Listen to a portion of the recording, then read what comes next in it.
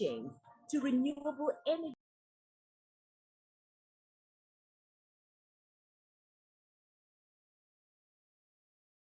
Sustainable development. We will discuss the important role the African Continental Free Trade Area can play in developing our value chains. Finally, we will deep dive into more inclusive industrialization for small and medium sized industries. Together, we will unlock the full potential of our industries, forging powerful.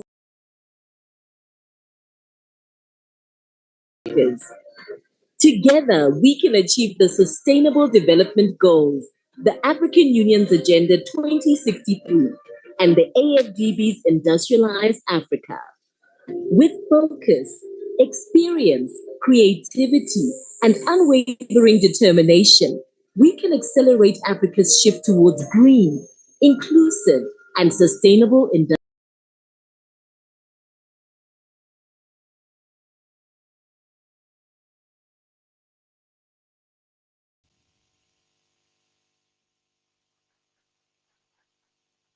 A compelling vision for what will be the next 3 days and how we can work together to create the Africa, the prosperous Africa bedrock of our economies.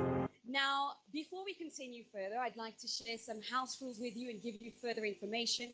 As you can see, the agenda was shown on the screen with the QR code, and you also have it on your seats to be able to follow all of the conversations that we'll be having. We also want to invite you to connect with us on the social media channels using the hashtag 2023AEC. And for those of you wishing to connect to the Wi-Fi networks, you will find on both sides of the room the access code. For the bathroom, it's outside to the left. Now, as we continue, we've seen it here, the 4 key themes that will be discussed over the next couple of days, and to give us our welcome address and set the foundation for what will be the next 3 days. It is my absolute pleasure and honor to welcome to the podium the Minister of Industry for the Federal Republic of Ethiopia, Minister Melaku Alibel. Let's give him a round of applause as he enters the stage.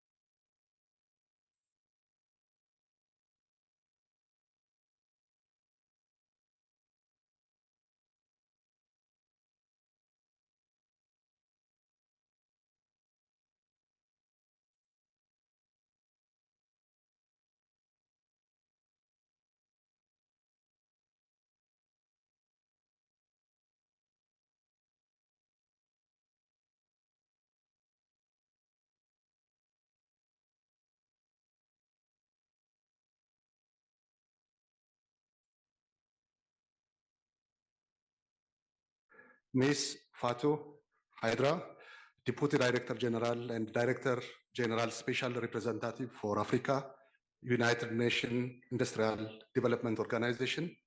Ladies and gentlemen, distinguished participants, all protocol observed.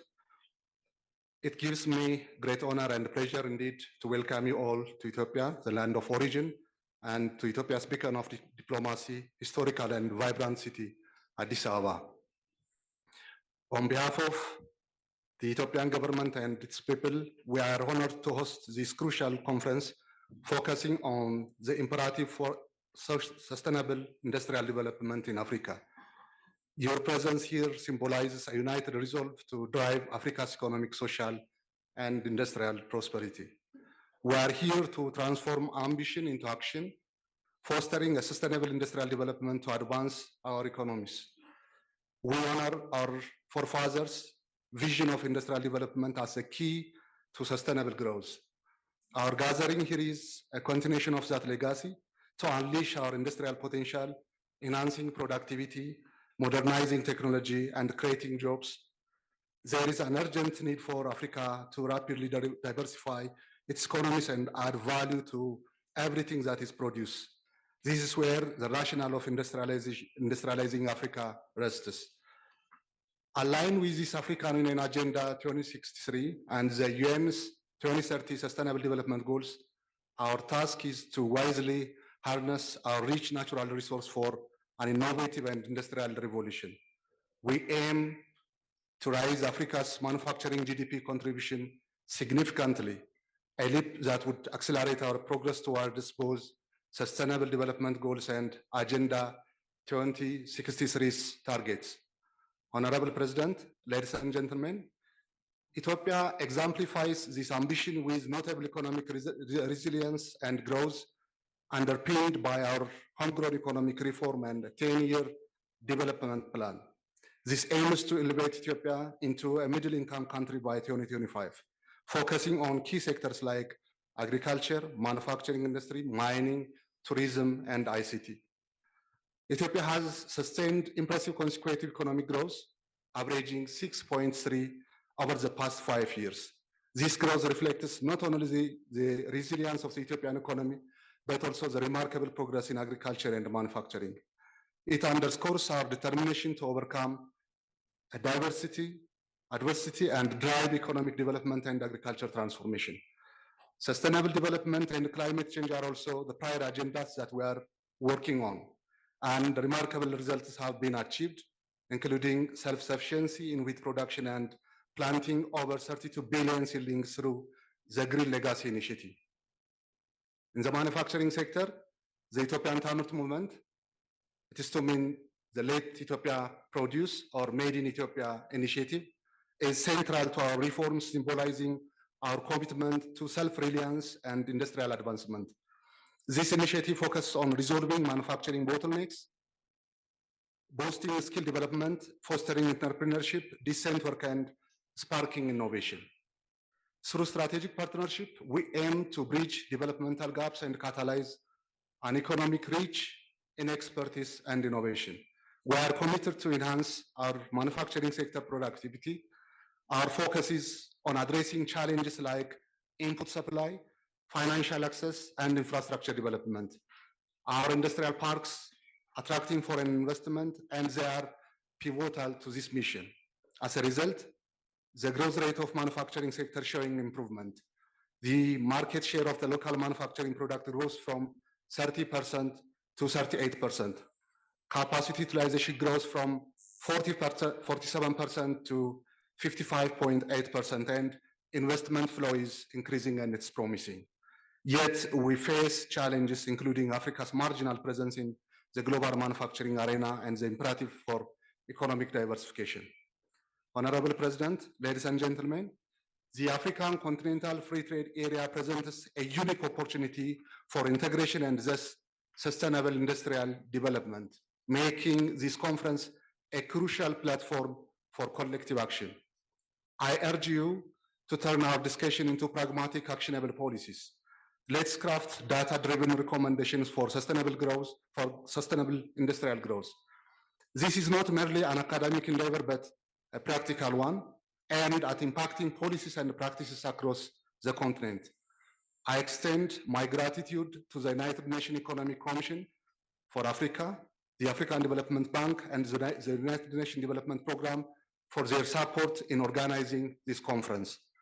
As we delve into our discussions, let's also take a moment to experience this rich culture and hospitality of Addis Ababa. Your commitment and to a sustainable and prosperous Africa is the driving force behind our shared goals. Together, let's make sustainable development a tangible reality. I thank you very much.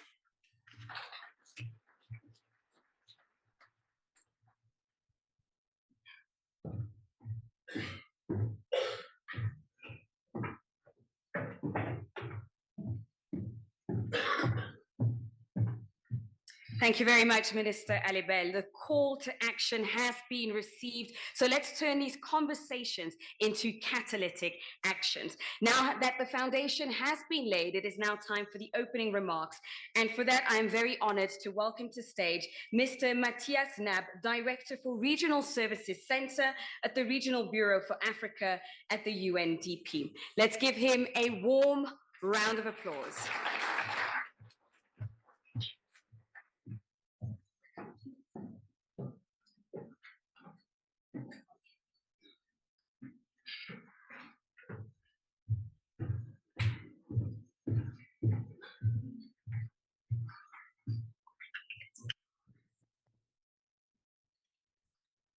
Your Excellency, Honorable Ms. Salework Zoedi, President of the Federal Republic of Ethiopia, Your Excellency, Honorable Mr. Melaku Alibel, Minister of Industry, Federal Republic of Ethiopia, Dr. Clever Gatete, Executive Secretary, United Nations Economic Commission for Africa, Professor Kevin Uramo, Chief Economist and Vice President, Africa Development Bank, Ms. Fatu Haidera, Deputy Director General, Managing Director of the Directorate of Global Partnerships and External Relations, and Director General Special Representative for Africa, United Nations Industrial Development Organization, UNIDO. Esteemed leaders joining us remotely, Excellencies, ladies and gentlemen, Ahuna Ezekwawa, Assistant Secretary General and Director of the Bureau for Africa, UNDP, would have loved to be here herself, but due to other pressing demands in New York requiring her presence, she's not able to be with us today, but she sends her greetings. Excellencies, ladies and gentlemen, I wish to extend my heartfelt gratitude to the Federal Democratic Republic of Ethiopia for hosting the 2023 African Economic Conference. Thank you for your leadership. UNDP takes pride in being an integral part of the African Economic Conference. Since 2006, we have collaborated closely with the African Development Bank and the Economic Commission for Africa to bring the best of Africa's brains and thought leaders to identify solutions to accelerate the continent's socioeconomic transformation. We believe that there is power in homegrown solutions, and the AEC, as we call it, is a great way to harvest these ideas, but even more, to put them into action as part of our collective interventions. The theme of this conference couldn't be more timely. The imperative and centrality of Africa's industrial development has been brought front and center in recent years because of the lessons from the shocks that have troubled the globe. From the COVID-19 pandemic to the war in Ukraine, through to the climate emergency, it has become an existential necessity for Africa to industrialize. A lot has been done in setting the frameworks that can foster Africa's industrialization. Take the African Continental Free Trade, for example. We now know that thanks to this historic agreement, Africans can invest in industrial ventures with the certainty that there is supportive trade policy that will not discriminate against these products in both tariffs and non-tariff barriers. We also know that this will play a critical role in raising incomes and also to structurally transform the continent. There will also be a dividend in sustainable peace and security, especially in conflict-prone regions. Now is the time to invest in Africa's value addition because it is the only way that Africa will change the status quo, investing in these abundant raw materials and commodities that have transformed the economies of several advanced economies. And we must ensure that this value addition is also based on the regional value chains approach. This is because we need to ensure that Africa's industrialization brings along all the people, young and old alike, as well as women and men. We must also ensure that we keep all of the small and medium-sized enterprises in mind so that it is truly a democratizing process. UNDP is supporting African countries thanks to our presence in all African countries, working with governments to develop and implement policies for structural economic transformation, with specific regard to intra-African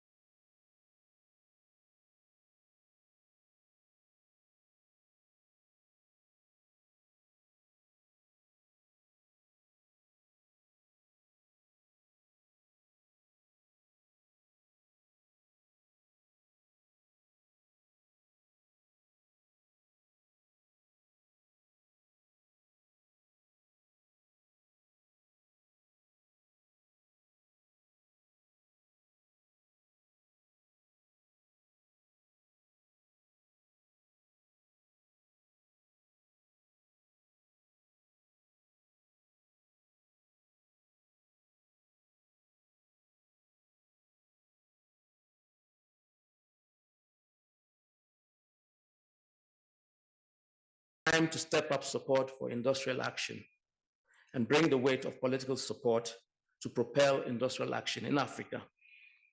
I am optimistic about Africa and about its prospects. There is no better time to invest in Africa than now. I encourage Africa's businesses to make the necessary investments, governments to create the enabling environments, and international institutions must be open to listening to the voices of private sector and better understand how we can sharpen our efforts of support. I am looking forward to the deliberations, and I do hope that we leave this conference with a blueprint to take the continent on a successful path to industrial development. I thank you for your kind attention.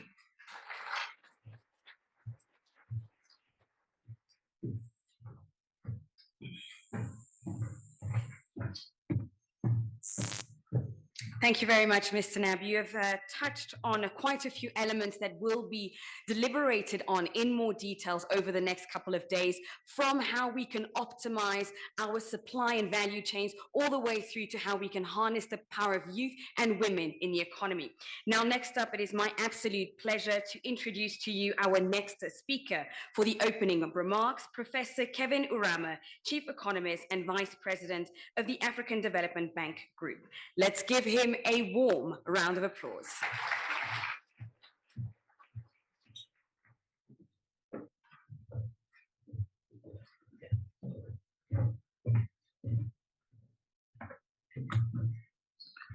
Your Excellency, Ms. Haile Work Zede, President of the Federal Democratic Republic of Ethiopia, Dr. Clever Getete, Executive Secretary, United Nations Economic Commission for Africa, honorable ministers, excellencies, distinguished guests, ladies and gentlemen, please allow me to stand on established protocols. I would like to first thank Her Excellency Ms. Haile Work Zede, the President of the Federal Democratic Republic of Ethiopia, for the wonderful welcome and for hosting us today in this beautiful and historic city of Addis Ababa. Thank you, Your Excellency. I bring you warm greetings from Dr. Akinwumi Adesina, the President of the African Development Bank Group, who was unable to be here in person with us because of other commitments. On his behalf, I am pleased to welcome you to the 2023 African Economic Conference, AEC 2023, that is jointly organized with UNECA and UNDP.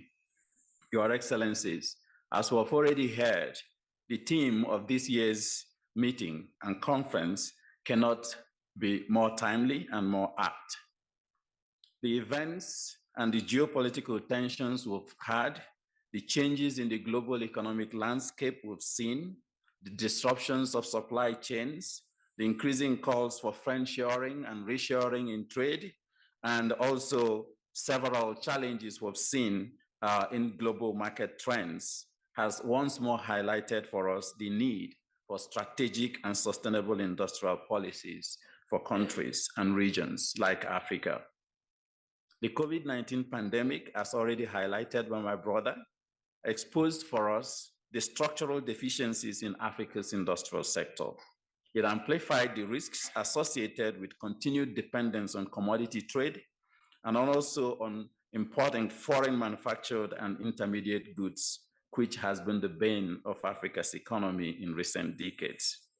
From food and medical supplies, vaccines, and other pharmaceuticals, many African countries struggled to cope with the disruptions in global supply chains caused by COVID-19 pandemic, the Russia's war in Ukraine, and other geopolitical tensions we have seen in recent decades.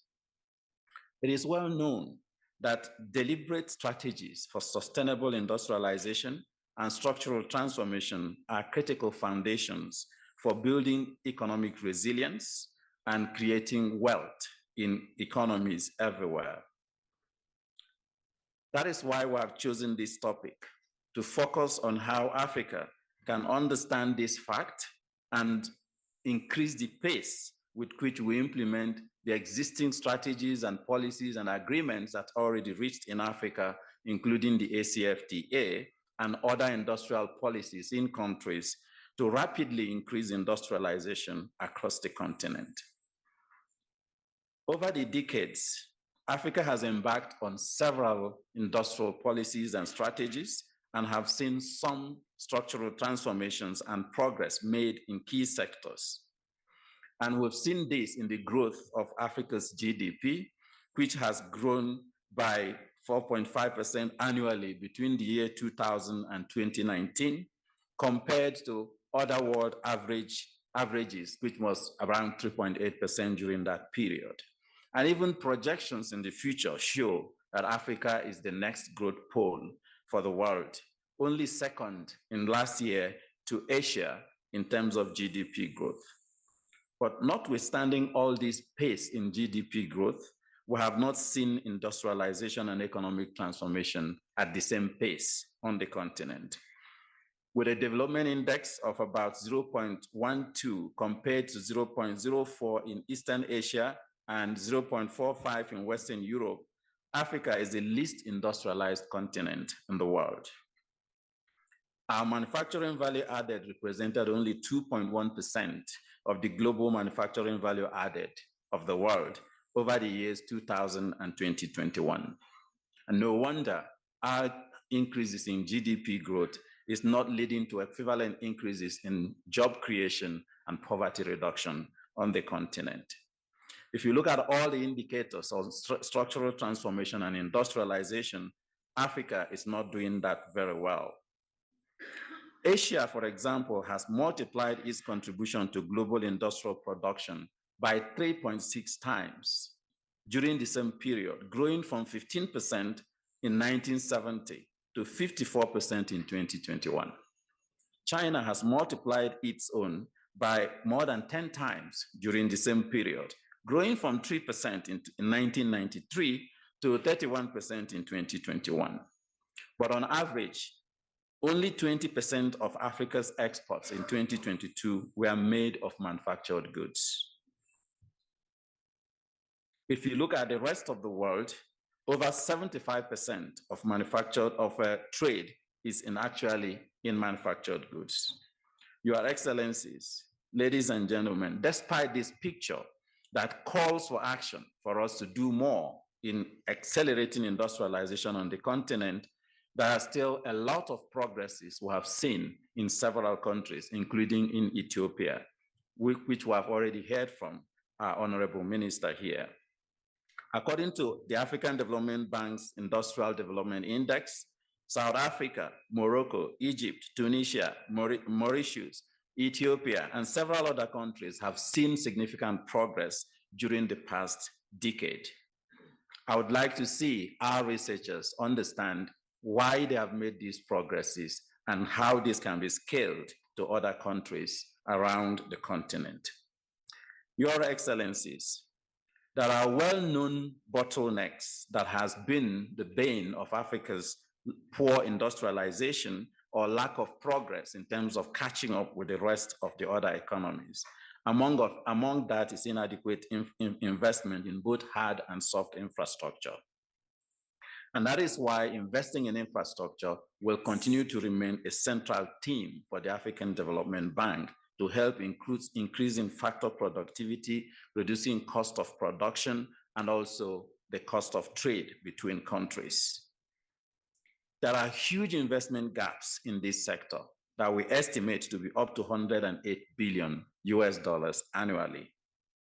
Other factors include focus on commodity-led growth, high cost of capital that limits access to affordable finance, weak institutional governance, recurrent conflicts, and political instability, which foster high risk perceptions by potential investors, therefore limiting capital flows into this continent. High inflationary pressures and forest risks and other compounding effects of climate change and tightening global financial conditions also create a lot of debt vulnerabilities that limit the ability of countries to access capital required for growing industries on the continent. Your Excellencies, Africa still has huge opportunities to industrialize. This continent, 1.4 billion people, 17% of the global population, hosting 60% of remaining arable land in the world, 30 to 40% of world's deposit of green minerals, over 45% of technical potential in global technical potential in renewable energy in the world, could not be a better place to industrialize in the next decades than in Africa. I would therefore want to second the call that has been made by our colleague from the UNDP for African governments to show the political will in order to implement the existing policies and strategies already in several countries and at a continental level in order to leverage the huge opportunities we see in energy, estimated at 1.3 trillion market by 2030. In electric vehicles, we have all the minerals in many of the African countries, and this market will be worth about $7 trillion by 2025. 60% of agricultural land remaining in Africa means that Africa will define the future of food security in the world. So the best place to do agro-allied industrialization. And Africa's ICT industry is also growing very fast, from expected to rise speedily from $95.4 billion in 2020 as digitalization continued to take root in global markets.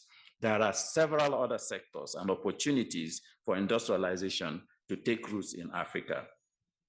Your Excellencies, ladies and gentlemen, let me conclude by proposing actionable approaches to accelerate industrialization and structural transformation in Africa for our consideration during this conference. First, countries need to demonstrate strong political will.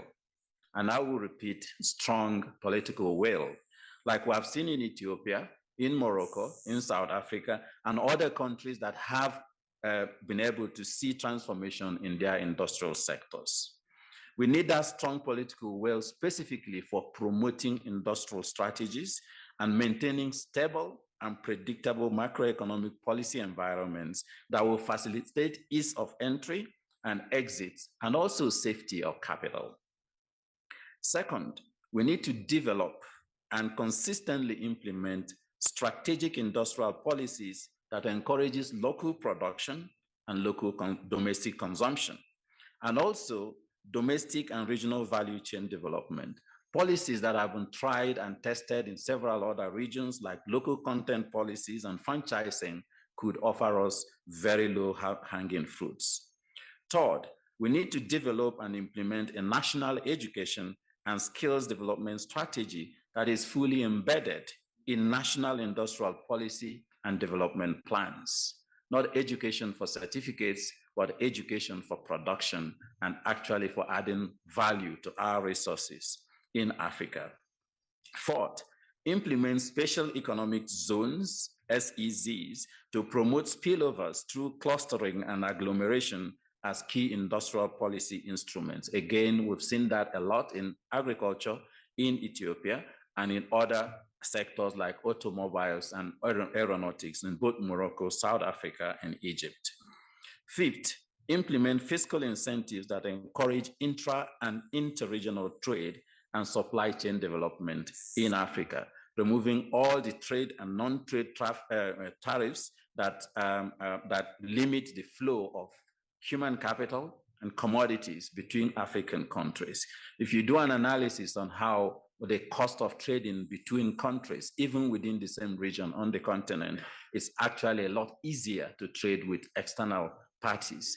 And that is part of what is reducing our access to trade. And that includes Open Visa Index, which has been championed by the African Union and the African Development Bank Group. To succeed, African countries must think differently. I've just shown you how we have not transformed structurally since the 1960s. If you look at the indicators, the industrial progress has not changed significantly. So we need to adopt and implement transformative policy actions that accelerates endogenous manufacturing capacity and also encourages local consumption. We need to produce African and consume African. because it's only when that demand and supply of manufactured products meet that we can create equilibrium in our industrial sector markets. I look forward to insightful deliberations and to learning a lot from our young and brilliant researchers and vibrant academics and political leaders here from all countries across the continent on how we can change the status quo, accelerate industrialization and structural transformation in Africa, and improve the quality of lives of all Africans, because together we can. I look forward to this meeting coming up with a blueprint for industrialization in Africa, again, because together we can. Thank you very much. Merci beaucoup. Asante sana. Amasignalo.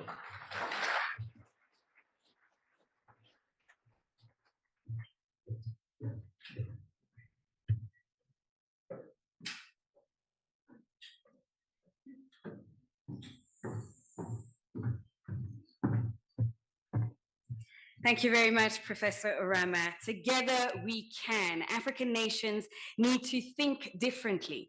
We need to produce African and consume African. Now, on the topic of industrialization, digitization, innovation, our next speaker joins us through the marvels of technology. It is my absolute honor to introduce to you Ms. Fatou Haidara, who is the Deputy Director General, Managing Director of the Directorate of Global Partnerships and External Relations, and Director General's Special Representative for Africa at UNIDO, as she gives us a virtual video address. Let's turn our eyes to the screen. Excellencies, ladies and gentlemen, good morning. Thank you so much for inviting UNIDO to address this important event. The theme, the imperatives for sustainable industrial development in Africa, is so relevant to our mandate. Inclusive, resilient, and sustainable industrialization is of critical importance for an integrated and prosperous Africa. The African continent has great untapped potential. A vast young population, a tremendous number of small and medium-sized enterprises, vast potential in wind, solar, hydro, and geothermal energy, more than any other continent, and not to forget natural resources. Furthermore, the agreement establishing the African Continental Free Trade Area is a turning point for future development efforts. UNIDO and our partners are ready to seize this moment and to turn Made in Africa into a global symbol of progress. UNIDO has the technical know-how, implementation capacities, technology transfer platforms, and evidence-based solutions to help unlock Africa's potential. To answer to the many arising challenges, UNIDO formulated a new strategy for Africa to contribute effectively to the productive integration of the continent and to turn the opportunities of the African Continental Free Trade Area into reality. This being said, Africa's growth is contingent on large-scale strategic investments to achieve the goals set in the African Union Agenda 2063 and the 2030 Agenda for Sustainable Development. Furthermore, local manufacturing capacities, inclusive access to global financial markets, sustainable value chains, and climate action are necessary preconditions for a prosperous Africa. Ladies and gentlemen, developing strong industrial systems requires evidence-based policies, strategies and norms that support resilient, sustainable, inclusive industrial growth. UNIDO is keen to step up its effort to support its African member states with capacity development, analysis, research, statistics, and evidence-based policy advice to shape tailored industrial strategies and policies. We must work to establish stronger public-private partnerships between governments and the business community, because the role of the private sector is crucial Considering the significant challenges of unemployment, especially amongst women and youth, the private sector can and must be part of the solution. Advancing our common agenda requires joint action, broad political and financial support, and strong global partnerships. I therefore appeal to you today to join forces in support of African countries and their inclusive and sustainable industrialization. I wish you successful deliberations and thank you for your attention. Excellencies, ladies and gentlemen, good morning. Thank you so much for inviting UNIDO to address this important event. The theme, the imperatives for sustainable industrial development in Africa, is so relevant to our mandate. Inclusive.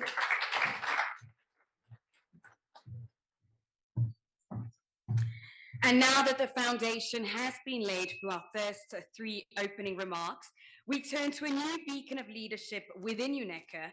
I believe this may be your first African Economic Conference since entering into this role. Ladies and gentlemen, please join me in giving a warm welcome to Executive Secretary, Mr. Clave Gatete, as he comes to stage. Thank you.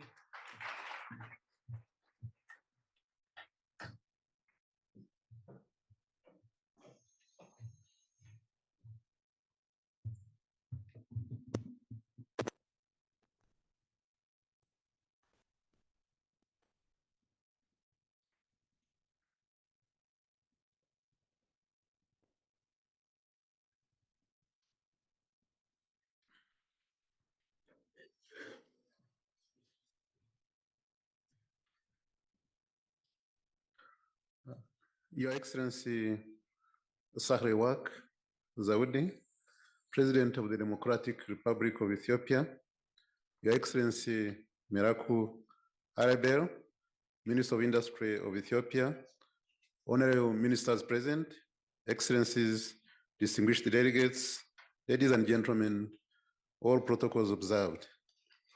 It's my honor to welcome you all to this African Economic Conference 2023 under the theme, The Imperatives of Sustainable Industrial Development in Africa. Thank you, Mr. President, for gracing this event with your presence. I understand that you have been the force behind this conference since 2022 when you officially opened it. Thank you for your.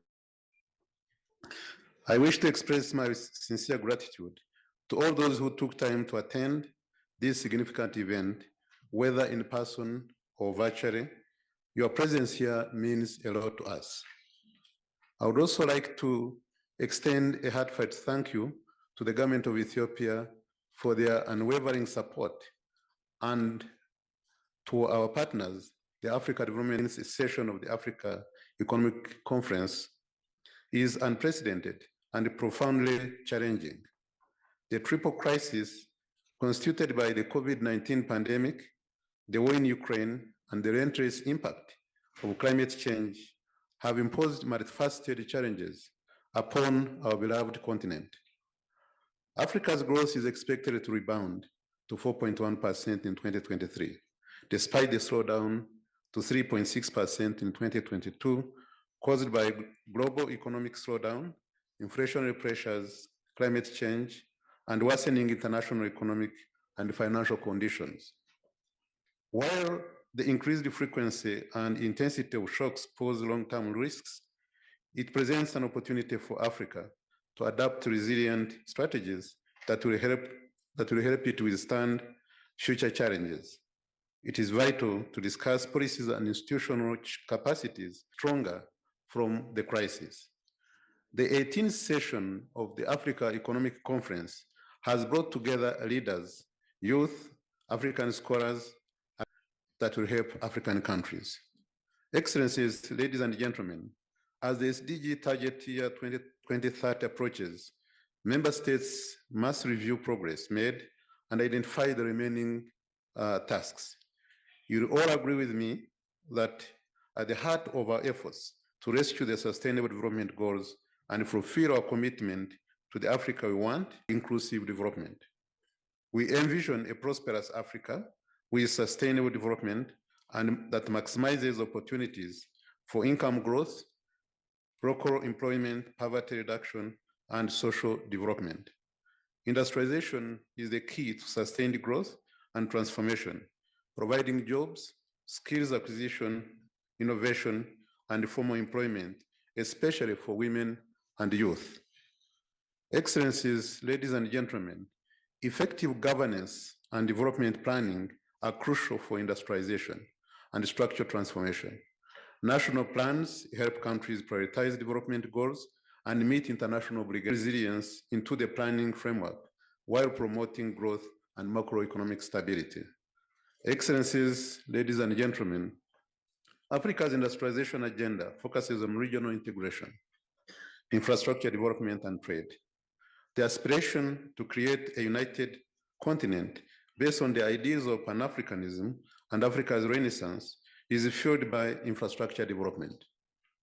By 2063, Africa aims to have a world-class infrastructure network to support growth, technology transformation, trade to sustainable development. And there is a need to convert this constraint into an accelerator for industrialization and development.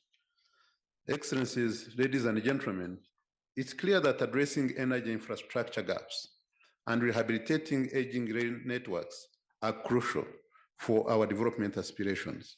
However, the estimated need for financing is a significant hurdle. Additionally, establishing new rail and road infrastructure is equally important in enabling intra-Africa trade. It can provide the necessary impetus to improve energy and infrastructure services required for industrialization while simultaneously creating new markets for member states. That's why Economic Commission for Africa is committed to supporting countries and regional economic communities to develop national and regional implementation strategies. These strategies serve as a guide, helping nations to fully integrate the agreement into the national priorities and identify areas of competitive and comparative advantage. Our aim is to make this process as smooth as possible so that everyone can benefit from the opportunity. As we embark on this conference, our collective objective is to accelerate sustainable industrialization in Africa through robust discussions and evidence. I trust that the rich exchanges of ideas, valuable insights, and innovative solutions will mark the coming days. As I conclude, allow me, I thank you for your kind attention.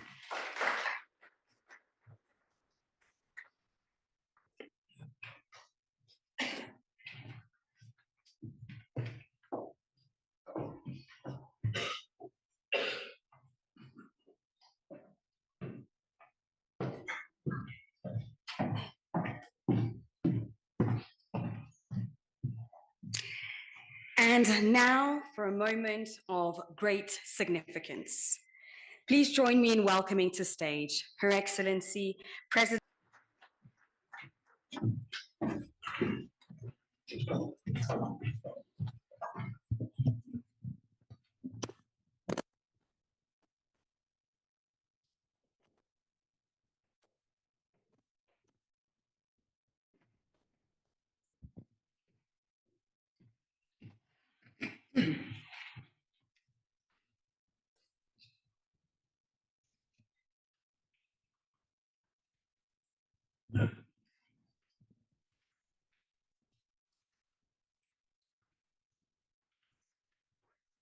Morning to you all. Minister Malako Alebel, the Executive Secretary of the ECA, Dr. Claver Gatete, the Director General Services Center, UNDP, the Chief Economist and Vice President. Let me start by congratulating Dr. Claver Gatete for having been appointed as the new Executive Secretary of the United Nations Economic Commission for Africa. I have pleasure to welcoming you to Ethiopia. I wish you a successful tour of duty and assure you of Ethiopia's support while you fulfill your mandate. I would like also to thank the ECA, the ADB, and UNDP for convening this very important. That brings us all here today is of utmost importance for Africa. The previous speakers have elaborated on it. We are here with a collective dedication to advance inclusive and sustainable industrial development and to make good use of this remarkable platform with very knowledgeable participants. This platform will allow participants to pinpoint inventive solutions, play a role in fostering equitable globalization, and cultivate meaningful partnerships. This conference, a review of the implementation of the SDGs has been done recently on the margins of the last General Assembly of the United Nations. And I would like to use the word that the Executive Secretary just mentioned, where there is a need to rescue, really rescue the SDGs. And also our continental roadmap, the Agenda 2063 for the Africa we want. So it's not just an alarm clock, really, but it's a real call, not for action, to redouble action. It's a critical time. Speakers, I don't want to repeat. I've been adjusting my speeches according to what they said, not to repeat the same thing. But let me just highlight 3 key areas that I think we need to focus on, among others. First, it is increasingly evident that industrial development is not a luxury, but an essential component for our sustained and inclusive economic growth. There is a misunderstanding when we talk about industrialization that actually it might not be for Africa, it's something much bigger than we can grasp, which is not the case. So it's really, therefore, essential that we build a robust industrial sector that can withstand external shocks, investing in our manufacturing industries and cultivating industrial capabilities through intentional efforts towards import substitution and export-oriented industrialization. And that is really crucial. The lessons learned over the past 3 years highlight the unreliability as well as vulnerability of global products, making it both prudent and necessary to explore diverse options. Therefore, it is now a crucial time to adopt more efficient strategies for import substitution, industrialization, economic diversification, and the development of internationally competitive manufacturing sectors. The second point I wanted to raise is the need to really critically look at our development plans and especially our industrial policies based on what should exist, really, a political will. There is nothing that can be done. It has been said by all speakers. Political will is at the heart of what we do. They must address these policies and plans, the emerging trends and challenges that are continuously reshaping our continent and the unforeseen gaps that require policy reforms. Our policies must incorporate updated tools and context that take into consideration recent phenomena requiring technology adaptation and application. Our policy frameworks at every level should also emphasize the basic principles that focus on supporting domestic industrial developments, as well as promote improved productivity and competitiveness. The third point is the need for changing the narrative of Africa's industrialization through inclusive and sustainable industrial development.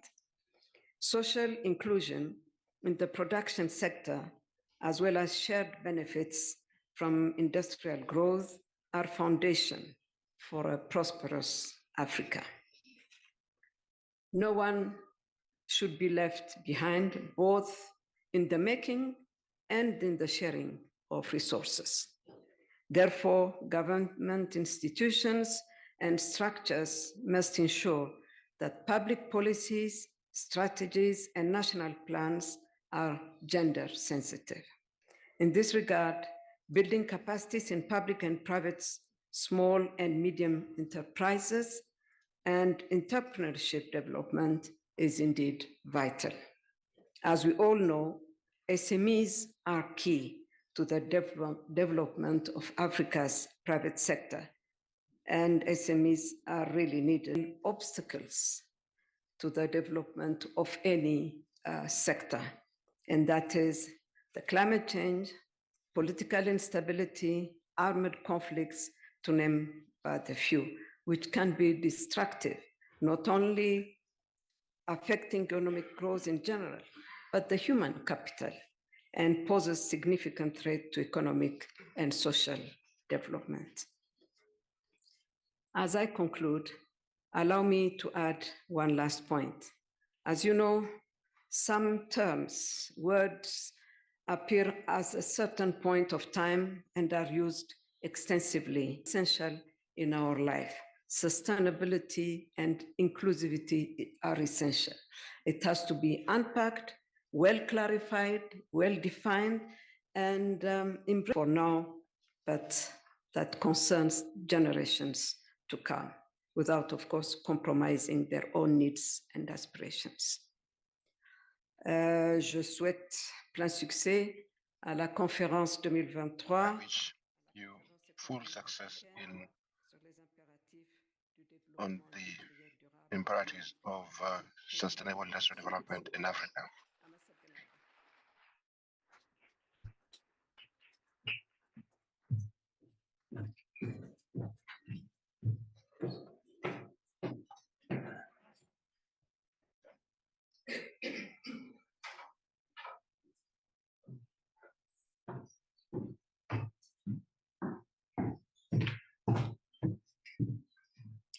Thank you very much, Your Excellency. We would now like to invite Your Excellency as well as dignitaries to take the family photo in the hallway downstairs. You will be escorted by members of protocol as to where you should be. So they will take you there now. We would like to ask everybody else in the room to remain seating and to remain in the room as we will be proceeding with the rest of the program.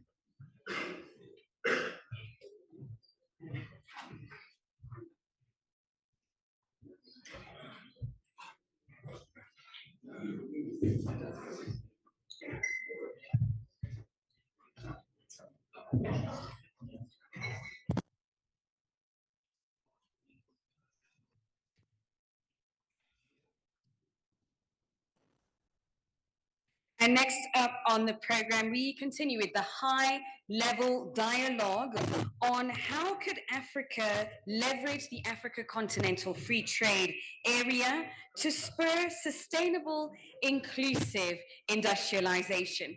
For that dialogue, as well as the keynote, I would like to welcome the moderator for this session, Mr. Stephen Karingi, Director for Regional Integration and Trade Division at UNECA. Let's give him a very warm round of applause.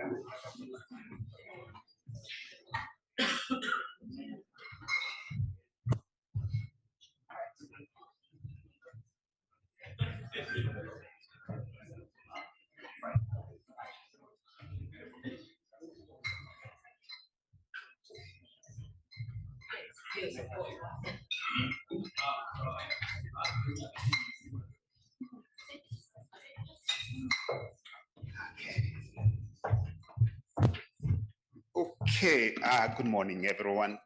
The panelists are taking a photo. So let's give them a few minutes to come back so that we can start. I hope the protocol team is going to bring the minister, the vice president, the director for UNDP, Matthias, in the room. Hamte Mio, you are here. Okay. And Adam Elhiraika, you're also here.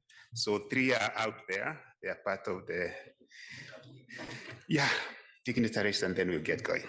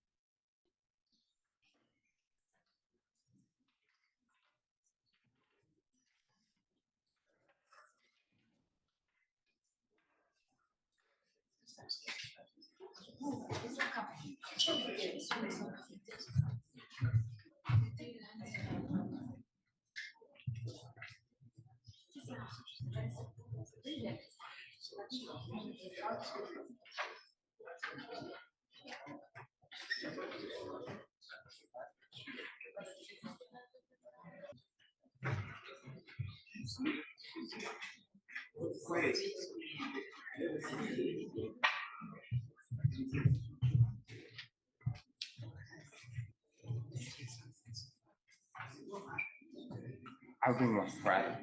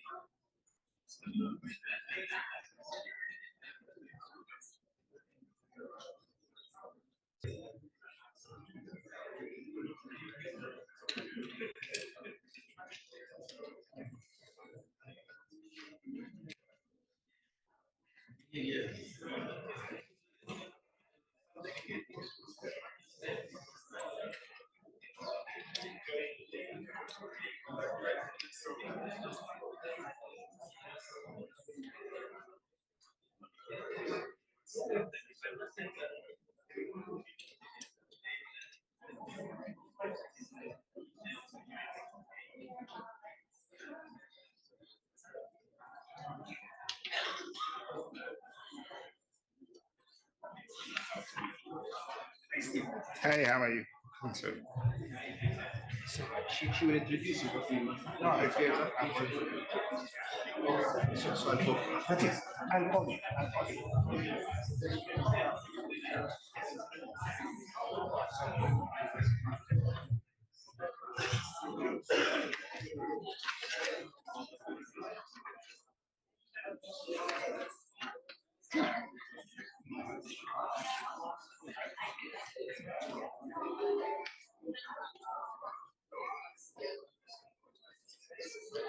Okay, so we will get started. This is the first session, the first panel, and we are going to do the opening segment from our leaders. So can you please sit down? Yeah, let's sit down. Yeah, from our leaders, we were able to get a very good foundation on how to go about this. I'm going to ask the colleagues on the right to at least to keep it a little bit down so that we can get moving. So my name is Stephen Karinge, and I'm your moderator for this session. And I'm going to be joined on the podium by Minister Melaku Alebel, the Minister for Industry for the Federal Democratic Republic of Ethiopia. I'm also going to be joined by the Chief Economist and the Vice President of the African Development Bank, Professor Kevin Urama. Matthias Nab, the Director for the Regional Service Center, UNDP, will also be joining us. Adam Elhiraika, the Director for Macroeconomic and Governance Division of the ECA, will be joining on behalf of to replace Dr. Hanan Mosi, our Deputy Executive Secretary and the Chief Economist of ECA, who was not able to join this morning, and my brother and friend, Mion Hapte, from the AFCFTA Secretariat. So please, Minister, you can shortly. Before I go to posing the various questions that we have for the panelists, let me welcome each and every one of you who have joined us in this session. And I want to say that the promise of the AFCFTA, as you have heard from the various speakers, is enormous. By aiming to unite all of Africa's diverse economies and create a single market and drive development on the continent for the decades to come, the AFCFTA is going to be a primary focus for not only for the policymakers and stakeholders, but also for the African citizens. Yet for the AFCFTA to bring the benefits it promises, the same political and practical will that led to the agreement entering into force must also be directed towards its full and formal implementation. We know that for the agreement to succeed and drive sustainable and inclusive development, trade barriers must be reduced and eliminated. Markets must be accessible, and trade must be fair, competitive, and available to all. The tools needed for businesses to engage in the single market must also help to reduce bureaucracy, simplify trading procedures, and simplify on-the-ground factors like logistics and delivery.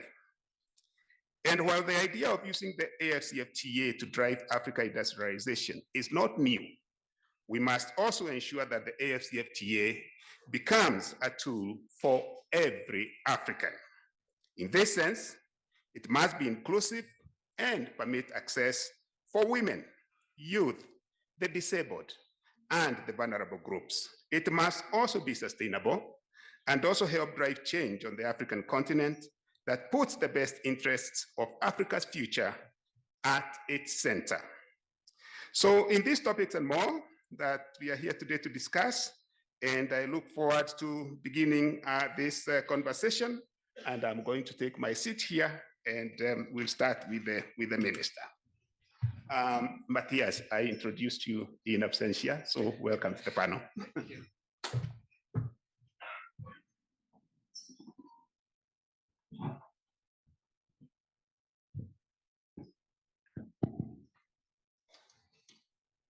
Okay. So I'm actually going to come to you, Minister. I listened to your statement very carefully. And I think after you laid the first statement, the subject of industrialization and what Ethiopia is doing actually came up in other speakers. So we agree that industrialization is a key component of African growth, but the continent has actually struggled to see the benefits of industrialization. We also know that industry is one of the sectors that most of the growth in intra-African trade, for instance, is going from industry. So in the case of Ethiopia, can you please tell us some of the initiatives, both current and the future ones that you're planning, that are being undertaken to help ensure that this time Africa benefits from industrialization. Thank you, moderator. Everyone. It is a very important agenda and the point the moderator raised. Regarding industrialization, Ethiopia is actively pursuing various initiatives to enhance the manufacturing industry sector, particularly with the concern of the African Continental Free Trade Area Agreement, export. And this is a means to refute importation. So taking this and also the economic transformation and growth as one of the pillars, try to have various initiatives in this regard. One the initiative is, as I mentioned in my speech, the Ethiopian Tamert movement. It is to mean the late produce movement or the made in Ethiopia movement. The lesson is learned from the most industrialized countries. We took a good lesson from those industrialized countries, how they transform industrialization. So taking our situation into consideration, we try to adopt the good lessons from industrialized countries so as to support the private sector, so as to support and address the bottlenecks that hinders the growth of the manufacturing industry sector. There is always an end to create a conducive environment for the manufacturing industry. We took one of the good initiative as one of the flagship project in the country, which is fully get political commitment by my government. So one of the initiatives is the Ethiopian Tamert movement, and we have seen also the fruit of this movement for the last 2 years, and the movement will stay till the coming 10 years. And second is policy and regulatory reform. We believe that the philosophy, what we call it the philosophy perspective, unless we are showing our commitment in terms of policy and regulatory reform, homegrown economic reform. Why we make it the economic reform homegrown? Because we took our own situation. We couldn't fully copy from the East or from the West, from the South. And it's like clinical economy, not like developmental economy, not like a full recommendation. We took our lesson, what opportunities that we have, what resources what we have, and taking this into consideration, we try to adopt our own homegrown economic reform, and we amend the industry policy and also other strategies. And the other one is the infrastructure. Why manufacturing industry is not developed in Africa is because of lack of adequate infrastructure.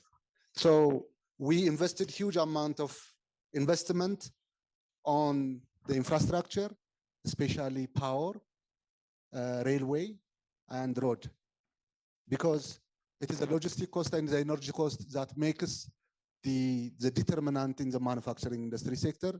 So we invested huge amount of money in the infrastructure. We try to expand and promote the airlines. As you know very well, Ethiopian Airlines is one of the African carrier. So we try to promote air service, and we try to also develop linkage with the ports through road and railway. So this will make the manufacturing industry more competent in the country. The other one is the industrial park and special economic zone. We built 22 state-of-the-art industry parks and also special economic zone so as to enhance and support through infrastructure and better service for the manufacturing industry. So this is one of the good initiatives that we have. And the other one is focusing on light manufacturing. In Africa, one of the good competitive and comparative advantage that we have is focusing on the manufacturing industry, who are going to create much more employment opportunity. So light industries like textile and garment and laser are a good opportunity for us to create more employment opportunity. So one of the initiatives that we took is focusing on light manufacturing. The other one is agricultural industrialization. There should be a transformation in the agriculture, smallholder farmers to link with industrialization and urbanization as a whole. So this is one of the initiatives that we are doing. The other one is strengthening local value chain. This is very important. Small and medium enterprise will get a good benefit through having a better supply chain linkage. Without having a supply chain linkage, small and medium enterprise will not have an advantage to grow. So this is also one of the initiatives that we are following. Enhancing skill and education is also one of the initiatives. As mentioned before in the speech, we have one of the good potential in Africa, labor potential. So this labor should be educated, should be skillful, and the focus should be given for the labor. Then if we invest on the labor side, then the efficiency and productivity will grow. So taking this into consideration, one of the focus that we gave is for skill and education. The other one is sustainable practice. Sustainability is always very crucial. We have to see the latecomers advantage. We have to use the equipment, the factories that are more friendly with the environment. So one of the good things that we took as initiative is the sustainable practice in the manufacturing industry. We have to have the clean sky, we have to have the clean environment, we have to have the clean water. So sustainability should be as one of the initiatives for the expansion and promotion of sustainable manufacturing industry in Ethiopia. The other one is export promotion and import substitution. Still in Africa, there is a serious trade deficit. So as to support and have a better trade balance, there should be the export promotion and as well as import substitution strategy. So as a country level, we try to adopt a good export promotion as well as import substitution strategy that will enhance the manufacturing industry sector and also the trade deficit challenges in Africa. In the future, we have also an initiative, diversification of industrial base. Now we are focusing on the light industry, but also we are on the way to shift to the pharmaceutical machinery and also in the innovative types of industrialization. And also digital transformation also get a good attention because now the artificial intelligence issue and the biotechnology is one of the attention that's attracting the people. So maybe without digital transformation, development could not be addressed. So taking this into consideration in the future industrialization in Ethiopia, these are the most named and known initiatives that we have to enhance and promote industrialization in Ethiopia. Thank you very much. Thank you so much, Minister Melaku. Actually, you have said so many interesting things here. I know we have many young researchers here. There are quite a good number of questions and research ideas in what the minister has said, from the certification of the manufacturing process, from the artificial, the fourth industrial revolution, and industrialization, and going back to the basics, the one of agriculture, adding value for that process. So thank you very much for your intervention. I hope you can continue to stay. Yeah, I hope you can continue to stay. Talked about Professor Rama is here. Yeah, he has talked about infrastructure, and we know that the ADB has hundreds of operational projects across the continent that have helped build resilience and sustainability in our infrastructure for food security and adoption of industry and transportation. So as initiatives like the AFCFTA are being implemented, where does the African Development Bank see the greatest need, and where do you see resources being mobilized to build sustainable and inclusive industry? Come from different parts of the continent to be at this important conference. Yes, in terms of where we see the greatest need with regard to implementation of the ACFTA, of course, we have all underscored the fact that that agreement is a landmark one that can help to unleash productivity and intra-Africa trade on the. We need to ensure that intra-Africa trade will not just be trade in commodities, as we have been seeing with regard to manufacturing capacity of countries. And to do that, we also need to focus a lot more on what has been rehashed. Here, I classify infrastructure into two types. One, the hard infrastructure, the roads, the railways, the airlines, the seaports and other things that allow for the logistics of trade and movement of raw materials, inputs into manufacturing industries, and then also moving goods to markets.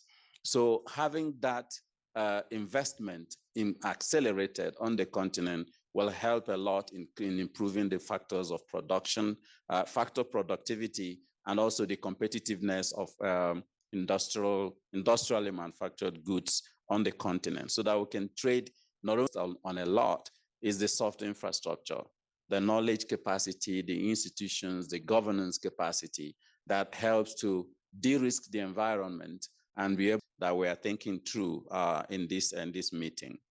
But of course, one of the key roles for ACFTA is the intra-regional trade facilitation. And that will also remain a very important aspect with regard to looking into practical aspects of how to reduce the cost of trade within countries. If you are moving goods from Cote d'Ivoire to Nigeria on the road, even if you moved an empty container, you will likely pay so much of non-trade tariffs along the road, informal tariffs that you have to encounter. And that just makes the trade between countries much more difficult. So, and to address this, we need to focus on improving the capacity of our, border countries, practically trying to ensure that we remove some of those non-tariff barriers. That will help quite a lot in improving the integration, financial integration in the continent for the purpose of expanding trade and economic activity across the continent, linking capital markets, and also, so that it can achieve scale to be competitive as well. Some of the capital markets on the continent are just too small to be able to achieve investors. So there are huge aspects that we also need to look at moving forward. I have already talked about investing in institutions and organizational capacities and socio-technological transitions happen in countries. And one key low-hanging fruits, which many countries in Africa are already beginning to embrace, Kenya, for example, and Rwanda have already announced, free movement of people, no visas for Africans to move, so that the factors of production can move freely within and between the continent. And that is how innovation, in terms of helping to create also the scale that we need with regard to that. So that's something that already been championed by the African Union in terms of the open visa index, which was done by the African Development Bank and the African Union. But there are several other areas which already the minister has raised and in the opening session has been discussed. I won't go into them. But where should we expect the resources to come from? That's always a $1 trillion question that we face on the continent. But I have to step back to say quite a lot of times it's not just about the financing. Because when we get all those conditions that I have talked about in place, the normal thing is that you are going to see the financing coming in. If you have a stable, predictable market, a lot easy.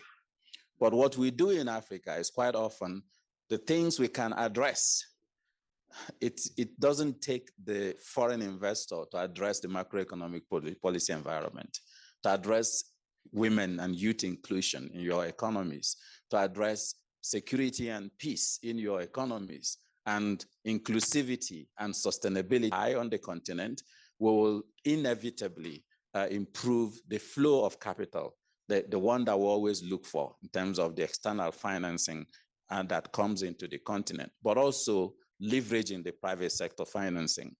But let's not also forget the unutilized capacity in domestic revenue mobilization on the continent. If you look at all the, domestic revenue tax to GDP ratios on the continent is still very low compared to other regions. And again, it takes the country to be able to enact and implement the policies that will allow for this domestic revenue mobilization to improve on the continent. There are so many technologically driven tools and options that can allow us to help make that happen. Modernizing the informal sector is another way that can happen. Simplifying the tax code so that it's simply easy for citizens to actually pay those taxes is another thing that we need to think about, but also adopting digitization that encourages transparency in the collection and use of taxes is also another thing that needs to be talked about. Well, reforming state-owned enterprises, which often are cash cows in many countries, needs also to be looked at. If we did this and blocked, because the question is, where is the money coming from? There is a lot of money already in Africa that is bleeding and not being used. Illicit financial flows was already mentioned in the opening session. That's almost 90-something billion US dollars. And then Africa also is currently paying, by 2024, our estimates is that they will be paying, African countries will be paying about 74 billion US dollars, again, on just debt repayment, debt service costs, which is almost 11.3% of Africa's total revenue. And if you also think about other aspects of inefficiencies in the tax collection of the continent, we are losing quite a lot. And because of this risk profile I have talked about, Africa is also losing over 74.5 billion US dollars annually. So if you do the sums, my brothers and sisters, there is a lot of money on this continent that we're just not using efficiently. If you bring 90 billion, 74.5 billion, 74 billion, if you look at all the leakages we have on the continent, we'll be able to have the resources we need to industrialize Africa. But there are several other innovative financial mechanisms that we need to look at. And especially in green innovation, we have several green bonds, sustainability-linked bond, climate finance options, carbon markets. There are several innovations that we can actually leverage in order to move things forward. But the big one for me is actually public-private partnerships, how we leverage the private sector. We keep hearing of this 1.4 trillion US dollars of assets under management in the global public sector.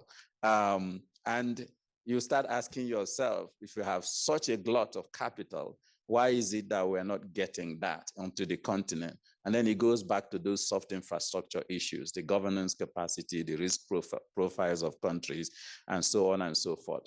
So my brothers and sisters, there's quite a lot to use what we have already efficiently, but also to increase what we can mobilize through domestic revenue mobilization. Because when we do this, the rest will come. The global public investments will also flow into the continent so freely. Thank you so much, Prof.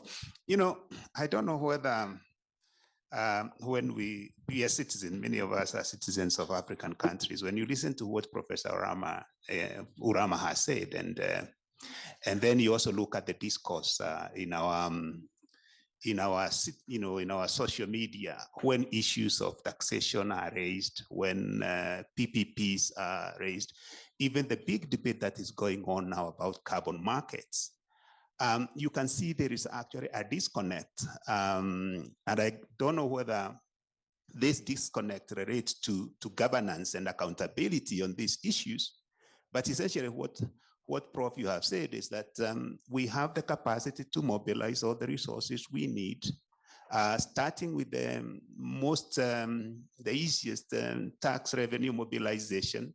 But if you listen to the discourse, and I know there are very many young people here who are very active on social media, who follow government policies, you will see there is that disconnect. Not everybody wants to move to that direction. So, Mion, I'll come to you last because we want you to wrap up on what you hear because of the AFCFTA. So I want to go to Matthias because we heard from your statement, Matthias, you gave very many examples of what the UNDP is doing on leveraging the AFCFTA. And we know that your mandate, just like most UN agencies, is to support African countries reach Agenda 2030 and the Sustainable Development Goals. And one of these, which is what we are discussing here, is SDG 9 related to industry, innovation, and infrastructure. So can you speak to some of the challenges, actually some of the challenges UNDP sees in promoting inclusive and sustainable industry and innovation in Africa, and what mechanisms exist to overcome these obstacles? Thank you. Thank you very much, Stephen. And let me also join Professor in congratulating all of you for making it to Addis Ababa for this very important exchange. To your question, I subscribe to all that has been said by both Professor and the Minister. And I would speak to only 3 points. There are a lot of resources on the continent. But let me take a little deviation and say that one of the biggest hurdles we see is limited access to affordable financing, even though we know that there's plenty, and if we stop the leakages, we'll be able to address this challenge.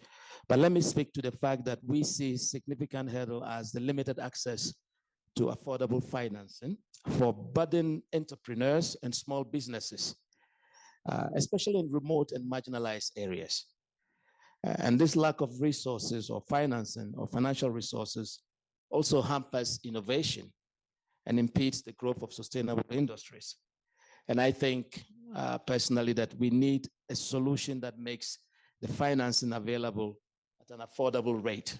And so I subscribe to what Prof is saying, and especially for our women entrepreneurs.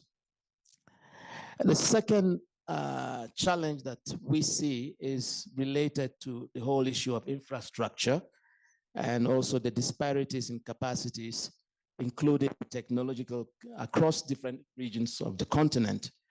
There have been examples given of some countries that are doing well and others that could do well and others that are lagging behind. And there is a digital divide that we all are aware of, where there's some lack of adequate infrastructure in many of the countries that we see. And therefore, ensuring inclusivity in the innovation ecosystem also poses a challenge. Women and youth, in my view, are often face barriers of entry and participation in these industries due to societal norms, some traditions, access to education, and other gender-based discriminatory practices. For us as UNDP, therefore, we believe that governments should be at the forefront of fixing the infrastructure question. But of course, there is also room for partners. And this is where on innovation, for instance, UNDP, we have deployed across the continent about 37 accelerator labs where we train people to develop and innovate on homegrown solutions. We are also facilitating access to finance through investment in financing models, such as venture capital initiatives. And we are also in the lead to support micro, small, and medium-sized enterprises. We also have an innovative initiative called the Timbuktu Initiative, where we are working with partners to build supportive ecosystem for startup initiatives on the continent. And one of the initiatives that we have also taken seriously is to implement unipods across several universities where young people are recognized and validated for their ideas.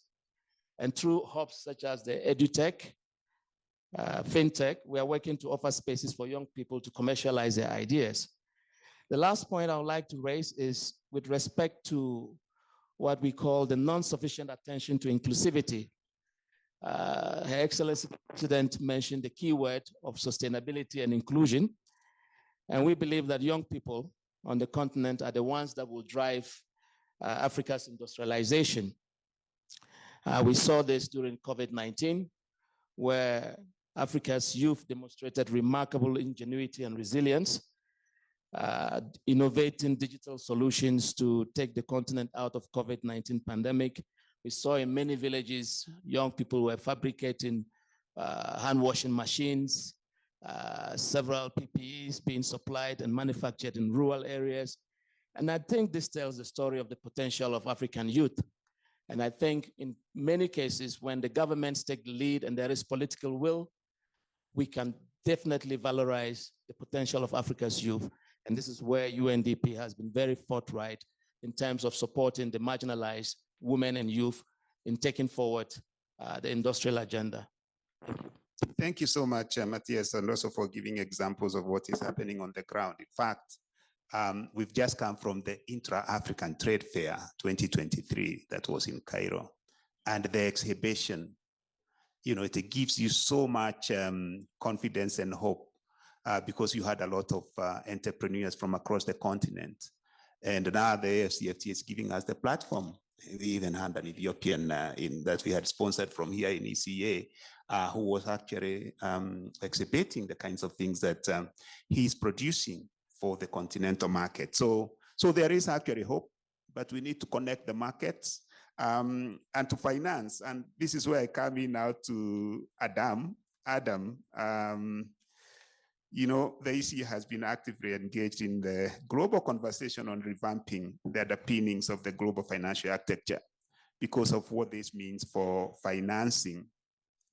And we know that Africa's fiscal space has been constrained for several years of crisis intervention and also the imposition from the external shocks. When we examine Africa industry, we further recognize that to build industry, investment must happen, but to do so requires capital to move freely.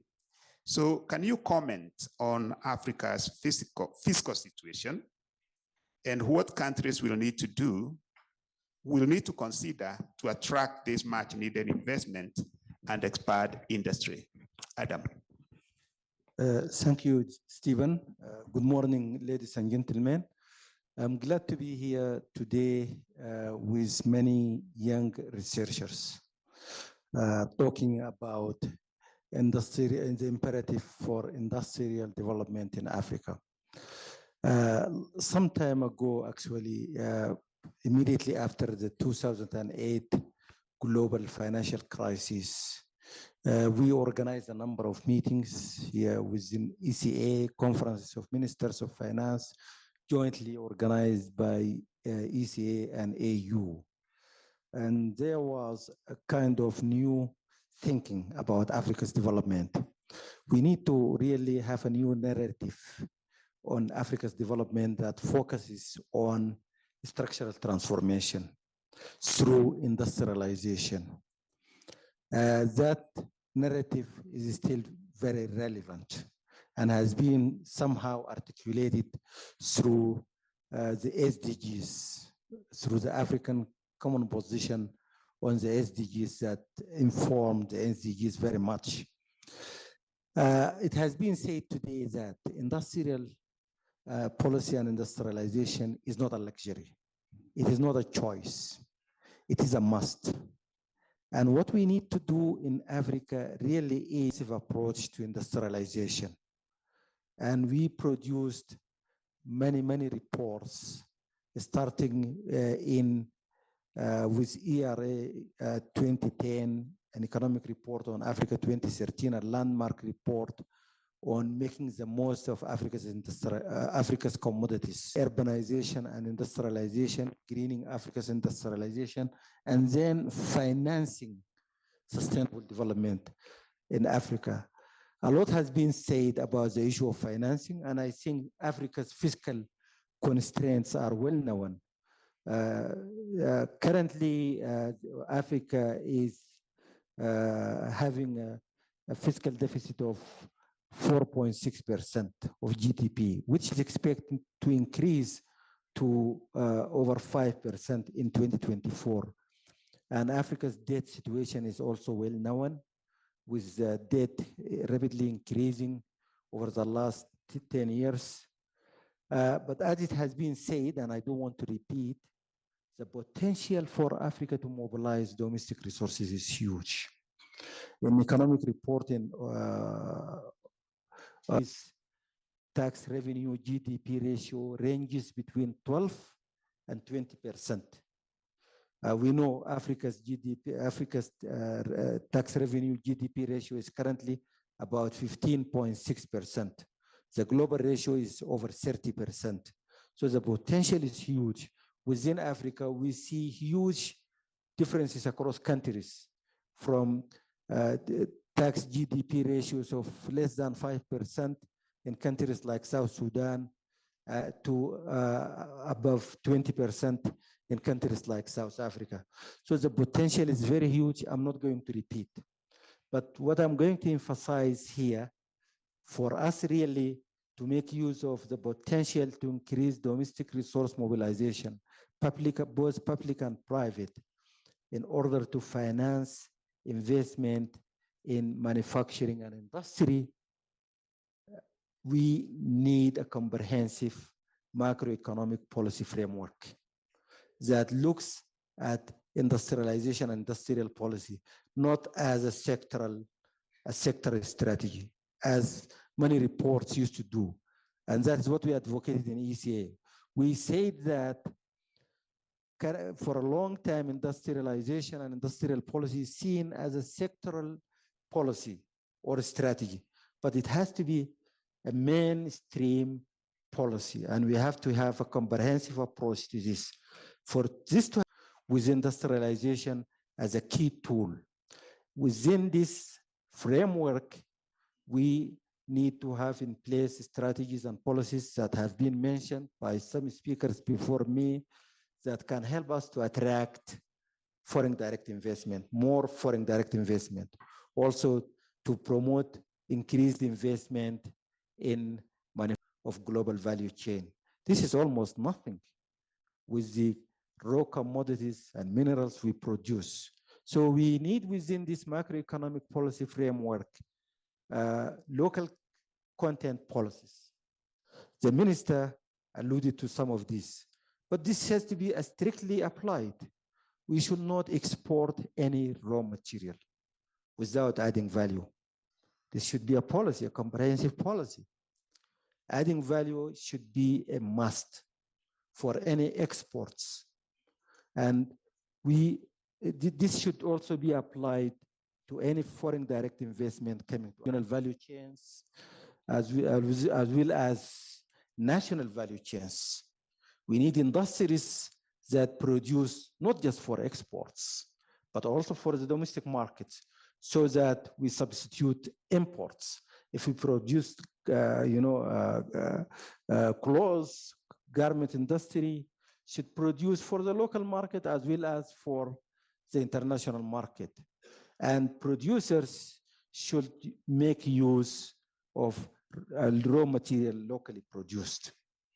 This is very critical for us to really have a comprehensive framework that helps us promote industrialization and value addition within the AFCFTA framework, and also to be able to mobilize resources, financial resources, domestically and internationally, that are linked to our investment priorities. A lot has been said about this.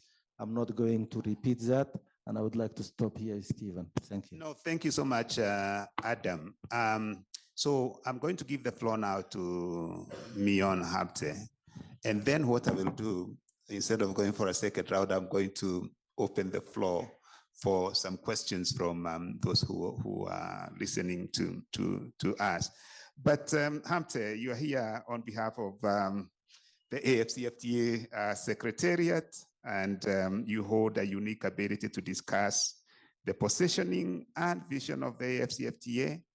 And the good thing is that you have been there from the beginning, from the CFTA unit to the time that we moved to Accra. And I think you have come back here temporarily.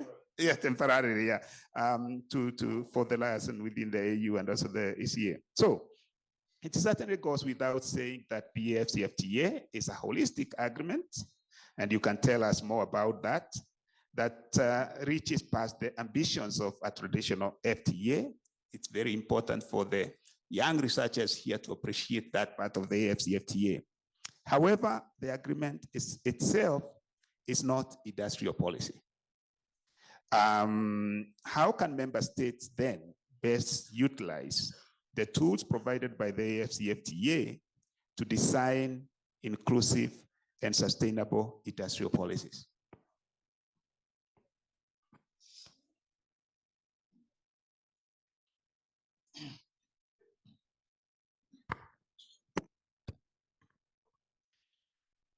Thank you very much, Stephen, for having me. Good morning, ladies and gentlemen. Stephen, on behalf of the Secretary General, His Excellency Wamkele Mene, I would like to congratulate you for organizing such a very great conference, which is, as always, very timely and insightful. To get back to your question and to give my intervention, like you said, Stephen, the FCFTA, it has a holistic approach in terms of approaching the free trade area agreements. We have seen FTA agreements in so many other areas. But when it comes to the African continental free trade area, it's just more than such a traditional free trade area, the way you put it. This is because the approach the state parties, I should put a state part because it is a process driven by state parties in member states. So the way the FCFTA is developed is there are protocols which are, if you go to some other places, perhaps they will focus on trading goods, and perhaps they will go further and add trading services. Of course, maybe if possible, some areas we have seen that they are also coming up with some, additional agreements on e-commerce, so on and so forth. For the FCFTA, on top of protocols or agreements, on top of trading goods and trading services, it also encompasses in areas of like investment, in areas of intellectual property rights, in areas of also competition policy, which were successively negotiated and finalized. And also, we have also added another part to the agreement establishing the FCFTA, which is the protocol on women and youth in trade, which has, the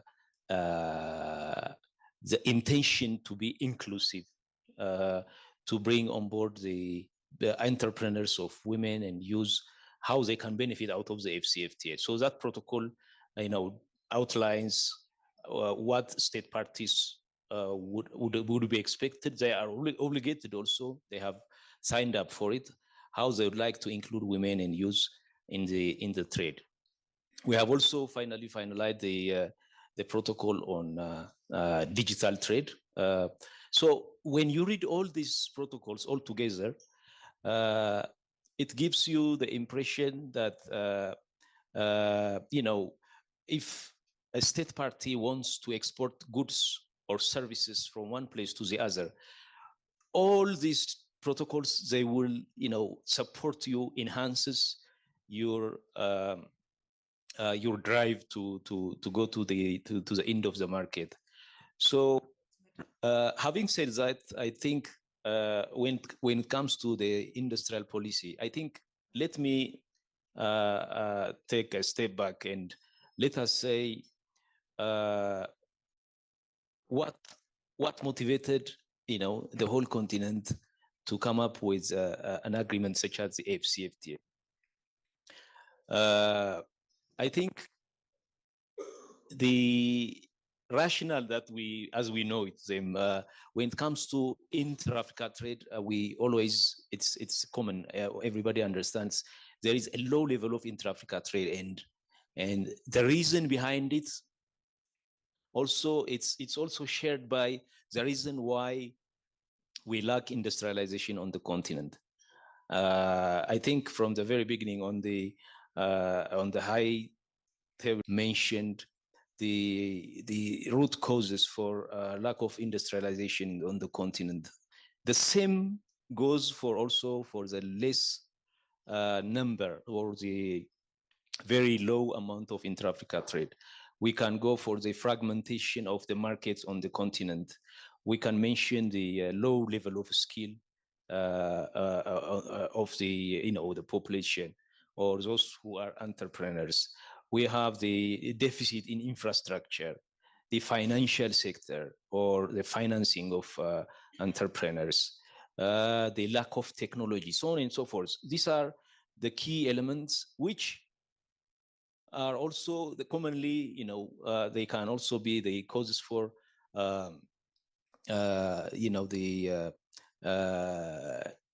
lack of industrialization and structural transformation on the continent. So when you bring the AfCFTA agreement in here, it may not respond to all of these problems, but I can assure you it responds to many of these problems as we see them. For example, when we started the negotiation back in 2016, of course, the ambition is to bring on board all the 55 countries. I think by UN system, you only know 54 African countries, but for the African Union system, 55 countries to bring together under one umbrella agreement under the AfCFTA. What that means is you are bringing together 1.2 or sometimes with 1.3 billion people under one umbrella AfCFTA agreement. And you are also bringing together a GDP of some 3.5 trillion US dollars on the continent. But look at the abundance of resources, the endowments each and every country have. They could not materialize that to industrialization and to the next level because the reasons that we mentioned earlier. So when you bring AfCFTA into the picture, then you are bringing the potential, the opportunity to access this market by these member states. And, let alone that, we have also, I have to mention at the center of the AfCFTA agreement, if you read the objective of the agreement, industrialization and value chains and, structural transformation, food security, so on and so forth, they are at the heart of the agreement establishing the AfCFTA agreement. So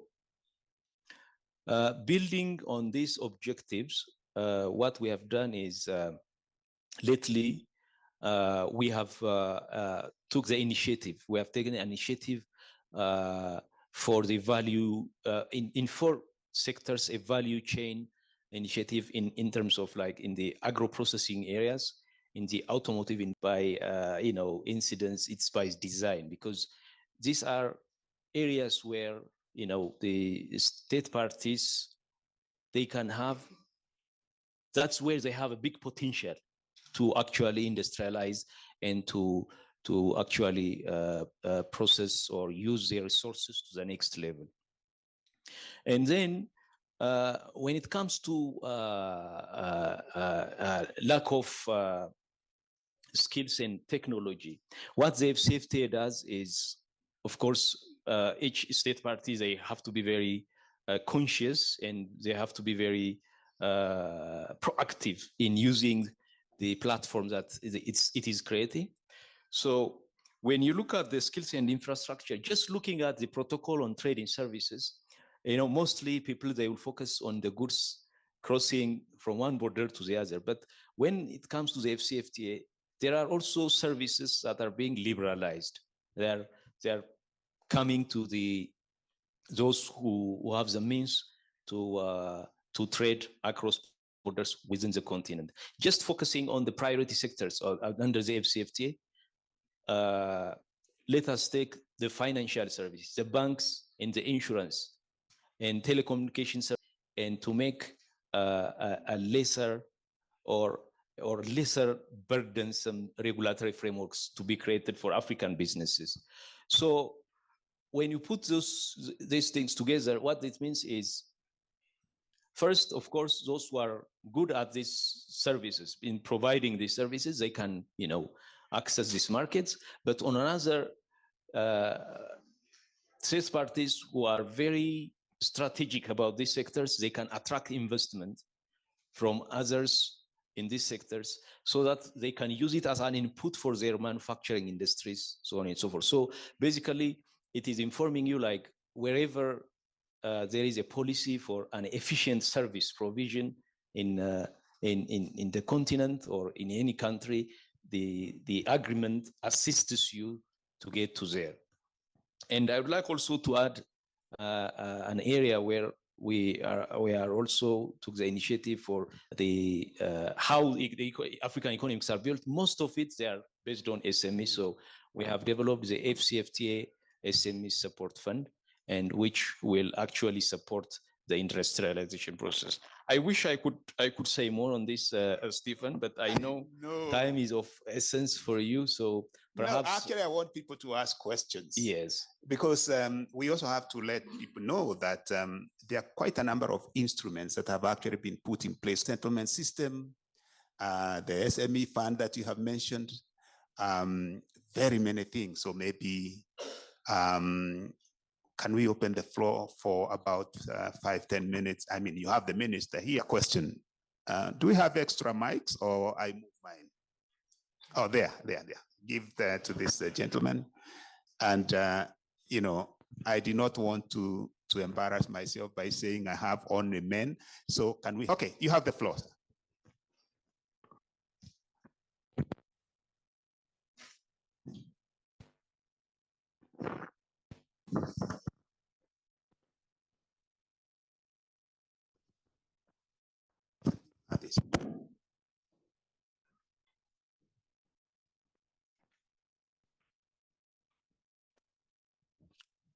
Thank you very much. Very good morning to you, ladies and gentlemen. My name is Dr. Ibiekure Jasper Radiri, Secretary General, All Africa Association for Small and Medium Enterprises. And my interest here is for, particularly for the intervention by Professor Oramah. And I'm happy that Matthias had mentioned that the interventions from Professor Oramah are more like seeing the glass, the prism from seeing the glass half full, and I want us to look at it from the other angle, which is that the SMEs require funding, and we have limited affordable funding. And knowing that the AFDB, like many other developing finance institutions, are supposed to support the SMEs financially. Year in, year out, there are budgets to support the SME ecosystem in Africa. But surprisingly, by the time the year is over, the financial drawdown is very minimal from the SME sectors. So what I'm trying to ask here is, can we have an Afrocentric model approach to allow the SMEs attract the funding they need for this development? Because the present financial templates that we see are Western based. They are mostly colonial templates. So how can we have an Afrocentric model, a model that can be suited to particularly increase the SMEs accessibility to funding, especially from the AFDB? Thank you.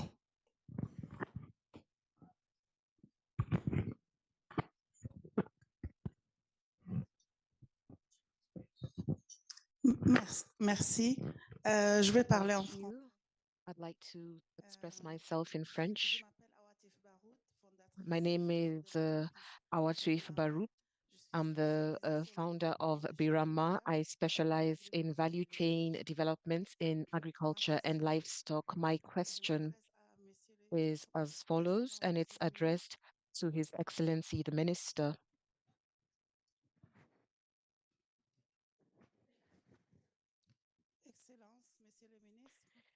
Honorable Minister, I'm in the sector of the leather industry, and I visited your leather institute, and I discovered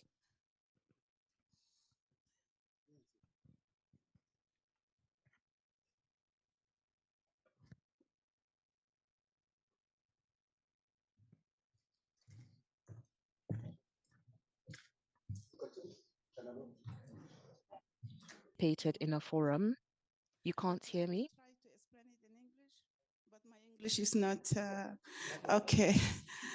I have participated in forum of leather, and I have visited the Leather Institute in Addis Ababa, and I discovered that wonderful work that people I make. I'm in leather production. I produce leather. This is one of my products. Okay.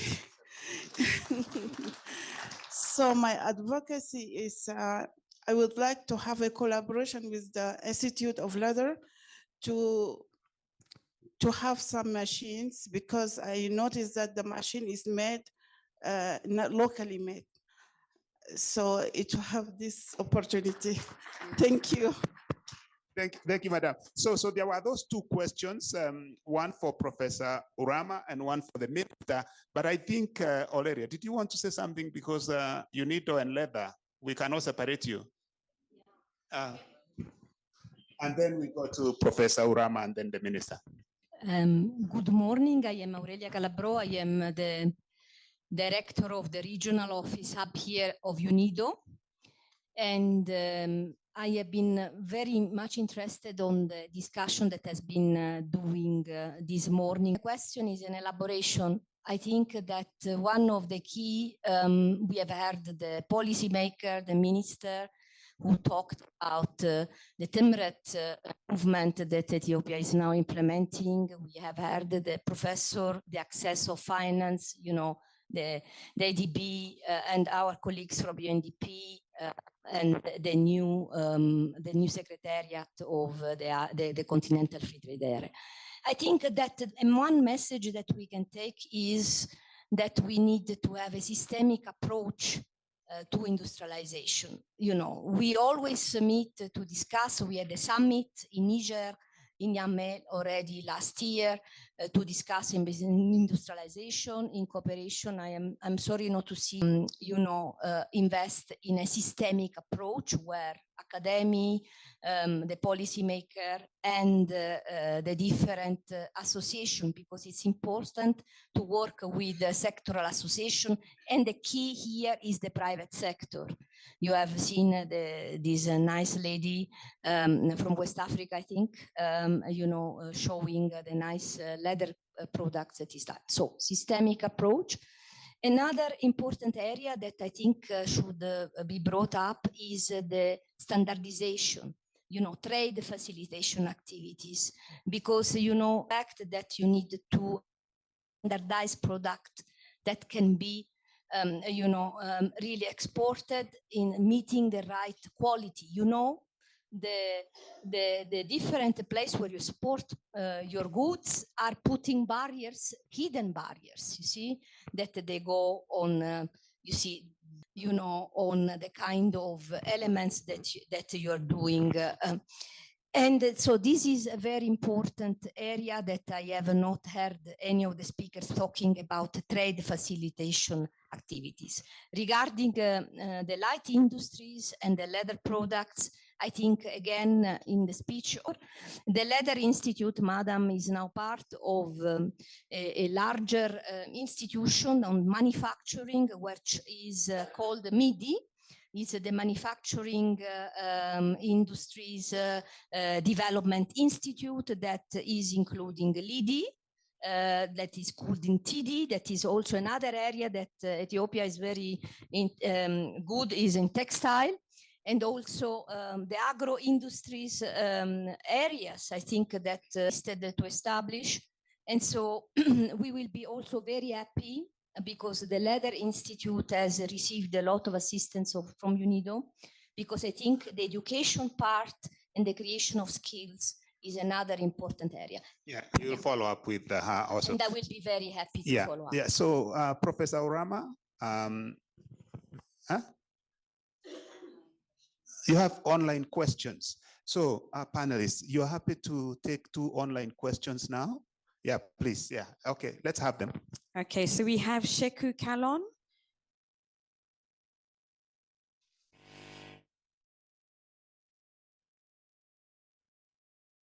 Who is joining us virtually and has raised their hand, and Beatrice Naliana.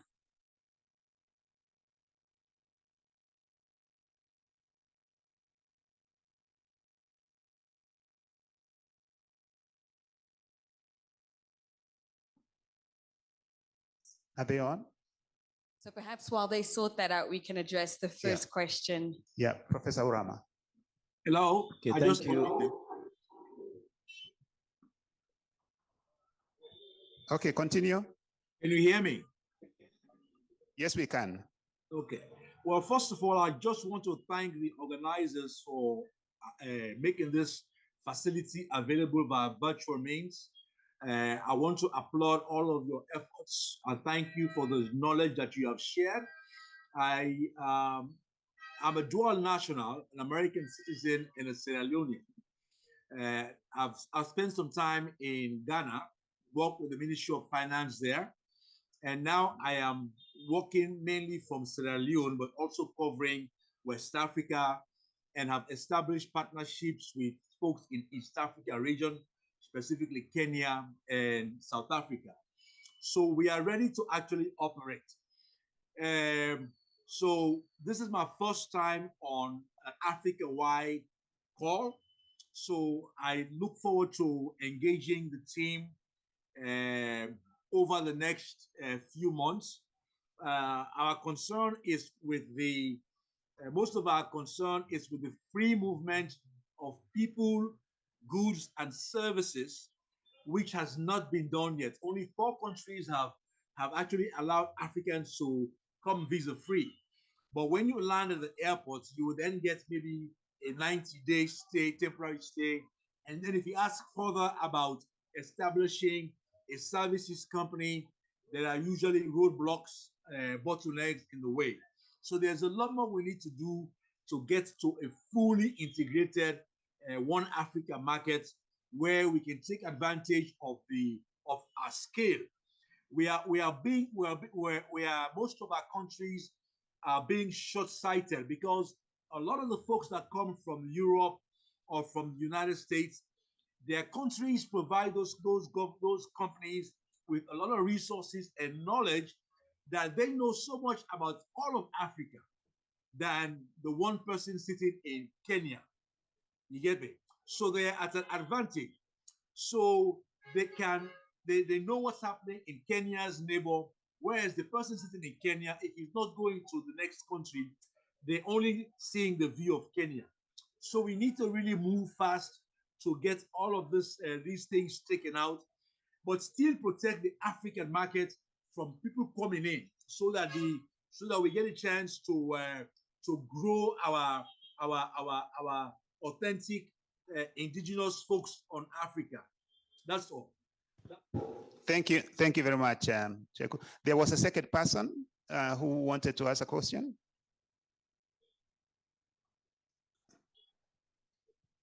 Okay. Okay, so let's go ahead, Prof. Yeah, thank you. Thank you very much. First, before addressing the question on that was on SMEs, let me basically rehash that I fully agree with the online comment we just got. We cannot be talking about Africa Continental Free Trade Area if we don't have free movement of factors of production. So the countries that have already opened up their economies for free movement of Africans in terms of free visas, I would say really high commendations for being trailblazers and leaders in this area. But all the other countries to please, please, please look at that option as well. There's value, there's value in economies of scale. And I mean, African continent is a block, and we need to act as one, just like Europe is doing, and United States of America, and several others. So please, let's try and look at that as urgently as possible. Then second point on SMEs, basically whether we can have an Afrocentric financial system. That's what I'm hearing the question to be. I fully agree with you also that the current financial architecture, the debt architecture, and the way we measure and assess risks and so on has a lot of improvements required. And that is why you are hearing of all these calls for reforms of the global financial architecture, and even calls for reforms in the way that rating agencies, assess risks in countries, because Africa pays a very high risk premium because of some asymmetric information or even poor information about the continent. But the African Development Bank is an international organization. It's a multilateral development bank, and there are fiduciary risks that needs to be complied with. And in complying with those rules, which is supposed to ensure financial sustainability of the bank itself, it's not possible at this stage to create different rules that are not consistent with the global financial rules. Because again, the financing for the bank is not coming, is global. So the only thing I would advise in that area is for us to look inwards to see what we can do as Africans to ensure that we build the capacity of our SMEs to be able to meet those requirements so that they are able to access the financing, just like all the other SMEs in other regions of the world are also meeting the same requirements and accessing those financing. So, and that is where I talked in the opening session about building the institutional capacities and individual capabilities of our people on the continent. And as we continue to push for global reforms in this global financial architecture, because Africa cannot act as an island, we're already in a globalized market. And there's value in that globalization that we need to continue harnessing. I think that's the issue. And yes, kudos to our sister that is in the leather industry.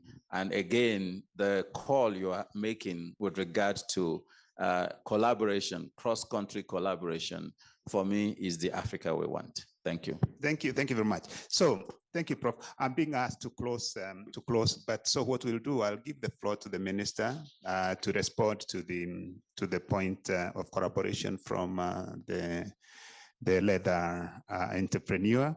And then I'll give the other panelists maybe 1 minute just for your final word, Minister. And it's also going to be your last word. Okay. Thank you very much. Before I'm addressing the question regarding the laser cooperation, I would like to add 1 point. We have seen a tremendous and enormous potential, untapped, immense potential that we have in Africa. Mining potential, tourism potential, agriculture potential, and everything that we have. And we have market, we have labor. But the question is why we left behind. for how long this opportunity is waiting for us? This question should be addressed. And I feel the issue of development-oriented government political institution is very crucial for Africa. Without the political commitment, without leadership, without having a strong government that will bring inclusive and sustainable development in Africa, whatever the agenda we are flagging, we couldn't succeed. So political leadership, governance, democratization, political stability, security is very crucial for us. So forever, we couldn't always mention what resources that we have, what opportunities, endowments that we have. That will not bring change in Africa. The institution, inclusive thinking, and political commitment and leadership will bring change in Africa. So in every corner of Africa, we have to strive for having democratic organization, democratic political institution, and governance in the continent and each countries. Regarding the Laser Institute, we have 6 institutes: Textile Institute, Laser Institute, Engineering, Chemical, Food and Food-related, and Kaizen institutions. These institutions are basically working in collaboration with other countries, and you are welcome to come to work with us. As you know very well, Ethiopia has more than 165 million cattle, and the takeoff rate is around 41 million. And we have many tanneries and leather industries, so we are supporting them, but still the industry is in the infant stage. Still, we are working on that. So we do have a vibrant researchers and technical persons in all the sector, but still we have some gaps, but still we can collaborate with you. You are welcome. We are here also to support you. Thank you very much.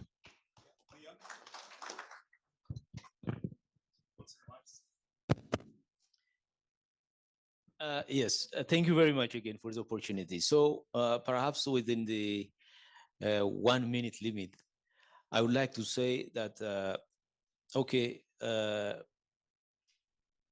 Africa has been facing, various types of issues when it comes to economic development.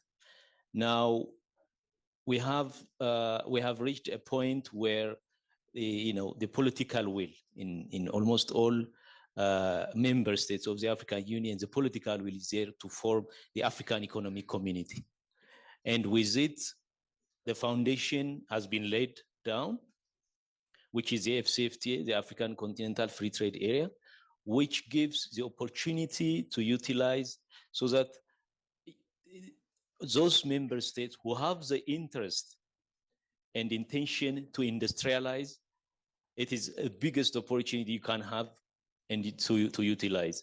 And I'm saying that because, of course, as we speak, the one we are talking about, AfCFTA, it's not just a dream. It has become a reality, and indeed, trade is happening. Stephen, earlier, he mentioned that he came back from the Inter-Africa Trade Fair, which is happening in Cairo. And, it gives you, the confidence in 5 years' time from now, where this continent could be. Nobody can tell. But one thing we can say is that the industrialization process is it is there for member countries to utilize. The market is there. The tools are there. That's all I can say at this stage, Stephen. Thank you very much. Yes. Thank you very much. In the interest of time, I will just go to 2 points. One, congratulations, félicitations, ma chère sœur, for what you do.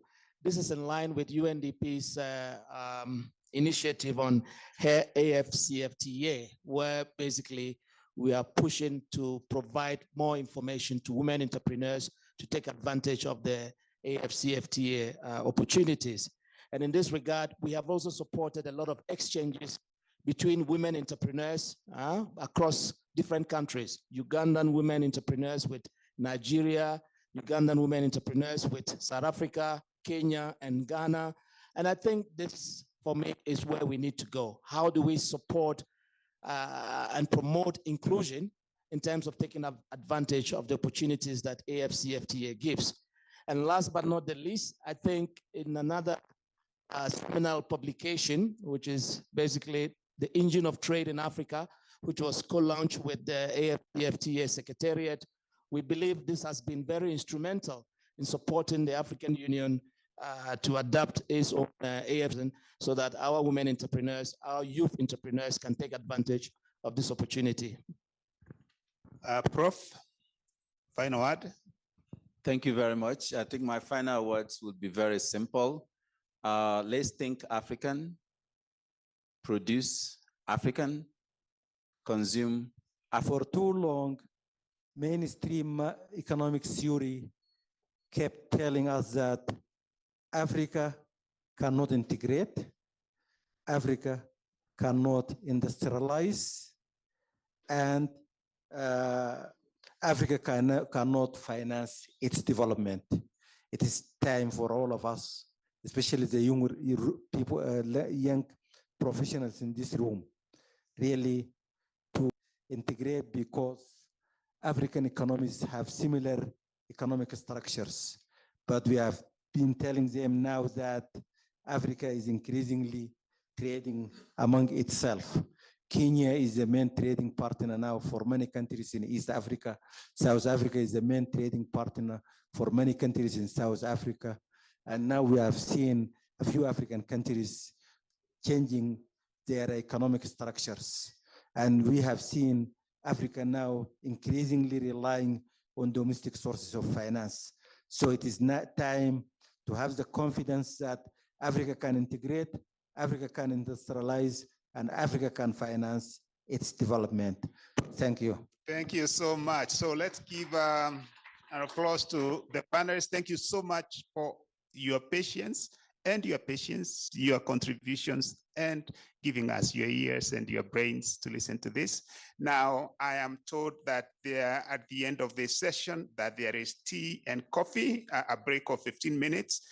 What I would like to add is that actually this tea and this coffee is actually of African origin. So please enjoy. Thank you.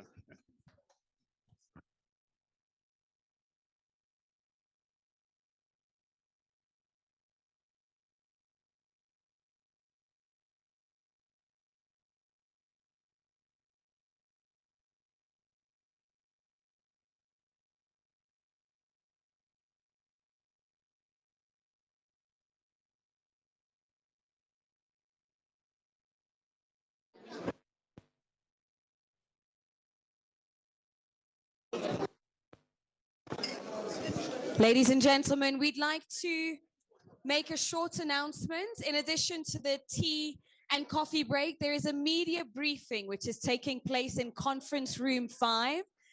Again, all media in the room, there is a media briefing taking place in Conference Room 5. And we would also like to invite all ECHA-sponsored participants are kindly requested to collect their daily subsistence allowance at the small briefing room on the first floor at 1:30 p.m. Please make sure to bring your passport. So there's media briefing in Conference Room 5, and for all UNECA-sponsored participants, kindly go and collect your daily subsistence allowance at 1:30. Thank you.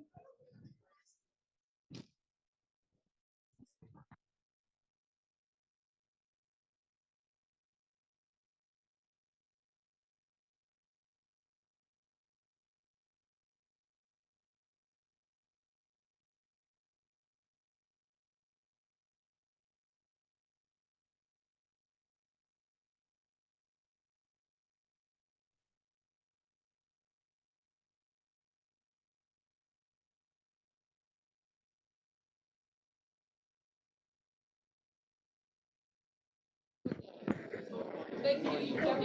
Thank you so much. Yeah, sorry? It's like point there. 4.2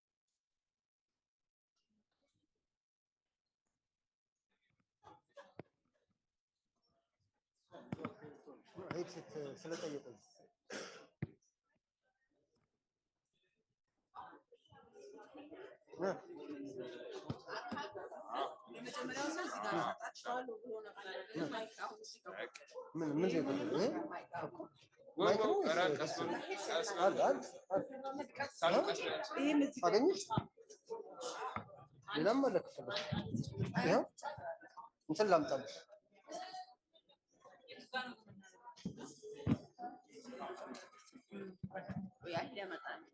አመጣልሽ።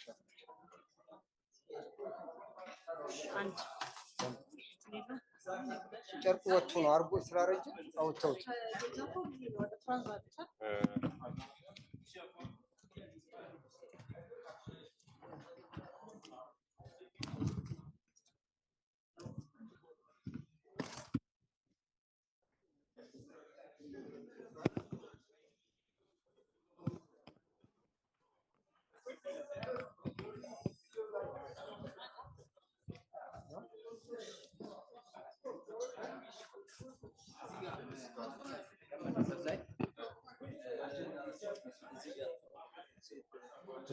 ሰጥቻታለሁ። ለሱ መሰለኝ አዳምጠው ከፈለክ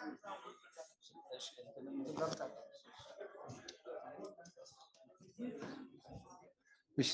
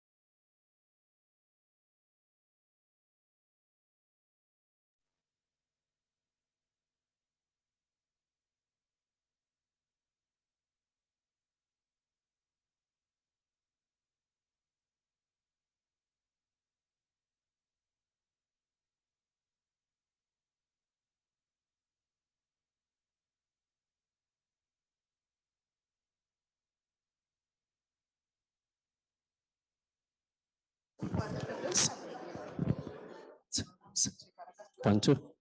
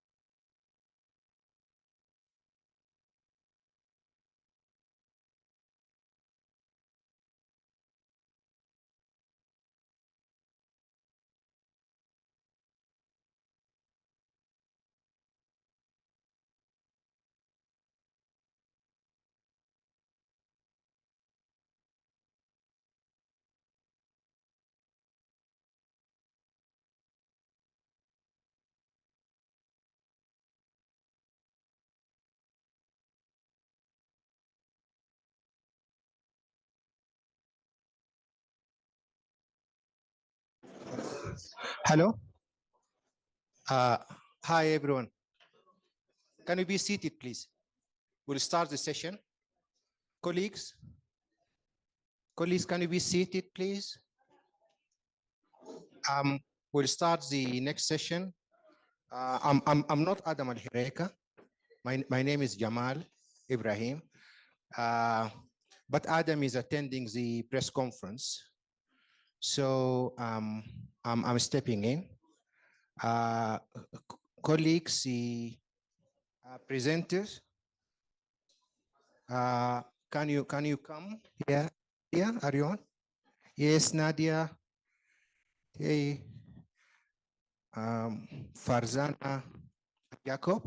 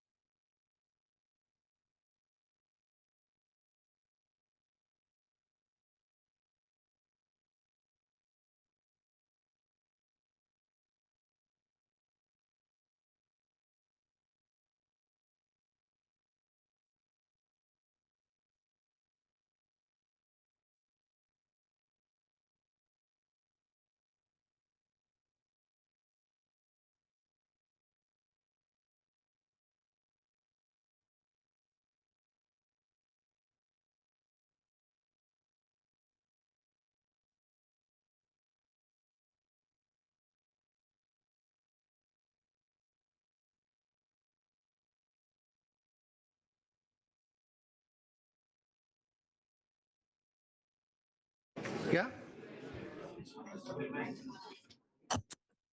Can you hear me now? Oh, okay, we're just, I'm just calling for Dr. Begnam or one of his team to join us, please.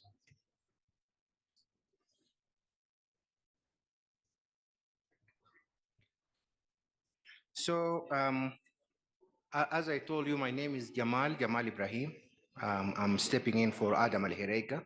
I'm chairing this session on financing industrialization in Africa. I was supposed to have 5 papers. Are you Dr. Begnam?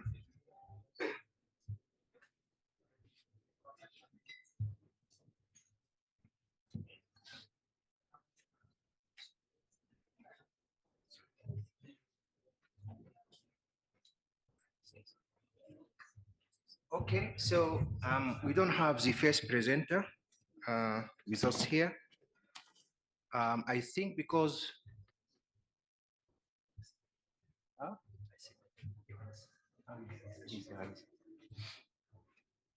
so I think we are behind schedule. So unfortunately, I need to cut, I think, the presentations to, is 5 minutes okay with you? 5, 7, 6? We're in negotiation mode here. No, 7 is too much, I think. 6 minutes will be okay. 6 minutes and 3 minutes for the discussion. So we'll have paper 2, Tai Nifong, T Nifong. Yes, okay, please. Where's the presentation? Can you put your presentation on the screen? Or T, please.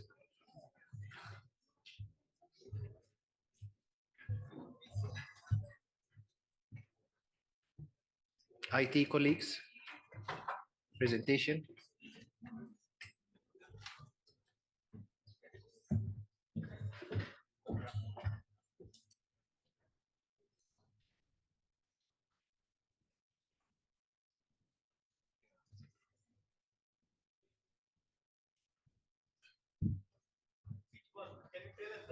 Two, T. Number two. T, yeah. Please.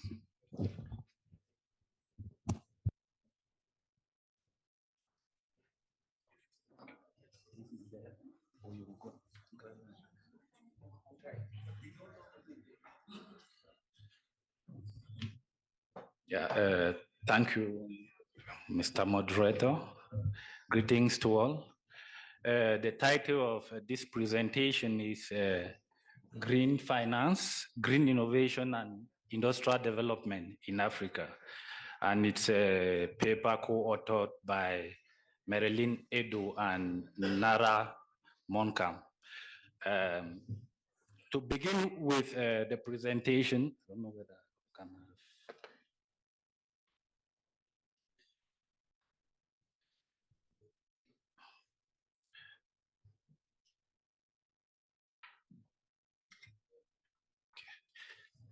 Yeah, thank you. To begin with the presentation, Africa's climate finance needs between 2020 and 2030 was estimated to be around $2.5 billion US. And by 2020, and at the same time, facing several challenges as a result of underdevelopment in its human capital. And this has actually been a hindrance in terms of the implementation. It is in this respect that several studies have anticipated that at a comparative stage of development, Africa will have a larger proportion of tradable industries compared to the developed countries at an equal stage of development. This is evident by the fact that Africa's worth of tourism resources is still underutilized and has enormous growth potential, especially in the field of ecotourism, just to name a few. It is in this respect that we set out two specific objectives for this study. The first is to examine the effect of green finance on industrialization in Africa and to examine the extent to which green innovation can influence the effect of green finance on industrialization in Africa. Two linear models were specified. I know your delay is not your fault, but I suggest that you go quickly through the methodology, and then you focus on the results and conclusion. And a positive effect on industrialization in Africa, whereas green innovation in terms of renewable energy has a negative effect on industrialization. And actually, green finance interacts with renewable energy technologies, producing positive net effects in all circumstances. The positive effect of green finance on industrialization can be explained here by the fact that green finance comes to supplement other sources of capital that exist in the economy, and that these can be used to be invested in industrial sectors, especially in green industrial projects. And the negative effect of green innovation through renewable energy actually is as a result of the fact that renewable energy is more expensive comparative with non-renewable sources, augmenting renewable energy technologies. Renewable energy innovations tend to have negative influence on the industrial sector. Conclusively, the study concludes that green finance bolsters industrial development in Africa, and renewable energy has a negative impact on industrialization in Africa. Green finance interacts with renewable energy to produce positive net effects on industrialization. And as policy recommendation, it is recommended that the continent should multiply the sources of financing industrialization in the continent by exploring the private sector, other government sources, just to name a few. Equally, there is need on the education and capacity building, particularly within the rural communities, to foster small-scale innovation and prepare for the introduction of large-scale innovation, renewable energy technologies in the continent. Another option is environmental taxation that can serve as a powerful tool to mobilize finance for climate action while promoting local manufacturing of renewable energy technologies, which can reduce cost and create jobs in the continent. Various regional organizations and pooling of resources and coordinated efforts towards green industrialization. Thanks for your keen attention. I think we really need to commend you for sticking for time. Thank you very much. I hope the rest of them will do the same. Well, what I suggest is that we'll go through paper 1 and 2, and then the discussions of the 2 papers, and then we move to paper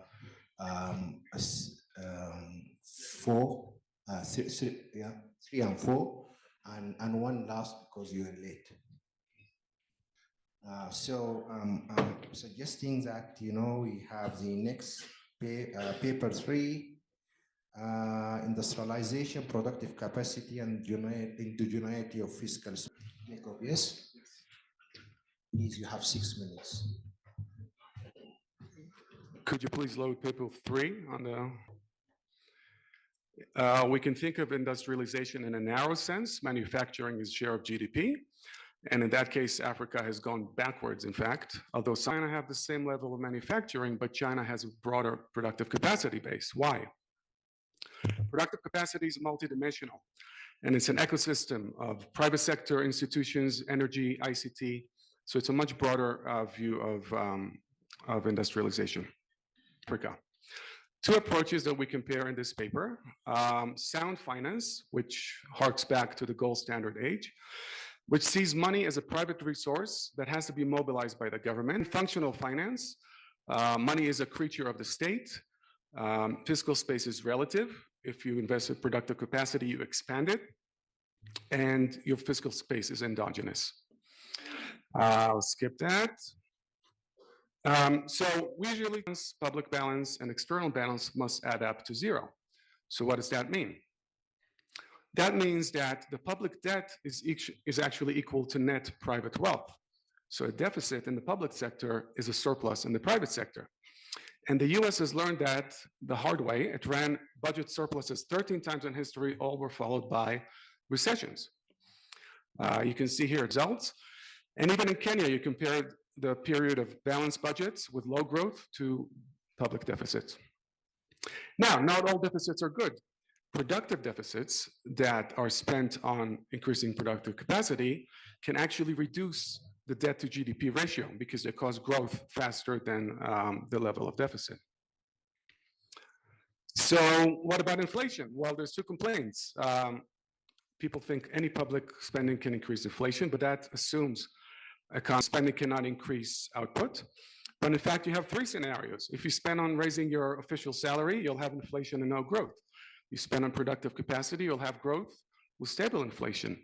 And if your productive capacity reduces imports of food and energy and so forth, you might actually reduce inflation, which is passed through imports. So what we add to this literature, we created a flexible, how much food and fuel is imported, foreign exchange reserves, and external debt. And we ranked the regions based on those 2 versions of monetary sovereignty. And Africa is not at the bottom. And in fact, Africa non-CFA is above Europe. Sorry, Jacob, you have 2 minutes. 2 minutes, okay. So that means sub-Saharan Africa has more monetary space than the Eurozone because the Eurozone does not have its own currency. But Greece, for example, has a higher productive capacity than Gambia, although Gambia has a higher monetary space than Greece. For development and industrialization, you need both. So I'll skip to the part where we estimate unused fiscal space. We combine monetary sovereignty, productive capacity, unemployment, and inflation using principal component analysis. We derive the statistical weights. And Again, Sub-Saharan Africa non-CFA is the fourth, not the bottom. It has quite a bit of unused fiscal space. What can we do with that? You can invest in domestic production of food, energy that would reduce imports, improve the balance of payments, and increase employment. For example, solar panels in Africa are only 2 cents more expensive than in China. So investing $18 million in local currency, even growth. So why haven't we used that before? Answer one, yes, Asia used it. In Africa, there's a history of colonial banking systems. Unfortunately, I can't wait, actually. Sorry, I think you need to wrap up. Okay, I'll leave you with this visual summary. Thank you very much. No, just 1 minute to wrap up. Okay. So as I said, it's been tried in Asia and worked. In Africa, it hasn't been tried partly because of the history of the colonial banking systems. But even after away from the mainstream, perhaps we need to think differently about financing Africa. So to conclude, I'll leave you with this visual slide. Thank you very much, Jacob. Thank you. So we listened to 2 interesting presentations. What I suggest is that we go through the first discussion, Nadia, and then Farzana, yes? And then we'll open it to just a few questions, and then the rest of the presentations in an industrial development in Africa. Please keep to 3 minutes, please. Okay, noted. Thank you. Good morning, and congratulations to the authors. That was a very bold idea, research idea. They well established, even investigated in the literature, the relationship between green innovation and industrialization, or green finance and industrialization. But the author took the stake to have been saying this morning, we need to industrialize, but at the same time, we cannot follow the same path as the industrialized country or emerging countries. The technical is a GMM, that is a normal approach, I would say, and the different steps has been followed. I would have maybe 2, 3 innovation, renewable energy consumption at the country level, like a global renewable energy consumption. In my opinion, this might not be the right proxy for green innovation. Usually, your green patent might not be available, but you may want to check for and use maybe few countries compared to the number of countries you use now as renewable energy at the global level, continent, country level is not that much.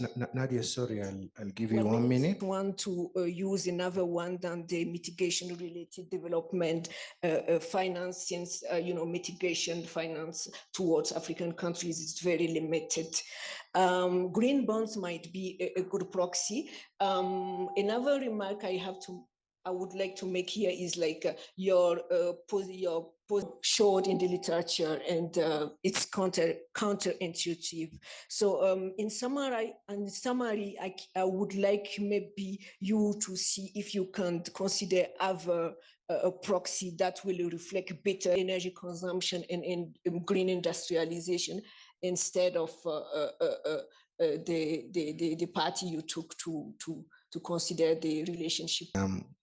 Paper 3, industrialization, productive capacity, and the indigeneity of fiscal space by Jacob. Farzana, you can keep to 3. Excellent presentation. It was a pleasure to read your paper. It's a very thought-provoking paper in the sense that it's talking about the extent of fiscal space, the determinants of fiscal space. I found that the topic is very relevant for Africa, considering the constrained fiscal space we are seeing in the continent, and very timely in the sense that how best we can advise countries to really work on improving the fiscal space. You have used an excellent literature review. There are some mentions of seminal work, very relevant papers. And the methodology for using principal component analysis as reducing dimensionality and incorporating the. So congratulations on that. I would like to mention some of the aspects that you might consider in terms of improving the robustness of the findings. The first, and I think the most important one that came to my mind, is that you are talking about fiscal space, and not in absolute term, in relative term, the difference between sound finance and functional finance. And in so doing, I think it will be important to look into the governance aspect. So for instance, I quote paper, the central propositions to this approach are that fiscal space, and it unifies fiscal and monetary policies given the interactions between the fiscal agent and the monetary agent. I unquote. So, you have actually mentioned this, that the fiscal arrangements and the quality of institutions will be critical. So in that, I think the taxonomy of your different concepts could consider the governance part of it, and instead of just using a binary choice of variables, yes or no, it might be worthwhile to incorporate the qualitative aspects with a range of spectrum of values, so that it can reflect on the qualitative part. One of the other suggestion for your kind consideration is 1 minute, Farzana, please. Yes, is that you can have a separate section on literature review, which will also talk about the literature graph, and can use some other more recent work. And I will share the document, but in summary, a holistic approach incorporating fiscal space improve the robustness of the findings, and the paper will benefit from trimming down many examples given and to have a one straight line main messages. Thank you so much, and congratulations again. All right, thank you very much. Colleagues, may I just plead to you, I've just received a message from the organizers saying that by 2 o'clock, colleagues, you need to go and take your DSA, the daily subsistence allowance. And I think we want to eat as well. Because to move to the others, and then we'll come, just save your question to the end if you have time, if I may. Okay, so we now move to paper 4, between energy transition processes and the blocks of the energy balance. Yes, so we have the presenter. Can we have the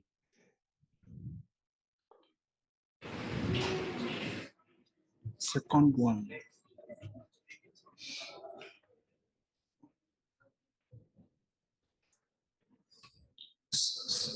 So while we're waiting for the presentation of the scenarios, we'll have the presentation 4, and then paper 5, and then the discussion.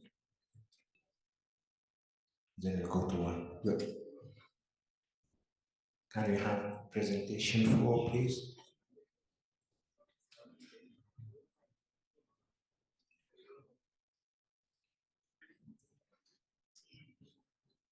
Otherwise, the clock is not ticking.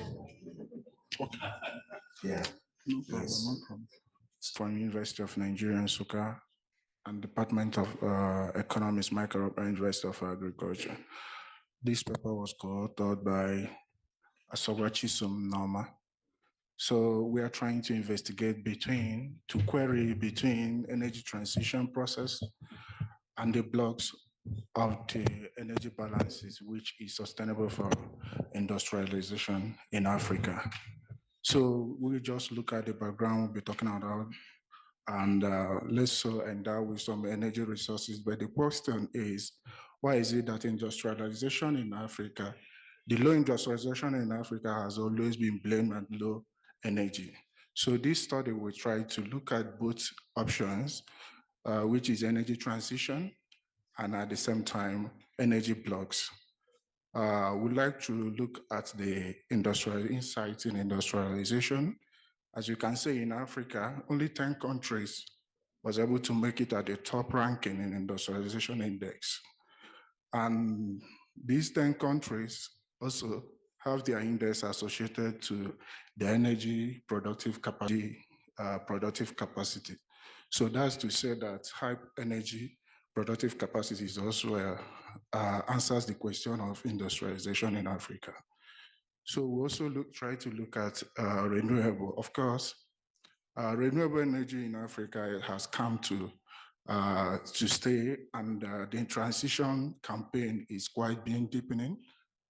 And to our own, renewable energy consumption has as well increased, while solar is taking the lead. But the gap is between the transition and the blocks. What are we going? Where are we? What are we going to look at? So you can look, when we talk energy supply, we talk about the transformation block. We talk about the final energy consumption, which is available for the users. And most, especially the users, are classified into industries, manufacturer, transportation, and rest of them. So trying to do our analytical framework, we try to use a structural change model that try to the energy blocks, or the question between energy blocks and energy transition. And we try to group all energy transition and blocks with Z. So now, if you talk about, we try also to have a very robust explanation about industrialization, looking at the value-added industrial product and the manufacturing added industrial product. Actually, the industrial product is quite encompassing. It contains that of the manufacturer classification, but the question is, most literature try to just use that of the manufacturer aspect, leaving out the larger scope. So we try to use the two scenarios, let us know what is happening. And from the result, you can see that final energy consumption actually has an increasing impact, likewise on manufacturing, and both in the short run and in the long run. You can see the other graph depicts the long run in the two models, and the other one depicts the short run with industrial sector. This conforms with one of the panelists' statements that no primary product should leave African space without being value added. Most of these primary energy supply are exported in terms of their raw distance, so they are not actually adding anything to our industrial. At the same time, we also load the total energy, the transformation, fine. And the transformation is the process where energy actually go through. And you can see through the transformation process, we lose a lot of energy, which affect both the final energy consumption. So, and it shows a negative impact on the industrial output. So, okay. Okay. So policy implications, the flow of energy at the final energy consumption should be efficiently and energy use of energy products. That's to say that instead of campaigning for absolute renewable energy, that's energy transition, please, we should invest more in both fossil and renewable that can carry our industrialization. As against the wide transformation sector, there should be a limit in the export of primary products. With this, I think we should be looking at having a sustainable industrialization that can be driven by energy sector, having renewable energy and the fossil fuel running hand in hand instead of absolute or a sharp shift to renewable energy. Thank you.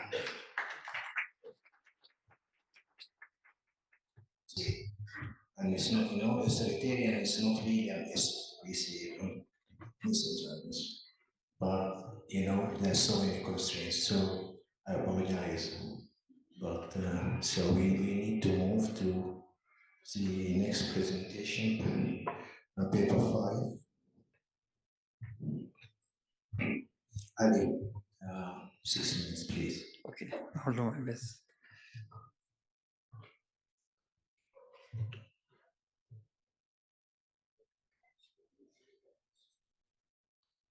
Okay, thank you, Mr. Moderator, for giving me the floor. Capacity of Cameroonian SMEs for a sustainable industrial transformation. Can we rely on Islamic finance? Now, the Cameroonian business landscape is dominated by small and medium-sized enterprises that represent about 99% of the total banking system that dominates Cameroonian financial system. This is so because, according to a report published by the National Institute of Statistics, only about 5% of Cameroonian small and medium-sized enterprises have access to formal bank credit. Now, the Islamic mode of financing was introduced in 2016. Finance is based on non-interest principle and profit and loss sharing, which are two important aspects of small and medium-sized enterprises financing. The objective of this study is to examine the effects of the Islamic mode of financing on the innovation capacity of Cameroonian small and medium-sized enterprises. To attain our objective, in 11 main cities of Cameroon, finance. We estimate a multivariate probit model in order to test this relationship. Our main results are presented as follows.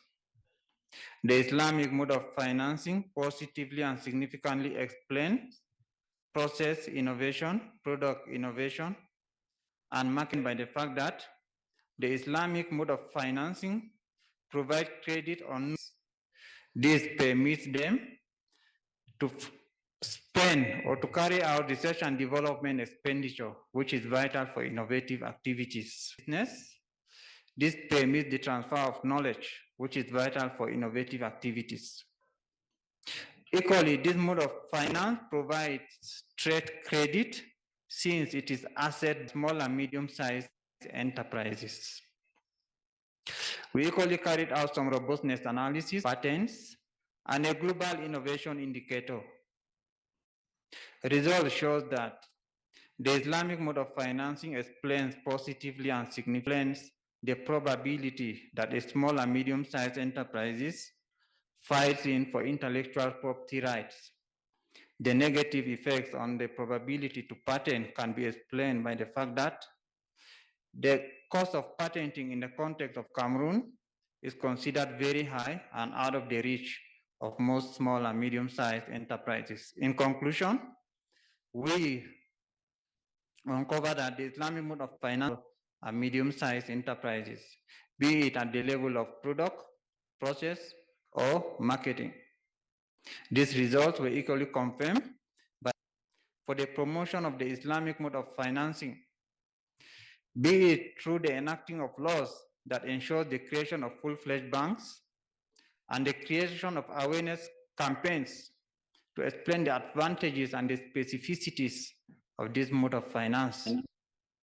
It is equally recommended that other accompanying measures, such as a reduction in the cost of patenting, be implemented to make it within the reach of small and medium-sized enterprises. Lastly, small and medium-sized enterprises owners are encouraged to patronize the Islamic mode of financing as a means of ensuring the innovative capacity of their enterprises. Thank you so much for your keen attention. Are you presenting? Yes, paper one. Yes, please. Paper one, can you have it on the screen, please?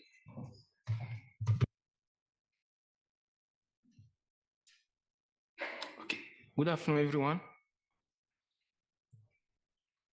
Okay, I'm presenting the paper on impact of ABIN intervention on ECOWAS member state industrialization. We are four on this paper, and I'm presenting the paper. But to wrap up on the presentation, let me switch into French. Then I can go very quick and fast.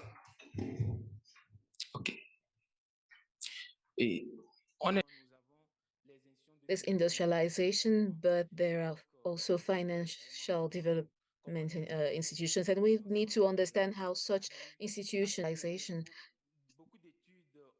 Several studies have been conducted on the way development funding institutions fund those activities in order to create a significant impact on industrialization. In the economic theory, we try to divide or to distinguish between two great periods of these development finance institutions. Second phase, the second phase starts with the second half of the 20th century. We have such institution bank. Despite efforts deployed by those development finance institutions to fund industrialization, there is an issue with regards to its true contribution to industrialization. This is why we drafted this research paper in order to determine the conditions under which the EBID have significant impact on the industrialization in ECOWAS member states. EBID is an institution that covers 15 ECOWAS countries. What is the main objective? Determine the conditions under which EBID interventions have a significant impact on the industrialization of ECOWAS countries. We have two hypotheses. First, an increase in EBID disbursements to the industrial sector will improve the levels of industrialization of ECOWAS member states. Second hypothesis, we want to show that given that electricity is an important, or access to electricity is critical to industrialization, and that no economic activity can thrive without electricity, we believe there is a linear relationship between access to electricity and industrialization. In terms of methodology, we are using an autoregressive model developed by Woodman in 1999.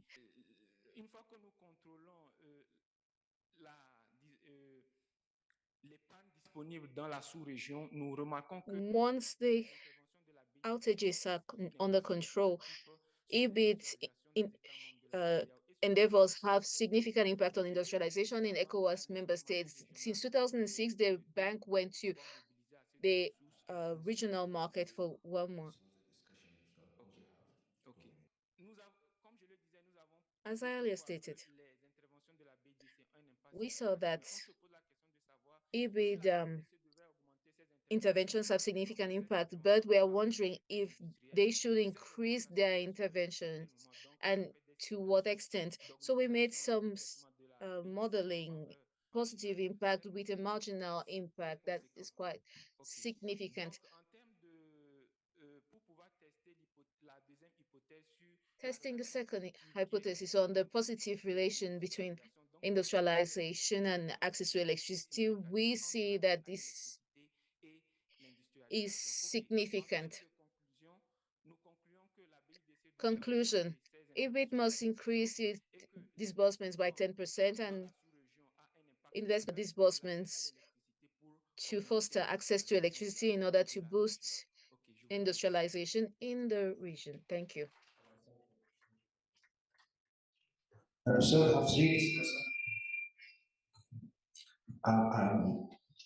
Johannes, will start with you much. I know we're tight on time. I'll try to say my discussion of the paper titled Between Energy Transition Processes in Block. I don't know if you are siblings or it's just accidental. It's a common name, so it's accidental, okay. In terms of importance of the paper, I found it to be quite interesting. In a sense, or economic performance. We have this 80s, 90s, and 2000s extensive literature, including in the context of Africa, where the system, instead of looking at only final energy consumption in industry, but looking at total energy supply, storage, transition, renewable energy, it kind of introduced a more complex picture in how all of that is related to a measure of industrial performance, which we'll come back to. So in that sense, I think it has its place in the literature, and I thought it was a good contribution. It is, in terms of methodology, I thought it was contextualized within the growth literature, which is in converting it into a growth type econometric model. So I thought that approach follows the standard approach in the literature. In that sense, it is less controversial. However, efficient estimator. Johannes, I don't want FDB and UNDP colleagues. I'll go straight to the point. Yeah, okay, thanks. I have shared a 2-page summary of this discussion separately via email, but let me go straight to some of the definitions we have heard. It expanded the scope. I think it would be very good to justify why that particular definition of industrialization is particularly useful. One thing was very peculiar. You showed negative relationship between total primary energy consumption and industrialization. Even though it seems peculiar, actually consumed in industrial activities, I wonder if we can just do electricity generation and see if that peculiarity is removed. Further suggestion, you touched upon energy trade a little bit in the paper. That's a very, very interesting area. If you can look at regional energy exchange and energy trade, indirect implication. Very much, Johannes. Thanks a lot. So we'll go to paper 5, Mozonelli. Do you have the discussion for moderator? Is I am online, yeah? Can Yes, you we hear can me? hear you. Please go. Thank you so much, moderator, and congratulations to Ali and colleagues on this wonderful paper. Yes, if you can raise your voice and also keep it 2 minutes, please. 3 minutes or 2 minutes? Yes, Yes, please. again, congratulations to Ali and colleagues on this interesting industrial trade area and how it needs to be propelled by industrialization in the continent. And through industrialization, in order to be an inclusive one, we need to include SMEs, where most of the poorer members of our society are making a living.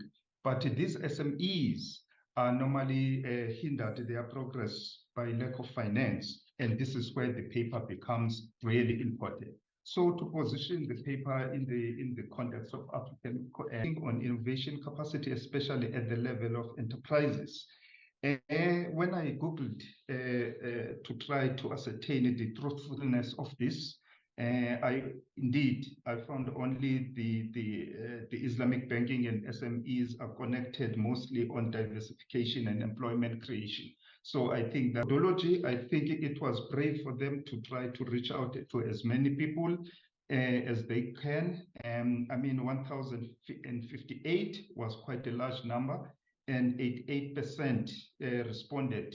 My experience, they take too much time, they don't benefit. So congrats on that response rate that is close to 90%. Fourthly, on the pertinence, correctness. May I suggest that you conclude very quickly and then you send the rest of your comments by email. I'm really sorry because it's 1:28 now. And we have okay. So can you conclude, please? Yes, on those methods, I want the authors to kind of define things, not take them for granted, such as, for example, what is process innovation? What is product innovation? So you can define those a little bit more and also elaborate a little bit on your findings, such as the one on patents. I think that one was clear, but on other findings, it's not clear. And I fully agree with the conclusions, and especially in countries where, for example, the Islamic banking is not and implemented. Thank you for that. Thank you. Thank you very much. Bye-bye. Yeah. Okay. So can we finally move to Mahmoud now? Yes, thank you, Chair. The discussion of paper 1. Yes, thank you, moderator. I will be Our quickly. colleague from Can you East hear me? Africa. Mahmoud, yeah? Can you hear me? Yes. Okay. Thank you very Yes, much. can you do it quickly, very quickly, Yes. because we want to Yes, to give thank the you. floor here. 1 minute. Yes, quickly. Thank you very much. Let me go in French quickly. Merci, félicitations pour cet article. Thank you. Congratulations for indicating the contribution of EBIT to industrialization. I think this is a very topical subject in Africa. We particularly appreciated the GM methodology that was used. The presenters, the authors actually did short-term regression analysis, long-term regression analysis, and they focused on interactions. I think this is a very thorough analysis, and this applied research is one that we can recommend to the ECOWAS Investment Bank. And they use very dynamic tools, and I think this will, since we're looking at financial data that is rather volatile, and yet over short-term series is a very useful methodology. I just wanted to stress that with respect to the quality of the document. But let me just go directly to the results. Whilst appreciating the quality of the document, we want to say that the key indicator, which is a 10%. Please, in half a minute. Yes. L'accroissement des 10% the 10% rise in the EBIT investments and the Islamic Development Bank and ECOWAS Bank,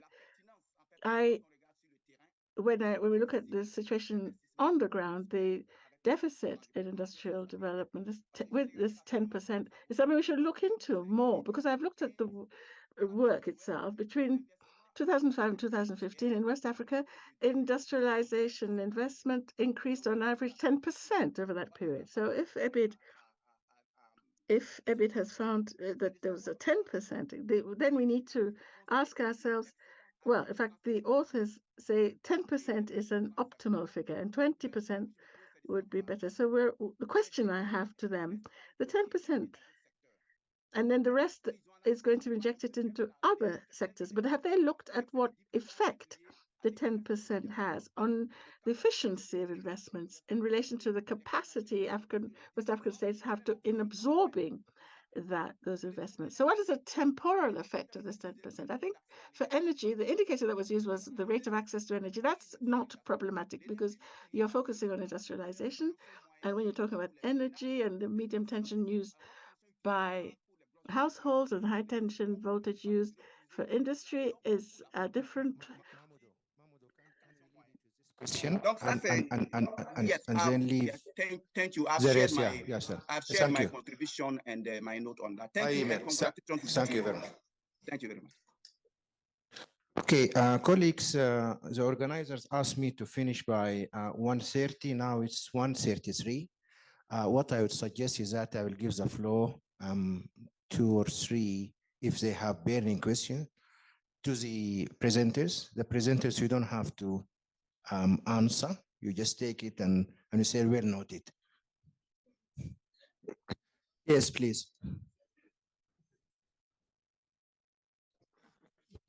Thank you, moderator. My name is Pradeep Mehta. I head a global public policy group called CUTS International. There is one question was raised by 2 different presenters on the impact of renewable energy and industrialization. The first one spoke that it against industrialization, while the second one a little more nuanced position on that. Can they please clarify it as to what do they mean that the will go against industry, or will it favor industry? Thank you.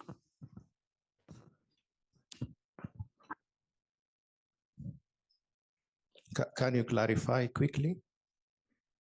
Because you asked for clarification, yeah?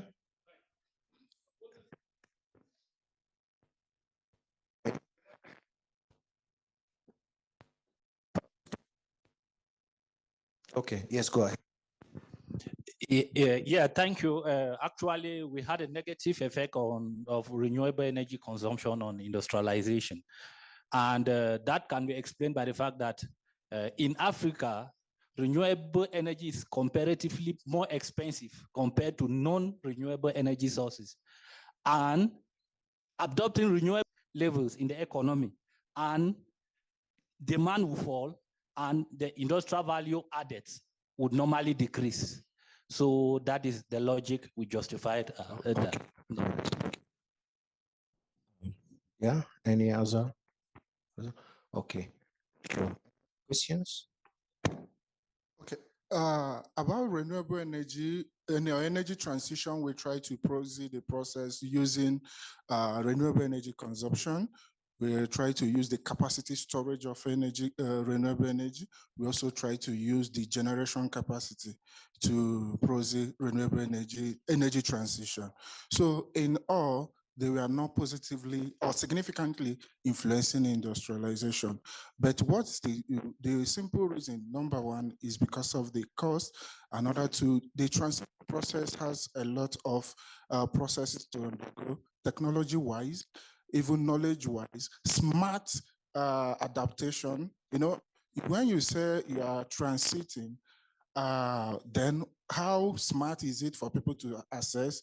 Then if we look at the energy security, we're talking about the affordability, accessibility, acceptability. So to what extent are we doing in these three major indicators? We are still not doing fine. That doesn't mean that renewable energy is not potential, does not have the potential, but for now, the weight at which it throws into industrialization is not yet significant. So we cannot adopt absolute energy transition at the expense of what we're trying to get. That's why we say it's better to take the two in hand, fossil and renewable energy. We'll get there where our capacity can carry it. Thank you. All right, thank you. What I suggest is that you can over the next 3 days and have discussions. It's really unfortunate that I was not here and they put me in this situation of cutting you short. We're supposed to go and come back here at 2 o'clock, but I think now only ways is to come at 2:30.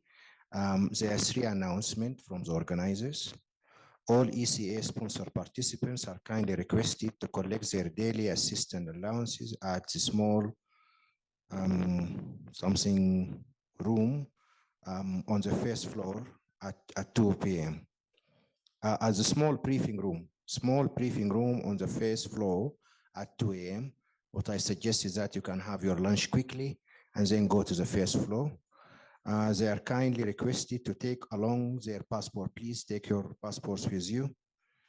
The ushers will guide you to the room from the, I think the food will be in the cafeteria. The other 2 announcements, the second announcement is that there will be a cocktail reception today or this evening at the conference center at 7:30. All participants are kindly invited to attend. Thank you. The third announcement is there will be a dinner at the end of the sessions tomorrow at this venue at 7:30. All participants also are kindly invited to attend. Thank you and bon appetit.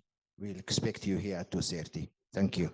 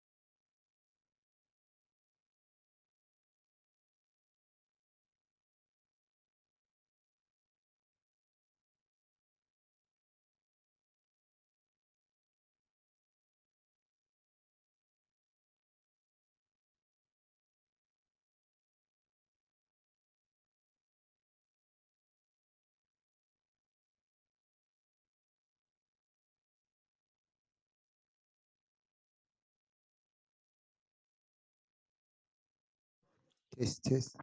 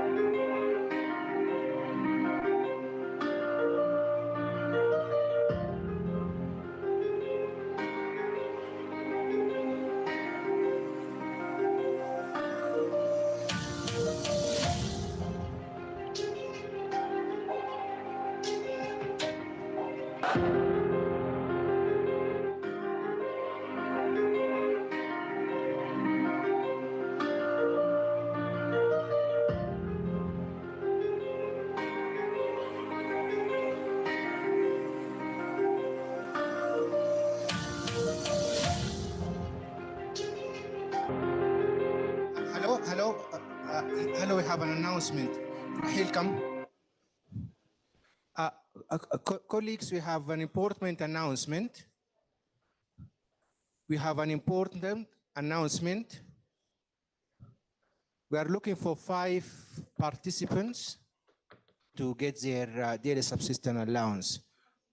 Yes, please, Rahel, yes. Okay, the name is Mohammed Abbas Omar.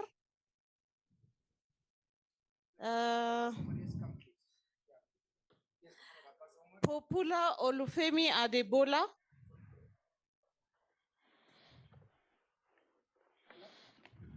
Yes, and then the Alice Robert Kadima, Kagina Alice, Ogbeor Eniye. The other three are not outside. I'll go with him. Robert, when are we starting?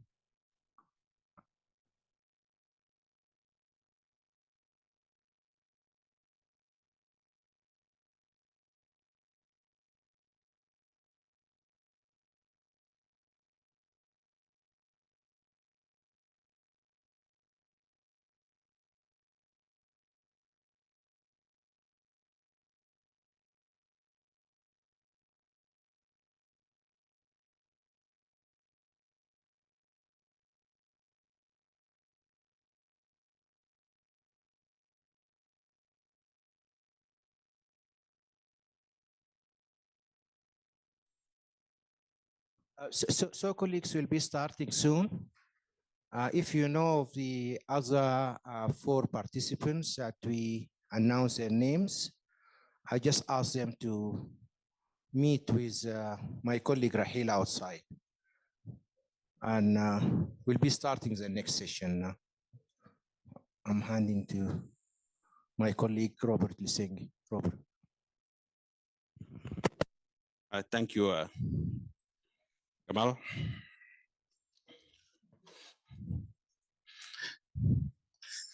Thank you, Gamal.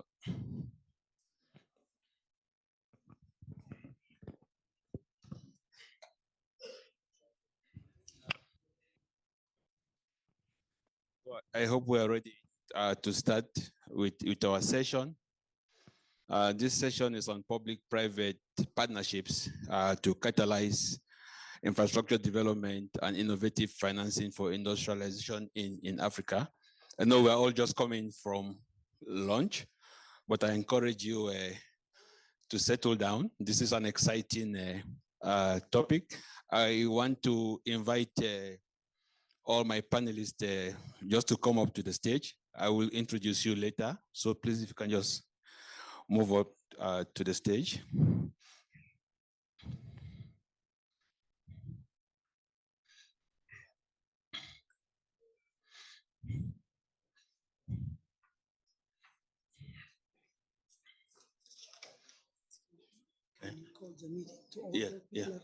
Yeah. Okay, can I call the meeting?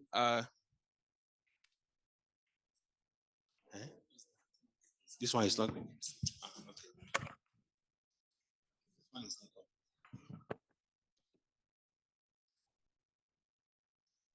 I don't think this one is on.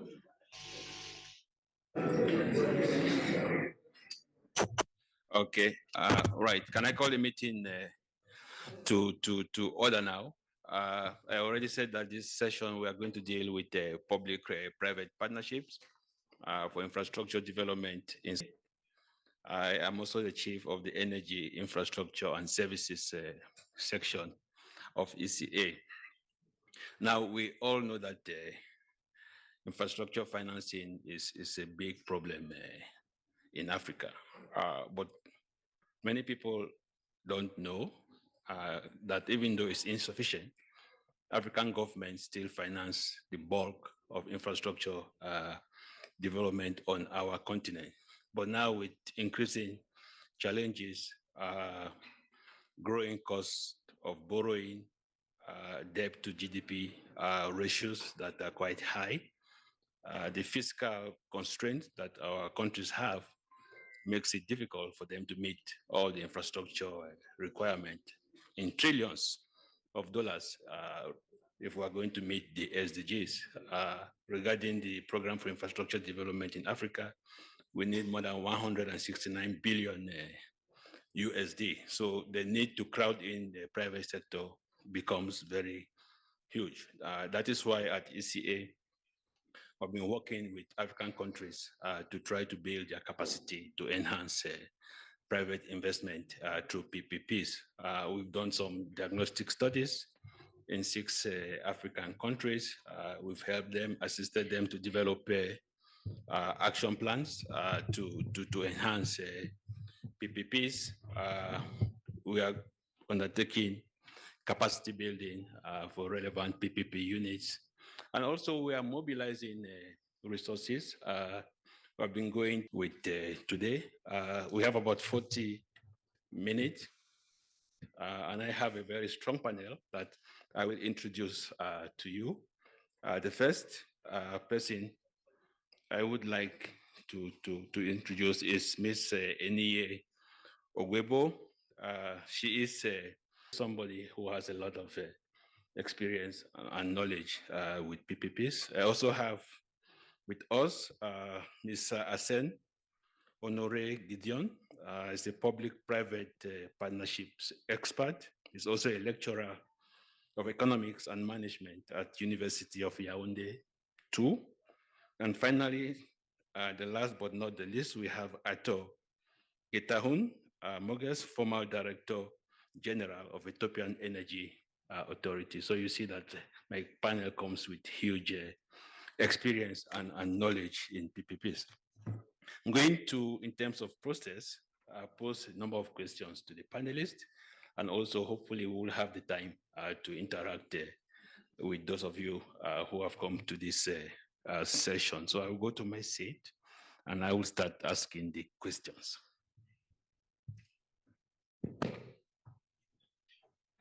So let me start with you, Eniye.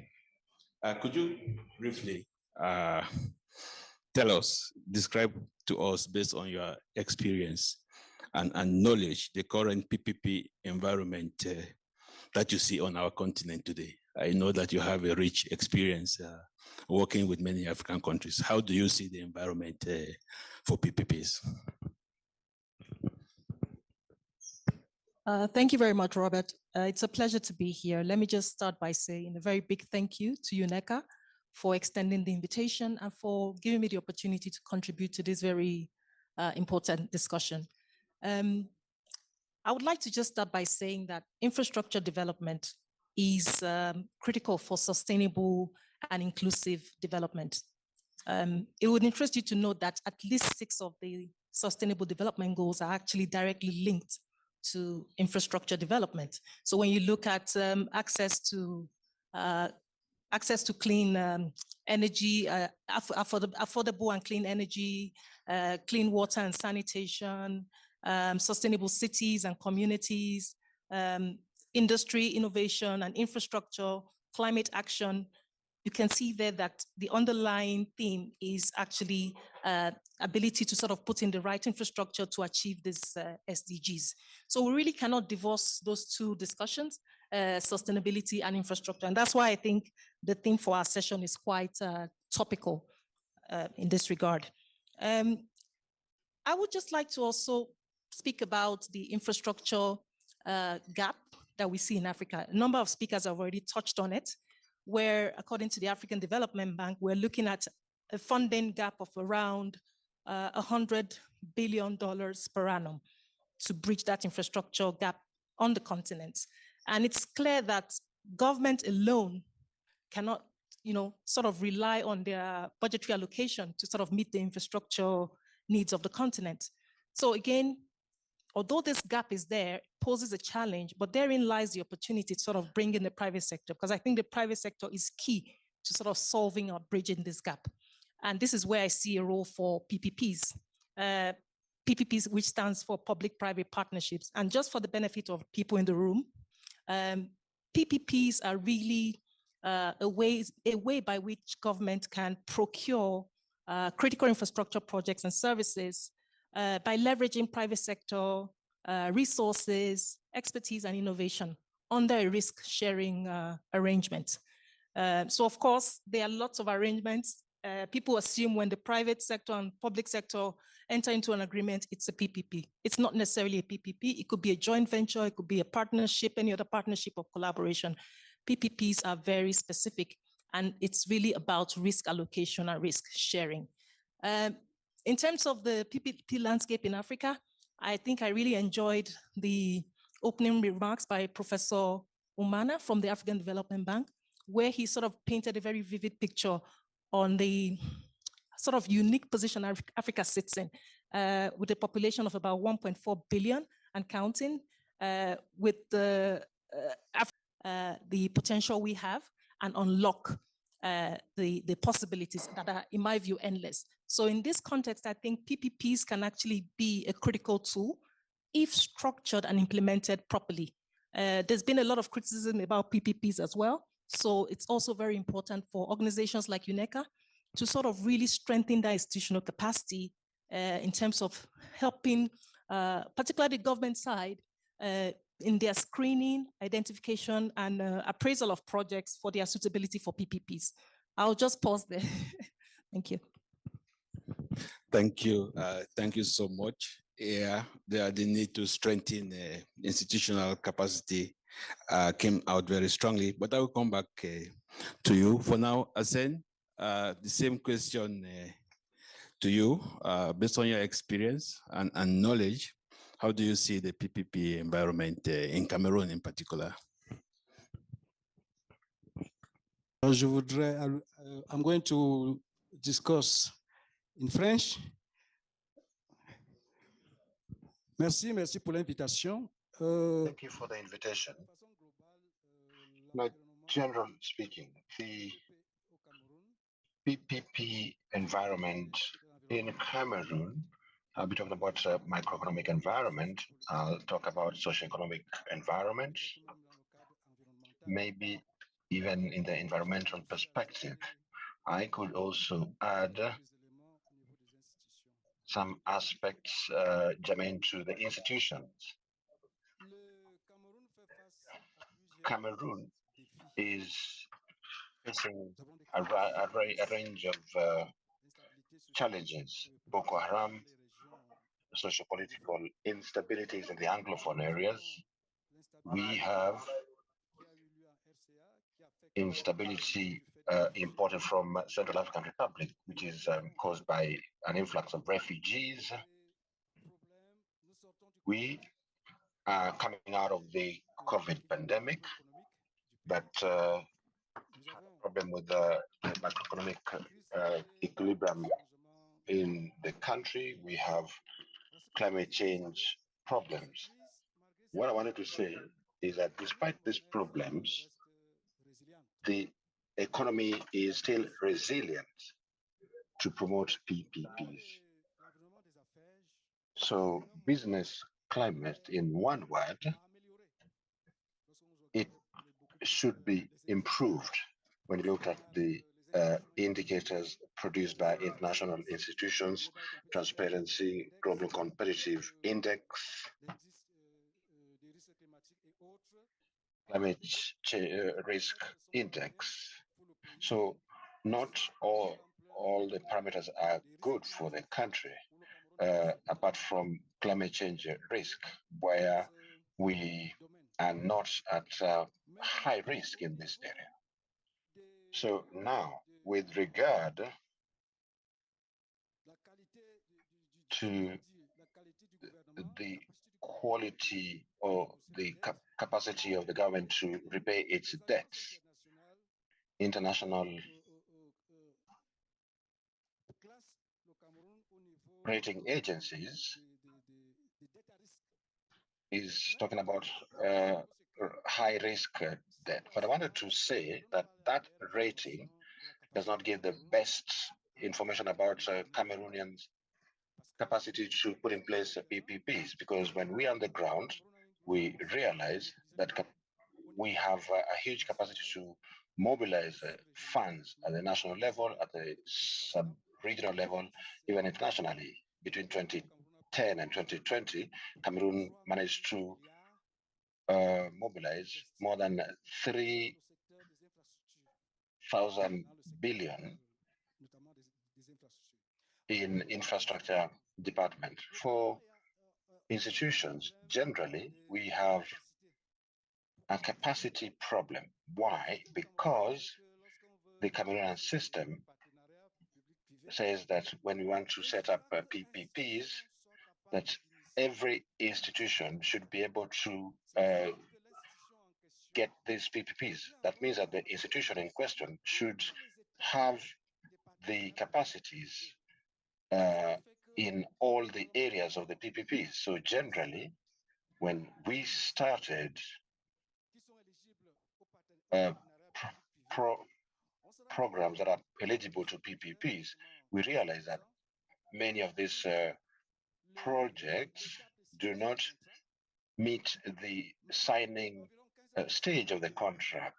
15% of those projects which could go to the signing stage are actually not implemented, or they start implementation, but the implementation is interrupted before the end of the contract. So these elements demonstrate that in Cameroon, the environment is characterized by weak capacity of the stakeholders to follow through with PPPs. That is what I could say for the moment. If other questions could come, I could elaborate. To you, but let me go to Ato Getahun. You have been the Director General of Ethiopian Energy Authority. Energy is a sector that we all know require huge investment.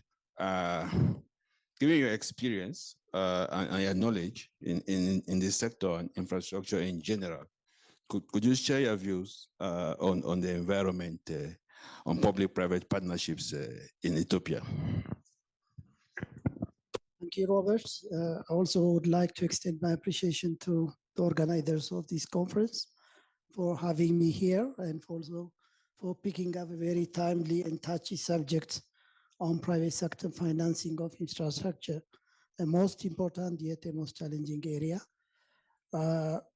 It has been now over 2 decades since developing partners have been warning Africa at large that there is a huge gap in infrastructure financing across the continent. The gap, as earlier, debt repayment to the tune of $70 to $80 billion. So the financial institutions, what they were telling us that the traditional mode of financing, where public finance extent desired, and if all development partners come together, they cannot do meaningful leverage in terms of availing private sector finance, unlimited resource, but with its own challenge. Since the late 80s, we have, the government, we have tried to engage private PPP agreement without even going into the details of vetting the fabrics of the PPA contract, which is very complex and costly if not properly handled. But by policy, my country favors renewable energy. As a country, we are a cradle of renewable energy sources. We have it in enormous amount, be it wind, geothermal, hydro, or solar. So the renewable pros a bit of a challenge to the structure of commercial finance. It is not easy. It is very difficult. That's why oftentimes it is not a quick process. We have signed a PPA with the private sector geothermal developer, 150 megawatts still. That is a process of resource definition, excavation, digging, boreholing and testing, geophysics studies and so on. It's not coming online yet. The government have also declared to outstanding PPP negotiations. The interest was so enormous, the private sector to come into business, but the capacity to engage them regarding the method of procurement. The procurement based on negotiation oftentimes work in favor of the private sector, especially for certain technologies, solar and wind, competitive procurement process, and also to some extent for hydro, been a method of engagement. And accordingly, PPP proclamation developed in our country. And tender floated PPP projects and winners identified. However, in the contract details, issue popped up what was not visible before during the time risk. What was a surprising thing is that we have discovered this competitive procurement process is capable of putting up enormous commercial pressure on service providers, which otherwise is very difficult to do through a negotiation, direct negotiation. So we got per kilowatt hour, but when it comes to this particular risk management, our law, especially about cancellation, but we learned from past mistakes, and then even the PP law has gone through a revision, amendment, and also the financial risk management. But in general, the pace of development of engaging private staking sometimes results in unnecessary delays. Otherwise, there is a good deal of awareness. We, as a country, have put a lot of public finance and infrastructure development.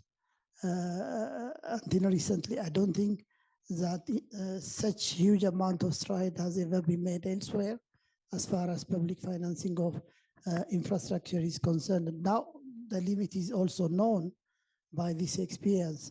So there is a general tendency, commitment to make it happen, where that will be major intervention points for a very lubricated, easy flow private sector engagement in our infrastructure requires some further work, and I will come to this point perhaps in the continuing discussion. Let me stay with you, Ato Getahun, and with a follow-up question. Of course, you've explained to us very clearly some of the issues in the current situation of PPP in Ethiopia. You do have a PPP proclamation, PPP law. Some of the challenges you mentioned, the capacity of the government side to negotiate with the private sector, and you also highlight some of the risk, one of which is currency convertibility. But let me stay with you at the country level to facilitate successful PPP adequately. So what is the framework? You already mentioned some of it, if you could build on that. And then can PPPs be undertaken in the country under existing laws or contracts? This enterprise of engaging private sector in energy infrastructure finance is a very comprehensive one. It's supported by development partners. We have developed template contract documents, bidding documents. All projects are still applying, but the existing law, it has to be tested and in due course upgraded. World Bank. It's about a guidebook how to develop or to draft a PPP law. I was surprised back in 2016-17 when we tried to draft PPP proclamation. We have consulted various best experiences. Even as national energy regulator in 2005 or 6, we have formed a platform for Eastern and Southern Africa energy regulators, what we call Rarisa under COMESA. Even under this platform, we have developed a kind of template PPP contract framework. We have used this to some extent, but nothing is the equivalent of what has been recently published just last year by the World Bank. So my personal to us before, but the current law still in action and improving it, upgrading it as we face problem in engaging private sector finance. It is the interest we see from the world private sector is very amazing. Application for one project of 150 megawatt could be as many as 80 applications. We have to devise certain criteria to reduce them. Like I said before, the uptake from our side is not quite moving according to the desired pace, mainly because of the institutional capacity. There is a PPP unit under Ministry of Finance. There is also a regulator, but institutionally, I believe the continent is very poor, as most of you know it. All government institutions are supposed to be an attachment, an appendix to the mainstream thinking of the political line. But in this particular case, institutions, those who regulate the market, the driving impetus to the decision is the force of market, the language of market, the trends of market, the information from the market, as opposed to political short-term interests. If decisions are compromised, that would frustrate potential interest for private sector investment. So independence is very much independence, financial independence of institutions, so that they can be budgeted from their own regulatory service and not from the exchequer, so that they can be dependent and the decision-making process is not hijacked by any level of echelon above or under, or even by corporate bodies. Independence and cost of capital inversely works. The more institutions who do in market, who decide in market features are independent, and the lesser will be cost of capital, and vice versa. We don't have that yet, and that's a must-have thing, so that investment in this sector can be leveraged to the desired extent. In the hydro cases, even though it is very difficult to get bidders when we float, once we float bid documents, but the return was very, very low, not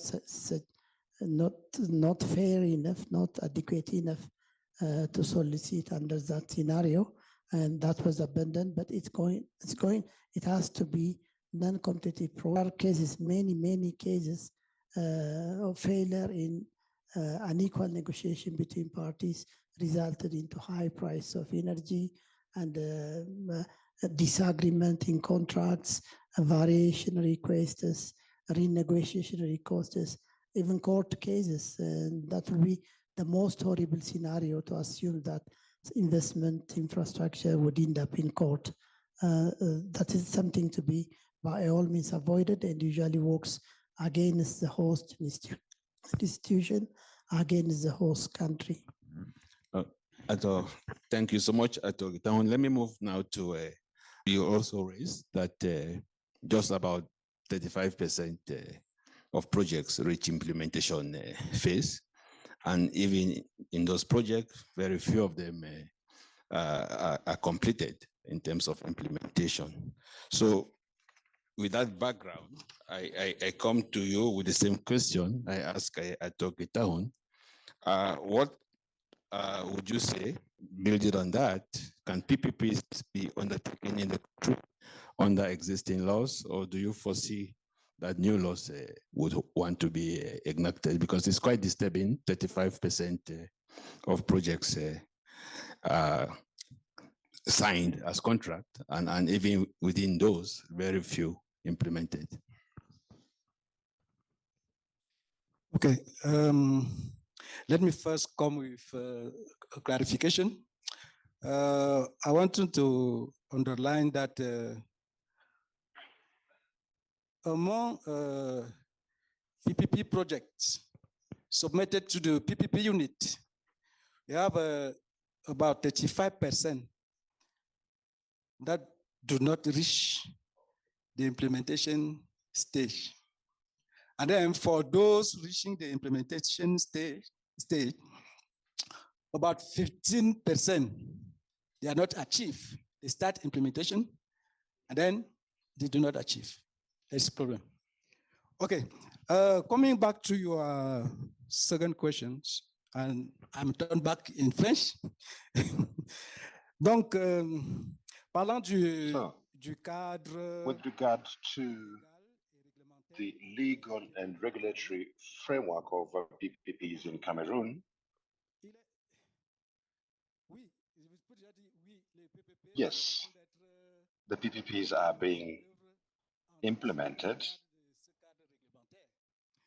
within the existing regulatory framework. But to talk about that regulatory framework, I would like to say that there are two major problems, or the two blocks. Is a general regime of PPPs in Cameroon. This general regimen is done under a law, the PPP law of 2006. And then we have a Prime Minister's decree, which actually enables the implementation of that law. The decree creates a PPP unit called CARPA. It is a council for support for implementation of a project. That is the first block. The second block, we have sectorial laws. For example, a mining sector, electricity, water and sanitation. We have laws that govern the partnerships in the different sectors. We have 8 or 10 sectors which are not part of the major PPP law. So you asked a very good question. So that's where we get a problem, because when we look at the law, which gives birth to the PPP units, and then on the other side, you have sectoral laws. So the problem is, one, with the law, there is some kind of cross-cutting.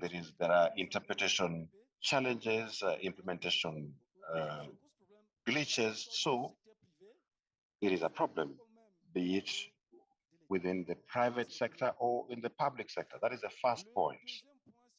The second point is that officially, the Cameroonian law recognizes a single PPP unit, but in reality, given the sectorial laws, we have a multiplicities of PPP units. And if we go a little bit further, we realize that the official PPP unit recognized by the law is relatively toothless. It does not have the capacities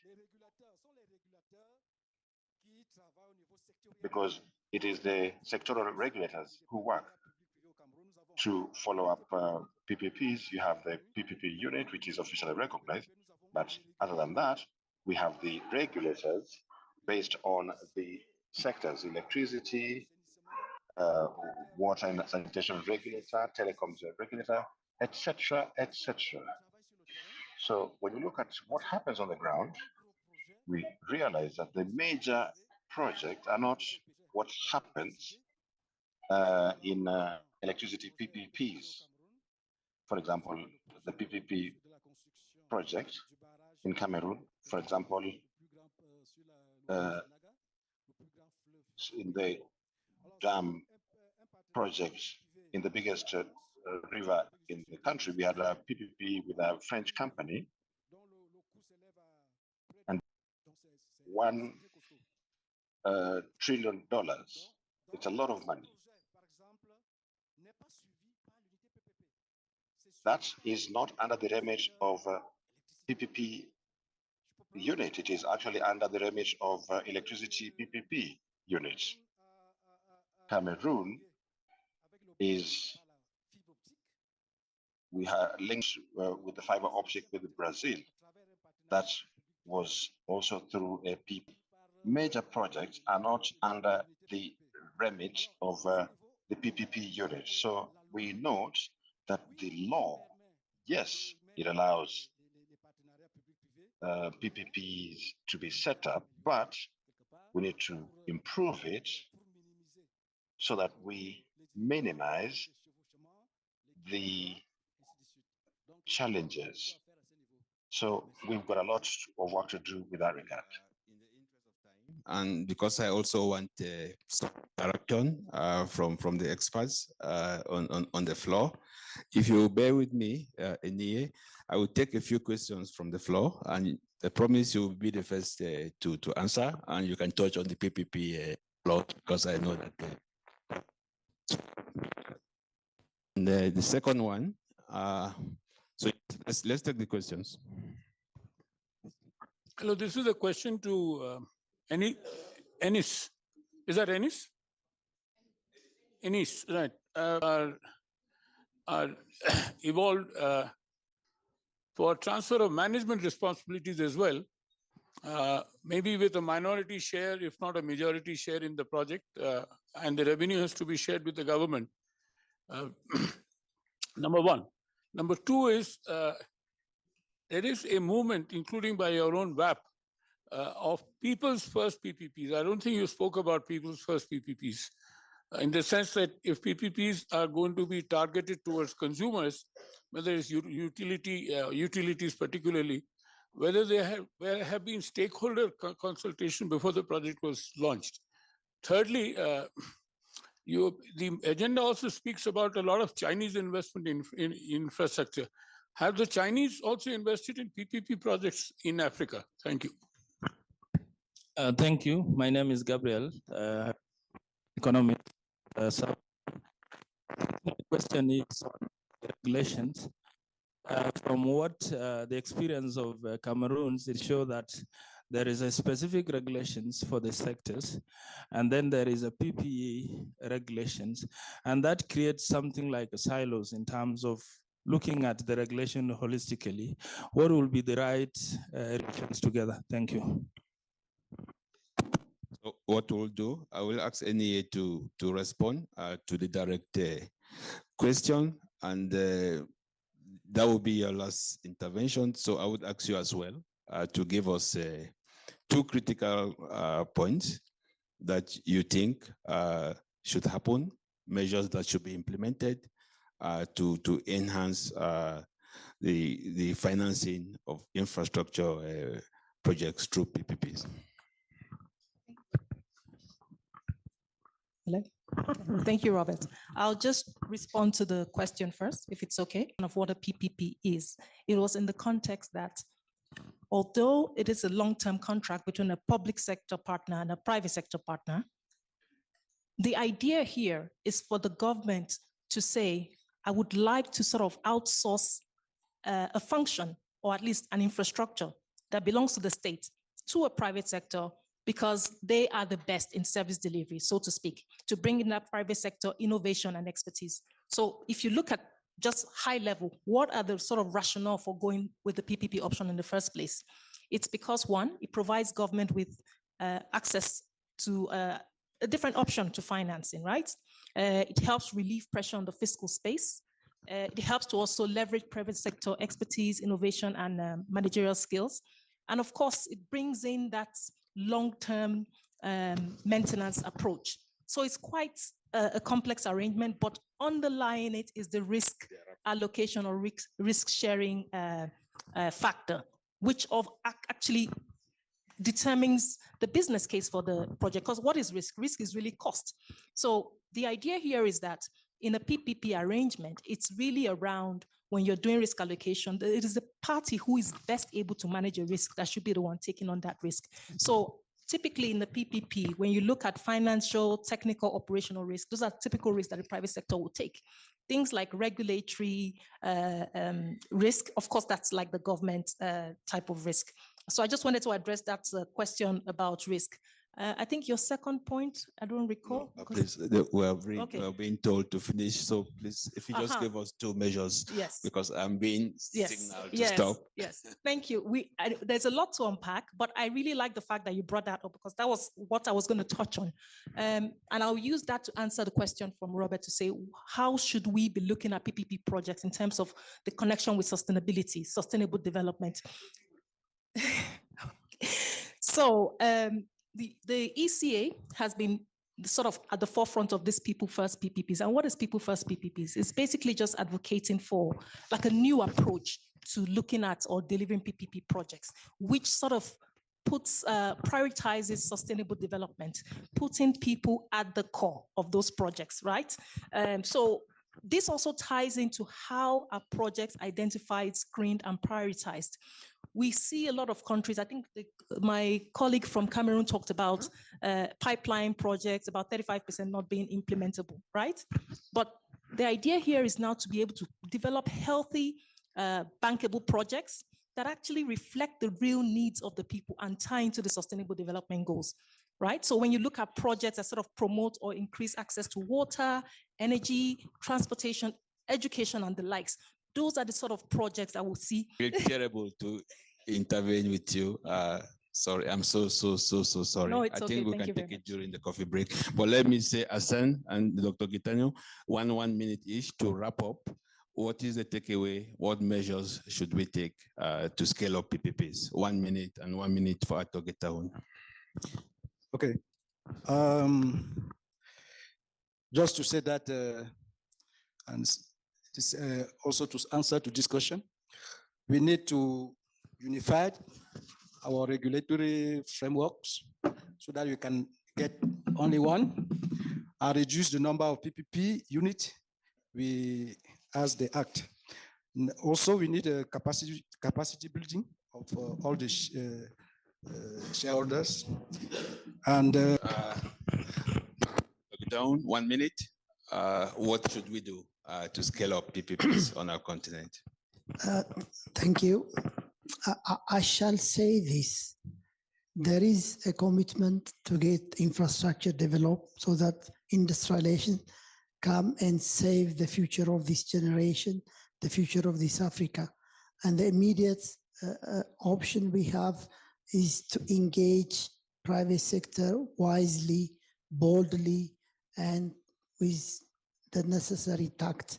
For this to happen, it is the soft infrastructure, as somebody said it from the podium early this morning, institutional capacity.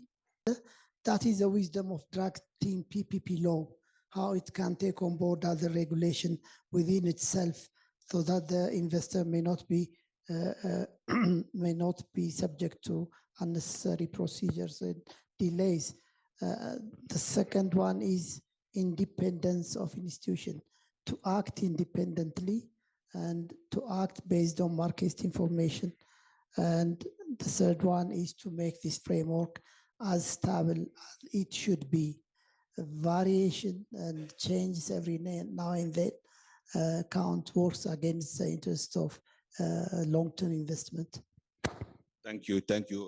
I think I have to apologize to the panelists. I think this is very much an unfinished discussion.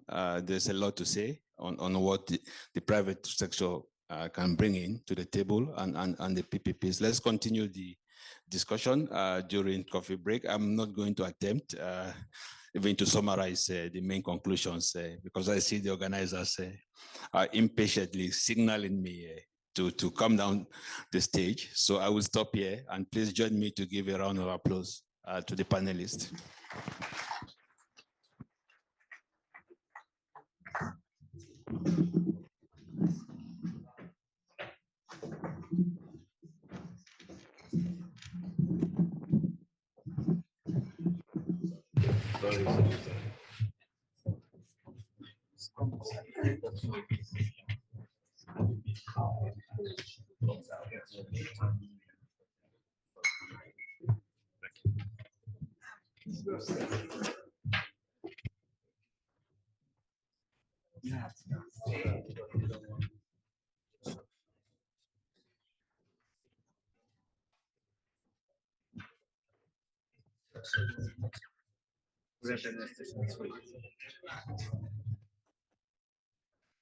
Um,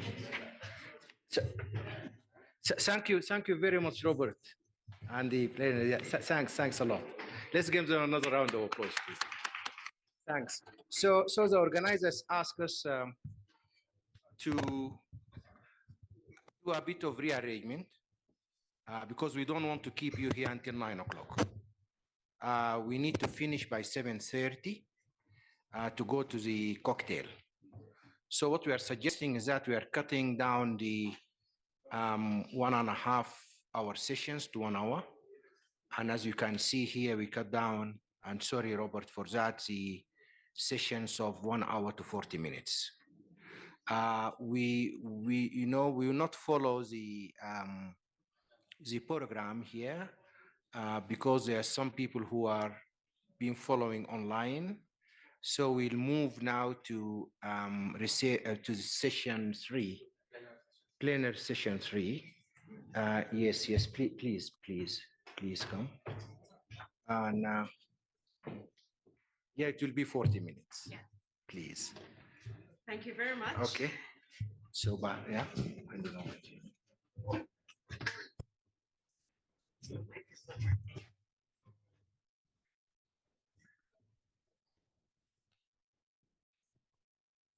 So I heard you loud and I heard you clear. We will be done in 40 minutes. Good afternoon, everybody. My name is Joy Kategekwa and I'm with UNDP. I have the pleasure of being your moderator for this session. In this session, we're asking quite an interesting question. Is Africa ready? Does Africa have the potential for regional value chains? And you know, it's very interesting to ask that question because when you think about it, the structure of global production has changed. If 20 years ago, you used to think about production as in automobiles, that you have to be able to do all of the parts, from the gearbox to the steering wheel to the seats and so on and so forth. Trade in parts and the phenomenon of trade in parts means that the chairs can come from somewhere. The leather on the chairs can come from somewhere. The gearbox can come from somewhere. If you think about fashion and clothing, it means that the buttons can come from somewhere. Who can benefit from industrialization through this question of trade in parts? And in Africa, we're looking at trade in parts through regional value chains. Regional value chains. How can we source from the continent? If we're making, what else can you think about? If we're making a plane, let's dream. If we're making a plane, can the seats, David always used to like to talk about seats in a plane context. Can the seats come from Malawi? Can the clothing on the seats come from Senegal? That sort of thing. So we're going to talk about that now. And UNDP has done a very interesting study that I would have liked to show you if I didn't have the mic in my hand, which talks precisely about that. When we talk about the AFCFTA and value chains, what is concretely in there? This report is where you need to look. Which value chains for Made in Africa? Which value chains for a Made in Africa revolution? So to go through all of this, we have a fascinating panel. Some of them are joining us online, and I will mention them as well. But let me start by Pradeep Mehta. Pradeep is the president of Consumer Unity Trust Society. He is passionate about everything consumer welfare. He'll be giving us perspective, especially on telling us about policy strategy, what works, what doesn't work. Online, we have Grace Nshemereidwe. She is she's Chief Operating Officer of the Private Sector Foundation of Uganda. And then we have another lady online that I don't see right now, but she'll be joining us. She's called Valerie, and then we also have Linda. So let's jump right into it. Grace, you have a long career in private sector. You run the Private Sector Association of Uganda. Tell us a little bit. Hold on.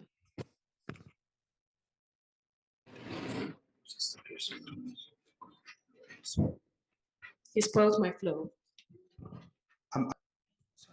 That's all right. Thank you very much. So we were just about to hear from Grace Nshemereidwe, who is the Chief Operating Officer of the Private Sector Foundation of Uganda. And we want to hear from her, what is happening in Uganda on industrialization? What are your priority sectors? How are you positioning for the AFCFTA? Tell us, Grace. Thank you very much.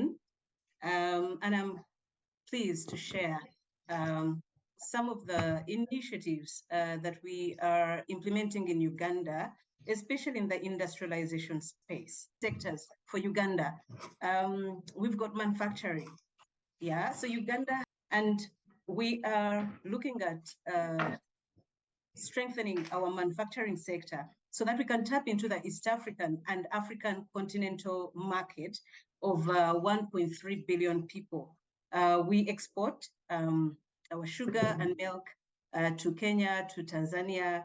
And recently, this is the exciting news, when we faced challenges, when Kenya blocked our milk, it was interesting to find opportunity in Algeria, which has actually placed an order with us. When we look at the energy sector, we've got a surplus of hydroelectricity. We generate about 1,800 megawatt market. We export to Tanzania, to Kenya, and we are looking for more markets because we still have a surplus. When we look at the pharmaceuticals, for example, Uganda manufactures and sells gloves, vaccines, ARVs, and we are already exporting to countries like Zambia, like Tanzania, Central African Republic, DRC, Southern Sudan. From a tour, we are working with Kenya, with the Kenyan tourism community, to look at how we can develop products so that a tourist from Europe or from the US can come to Kenya and their African visa. We have joint products in terms of destinations, so that they can be able to experience the entire East African region and tap into the opportunities that may not be in some of the other countries. Have also explored and strengthened our agricultural sector. We are an agriculture country. 72% of our population is 6 million bags of coffee, worth 121 million. But most of this is in green beans, and the roasting happens in Europe, and then the coffee is sold in Africa as final product. Done until the recent civil sugar is one of those that we also export. I'm sure everyone is aware that our oil and gas, we are excited to build refineries. We're one of the countries in Africa that has actually built a refinery and is looking to exploit our oil resources. We expect an injection of $20 billion in the economy, which will certainly impact other sectors and create 30,000 jobs. Yes, Dr. Kategeko. She's taken us through agriculture, agro-processing. She's taken us through manufacturing in terms of pharmaceuticals, vaccines. She's even taken us to services, tourism. Africa in that 2% of global value added trade. Prof, you have to help us understand this question. Why the perennial 2% and what are the sorts of policies? Thank you very much. I think, let me continue.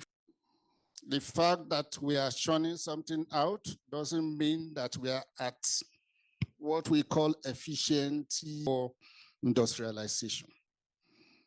We need to produce from a little one, just the way she said, but what we need to take note before we go into that, to actually do industrial policy, you need NGO, you need labor. So it doesn't happen automatically. There is need for long-term investment. We've been talking about that since morning. There is need for infrastructure, not only for production, but also to be able to trade at the most efficient level. The case of infrastructure is very important for regional value chain. The issue of trade cost, which is very high, can actually be traced to lack of regional infrastructure, or what to look at investment in those infrastructures. We have to cross the border more than once. And the more you cross the border, the more you accumulate cost. So if we don't address things like trade cost, it will not be possible to do the kind of regional value chain that people are doing and are making profit out of. The countries that we know, they've signed AFCFTA, they've deposited the instrument, but the implementation is where we are. The need to actually mainstream such agreement, not only AFCFTA, there are others. Investment policy, into national development strategies. That is when you can guarantee that it will be implemented at all.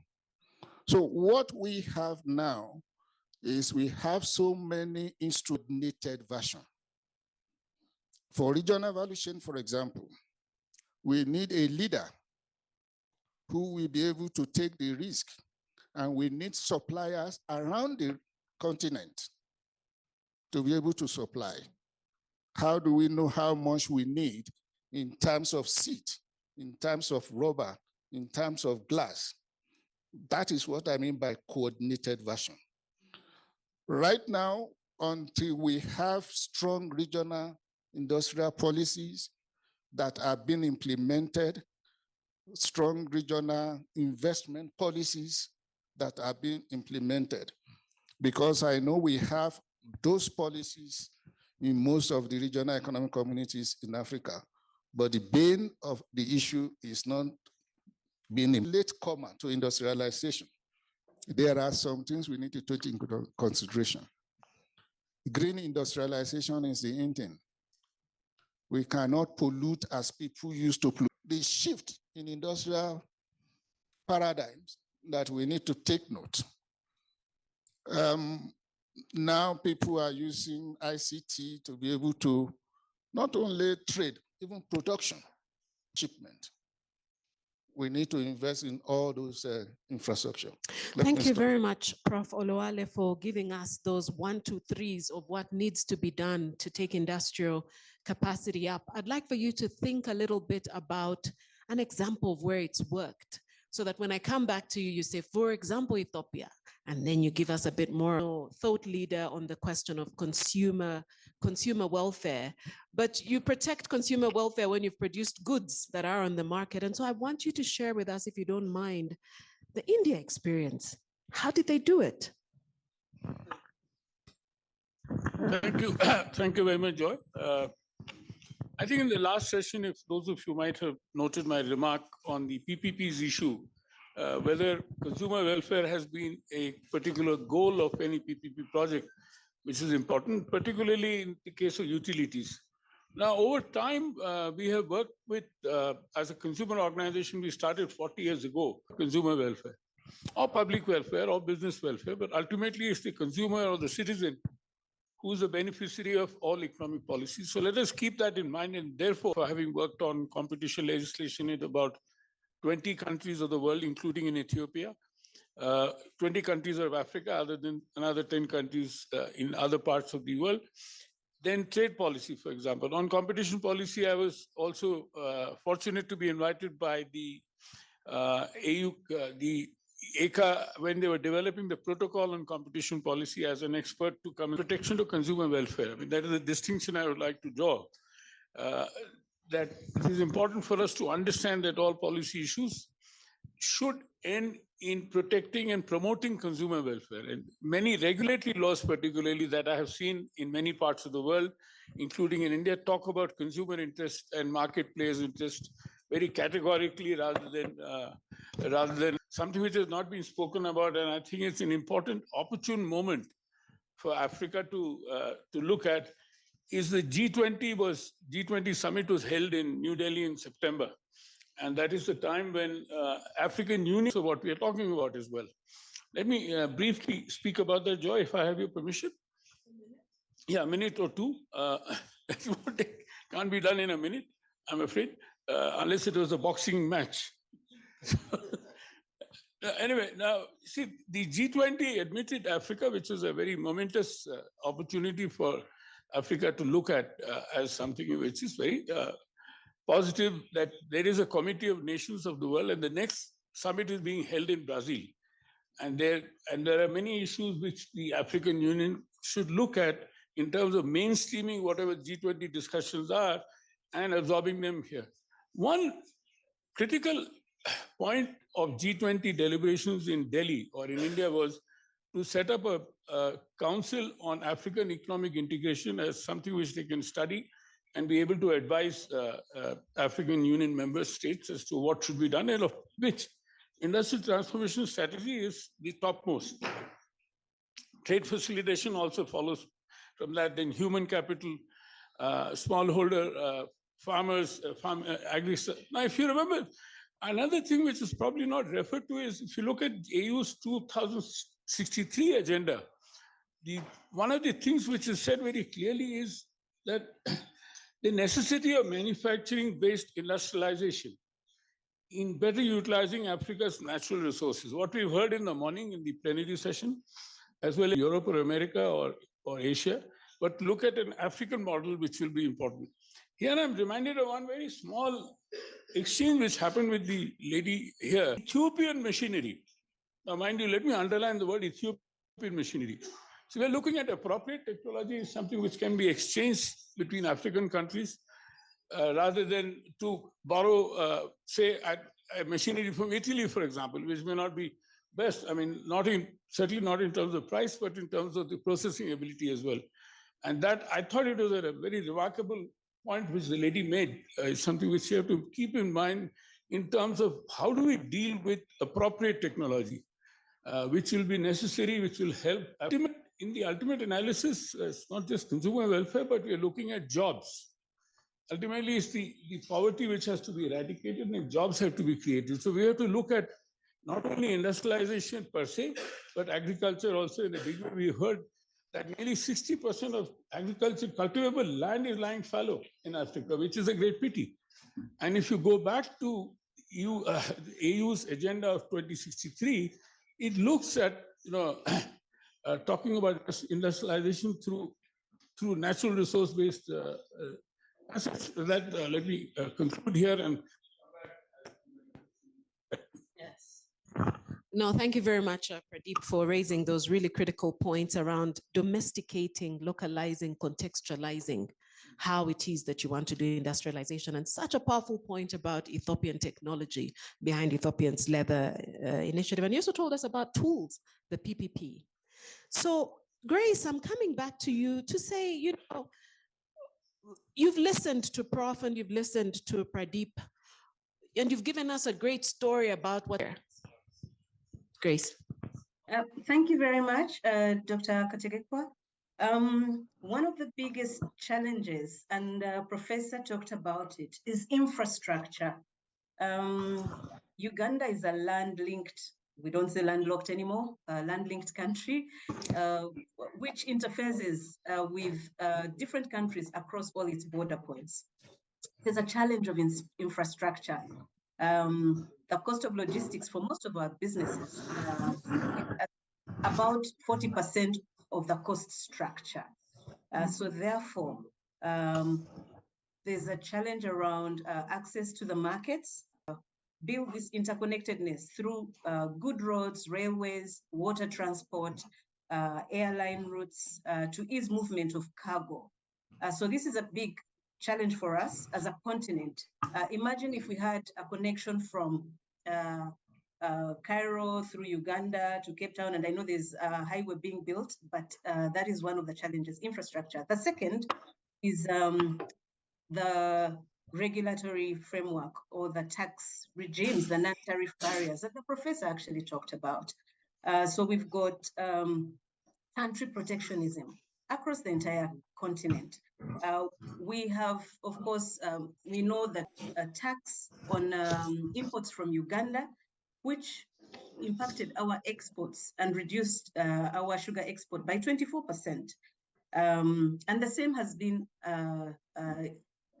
affected on milk, powdered milk. We see similar practices on paper, on textile, across different countries that are actually very protective of their markets.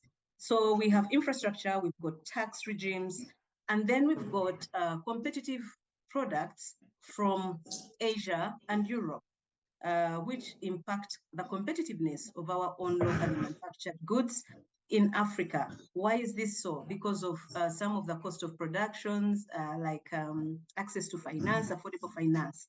The interest rates in Africa, or in Uganda specifically, are 20 to 25%, which means if you borrow your loan, if you borrow maybe $100,000, in about 4 to 5 years, that will have doubled. So that means you compete with other inputs from Asia and Europe, where interest rates are as low as 2 to 6 or even 8%. The other challenge is actually our, as a continent, inability to prioritize the areas where we are very strong at. So what is the competitive advantage of Uganda? And is that what we are pushing forward? What is the competitive advantage of Tanzania, of Rwanda, of Kenya, so that we stop fighting over maize, for example? If Tanzania is very good at production of rice, maybe we should let Tanzania supply the entire region with rice and we focus on other areas where we are good at. So that is another obstacle that or challenge, the inability for us to. Points Professor had made earlier. So I'm coming to the audience now for solutions. We're going to hear from you about where we go from here. So how can Africa elevate its regional value chains? There are people walking around with a microphone. I'd like to hear your views. We've heard the problems, we've heard the potential. Now we want solutions. So who's taking us home with solutions? Raise your hands. Let's go to the floor first and then we'll come back. Let's go to the lady Lucia right here.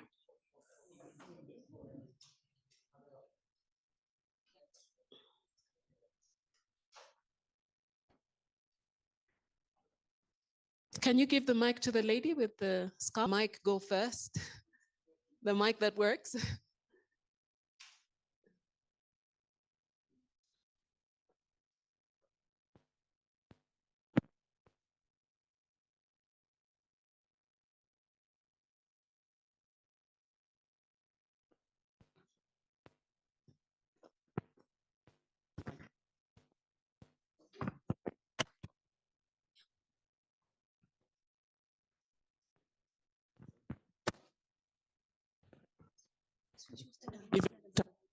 I'm Lucia Nambiru from Uganda. As you see this flag, I'm the founder and managing director of Enterprises. We are the best knitters of sweaters in East Africa. I've just come from Cairo. I came at night. I've been participating in the Inter-African Trade Fair. But as you have given us a question, I think experienced. I've just been in Inter-African Trade Fair. We got a lot of challenges. To get the visa to go to Egypt, most of the business. Even some people were denied to be given visas, but they had paid for the stores. And people paid a lot of money for the stores. For me, I took about 10 women. We paid $2,300 US per stall. But when we reached there on Sunday, they told us you are going to work half day up to 1 p.m. In the evening, there is security checkup. The president is coming tomorrow. The following day, remember people paid. The following day, they told us you have to come at 2 because the president is there. Yesterday, at the last day, that is when people make money. The last day they told us you have to finish at 12 noon. Let alone, they said, and for me, I'm in East Africa. I participate in East African Dual Exhibition each year. But now there are no taxes because we want to promote small businesses. But here, they did not tell us about taxes. At the end of the day, they started telling people, have to pay taxes, have to do logistics, you don't have to go with your products. Most people, they got tired. Now I'm asking myself, are we putting things in practice? Let us remove the visas if we want to do. And we will hear more from you in a later session. We're all excited to hear more. Okay, I should stand. My name is Olayinka Banteli. I'm with ECA in the sub-regional office in Southern Africa. So I just want to respect and honor what our sister has said here in terms of her experiences and recognize that. But we need some brave countries to set the standards and hopefully others will follow. We heard about that this morning. I think my point is really just reflecting on what Professor said and also Grace, because I think in the context of the informal sector, in the context of job opportunities in Africa, but if we don't get to grips with the missing middle for the large lead firms that can help us to ramp up production at a pace that's required so that we are actually truly competitive. The challenge of industrialization will remain with us. We cannot, I think the other point I wanted to make is we have the research, we have the analysis about the sectors, but we know that there's going to have to be a great deal of coordination, even across the countries that we are saying are going to map into the automotive sector or are going to map into the pharmaceutical sector. There's a lot of collaboration and discussion that has to happen is taking that role. And where do we stand as agencies to support that process? And I think that's a question that I would also throw back for some insights. Thank you. Thank you so much. Very rich reflections. David, you don't want to jump in for a minute? Okay, good. Anyone else? Anyone else? I think they gave us such a short time, so we'll have to wrap up in 10 minutes. But my colleague, please. Thank you, Joy. And thanks to the panelists. Maybe you will. Been talking about so many challenges when it comes to industrial development and value chain development. And a short while ago, the lady from Uganda was saying that there's a 30%. So this is a manifestation of the major challenges that African entrepreneurs are going through. We cannot achieve the industrialization goal without opening the market. We are talking about the market and its potential, given the demographic dividend. So we cannot fully avail ourselves of this market without investing in infrastructure, freeing up trade, without bold policies, the African-led industries. And I think it is possible because there are countries that have shown the example. Rwanda, in a very short period of time, we have seen what they have done, and Northern African countries too. So I think there are solutions, but there are challenges to implement them. Thank you very much for sharing the opportunities. So now it's up to you.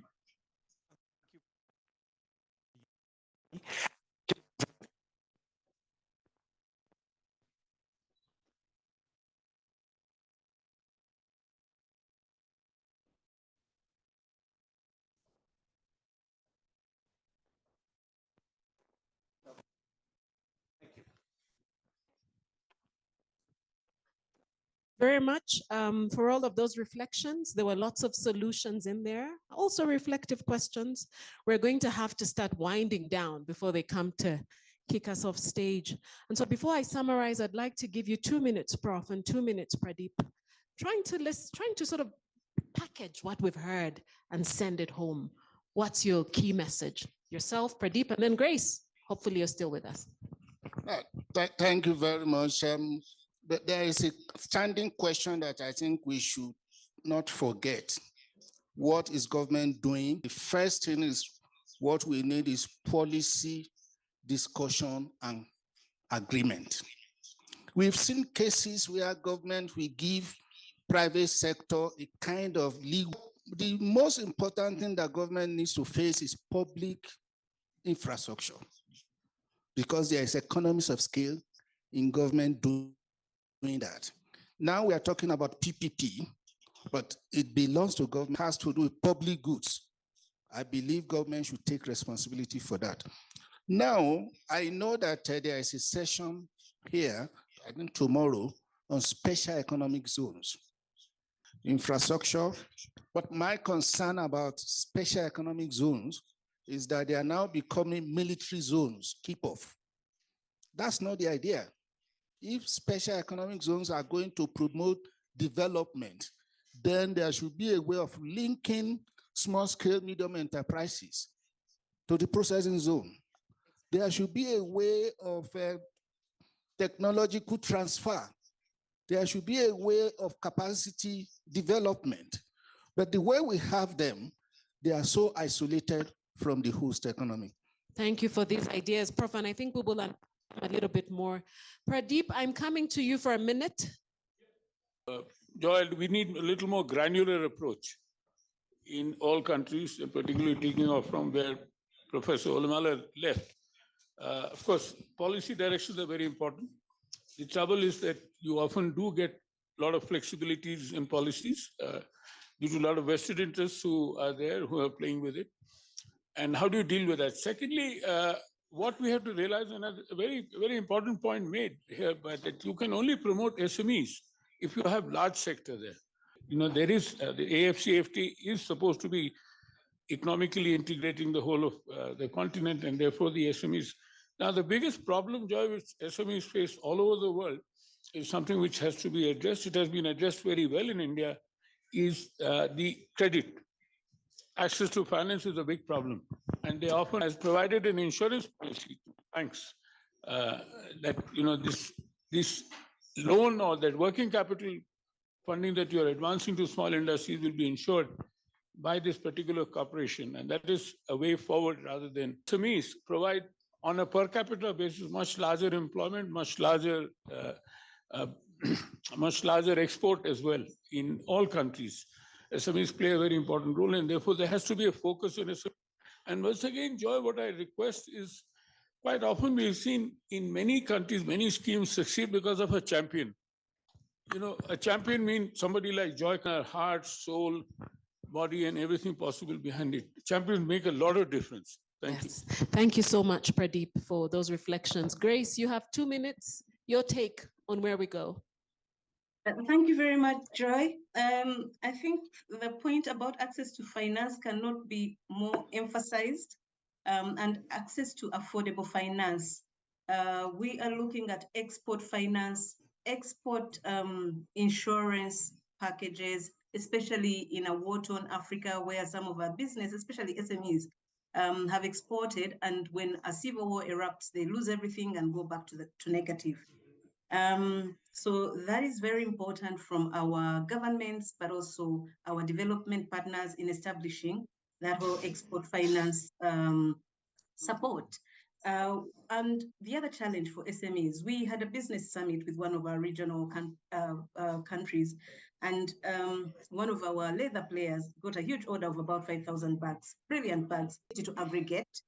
So this is where we're looking for interventions in terms of aggregation of these opportunities, aggregation of manufacturers or business players in order to meet these scalable orders that come in, and also having those big betas behind infrastructure. The professor talked about that in order to improve the connectivity to enable seamless flow of cargo across the continent. I cannot also overemphasize the need for harmonization of policy. We have maize in Uganda. We cannot sell it in Southern Sudan because of policy, because of regulation. We cannot sell it in Kenya. When the policy changes, our farmers are not able to, a huge difference. And then of course, capacity building. Yes. And we did some work last year with UNDP, but there's more to do in terms of standardization, packaging, improving our packaging, quality of products, so that we can. Much Grace, I think we've had such a rich discussion. We have hardly scratched the surface, but I think sufficient meat on the bone to tell us that there's so much more to unpack between tomorrow and the first one is that Africa is industrializing, and that's critical for the narrative because we often talk about it as if we're starting from scratch. Things are happening, but we must go bigger, we must go faster. And this footprint of what's existing is the wind in the sail that will take us there. The second point is that government policy is critical. Infrastructure, the cost of trade, the cost of finance, pulling in investment, and so on and so forth. Consistent government policy is the second major point. The third one is we've heard about tools of engagement, and two things have stood out. The first one is public-private partnerships. The point is around identify your niche. Each African country has a niche. So we don't believe this idea that we sell the same things and therefore can't trade with each other. So we can produce, but we must identify the niche. And the niche is so powerful because remember where we started, trade in parts. The other point is that visas are critical. We cannot trade, we cannot industrialize if people can't move. And so this whole idea around the protocol on free movement, a big boost needed there for implementation. The final point I'd like to make is around who are we talking about when we talk industry? We often talk about the SMEs. They're very important, even the micro, small, and medium-sized enterprises. And then we just pose them with the big ones. But there's something in the middle, a powerful point that you made. And so we're really talking about big, middle, small. Final thing, and I'll close there, is we're not in the same dispensation as we were before when we used to theorize about these things, about how great it would be to industrialize Africa. The shocks remind us it's a necessity. But now we have an accelerator, and the accelerator is the African continent or free trade area. So let's industrialize to use it. Thank you very much, Pradip. Thank you very much, Prof. Grace, thank you very much. Thank you all very much. Thank you. Session. We go back.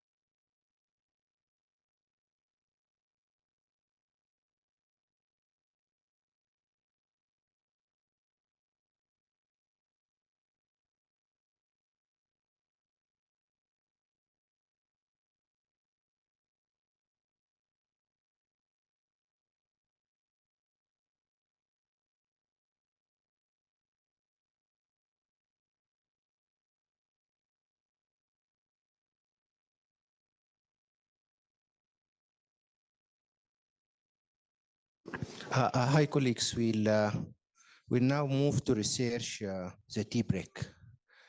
Some people say they had a full lunch, so that we can catch up, if that's okay. All right. This session will be for 1 hour rather than an hour and a half. So we should finish by 5:30. Thank you very much. I'm Jacob Asa from UNDP. I would like to invite our authors and discussants for session 2, Fatou Lee, Christian Boga, and Mamadou Bobosao. Please take your seats.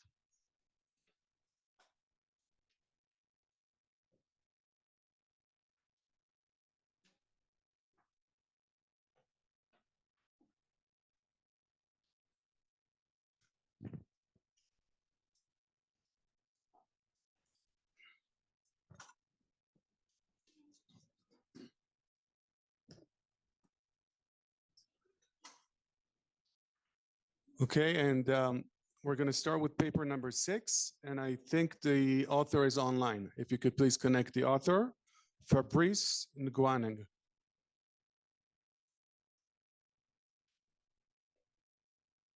Hello, Fabrice, can you hear us?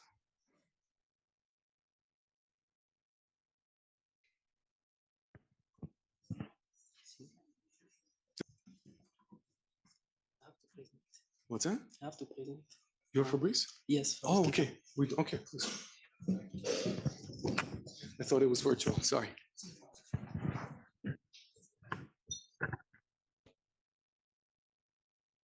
Uh, 7 minutes, please. Thank you.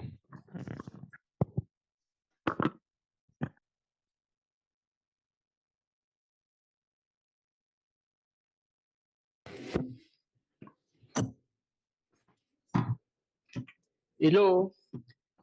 Hello. Yes. Before taking the floor, I would like to avail of this opportunity to share my paper with a very distinguished panel.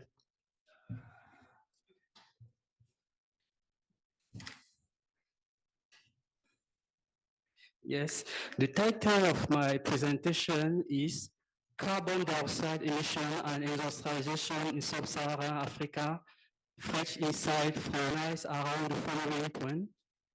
The background of the study, the literature review, data, model, and empirical strategy, result, and finally, conclusion and recommendation.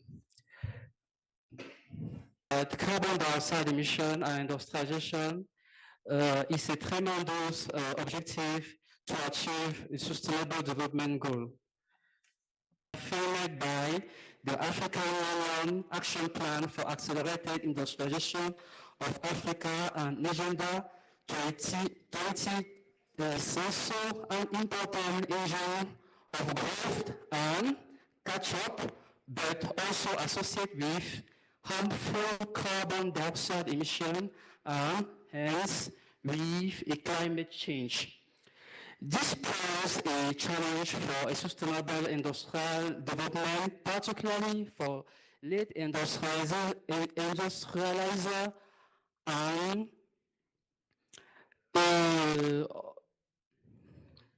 the carbon dioxide emission. But however, a group of early industrializers, I mean South Africa, Morocco, Egypt, Tunisia, and Mauritius, that are well ahead in their peers, as well as a small group of mainly conflicted countries are struggling to industrialize. And also we have to know that since the year falling steadily in the world's main development zone and over the world, but based on the World Development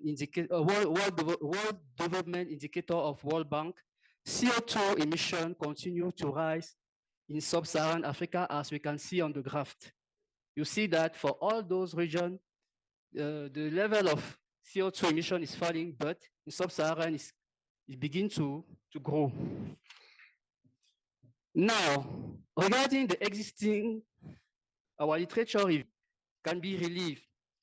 The first gap is that even though study assess the nexus between industrialization and CO2 emission in Africa, studies focusing especially in sub-Saharan Africa remain very few, with a number of shortcomings, mostly for our view, is that to our knowledge, no study to the date has used the new African Industrialization Index us to present to you our data, model, and empirical strategy. About our data, we use a sample of 46 sub-Saharan Africa, excluding African Industrialization Index.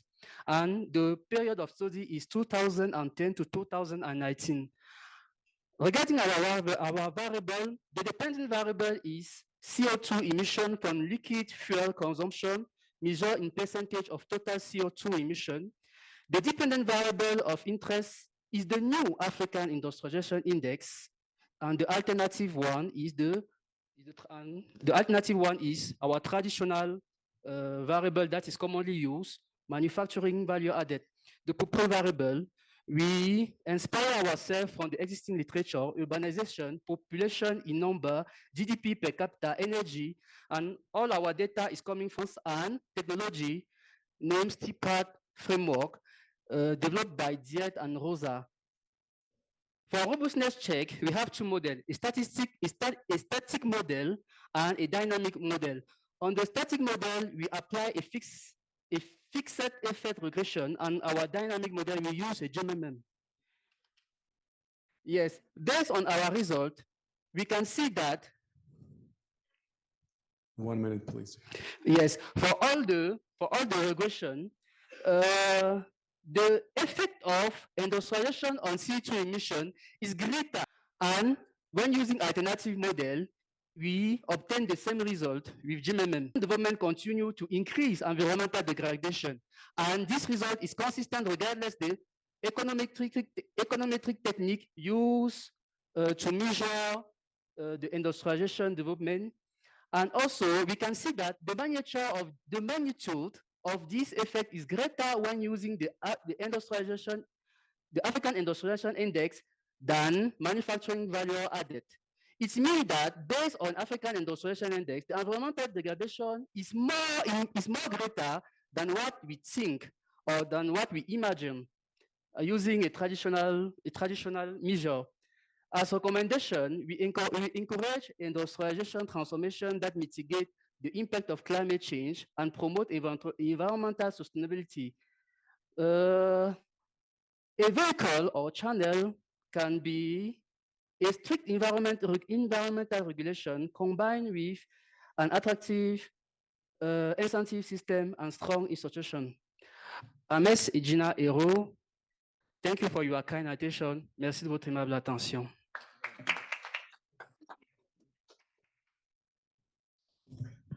Thank you very much. And I will turn to Francis for a 4-minute discussion, please. Thank you.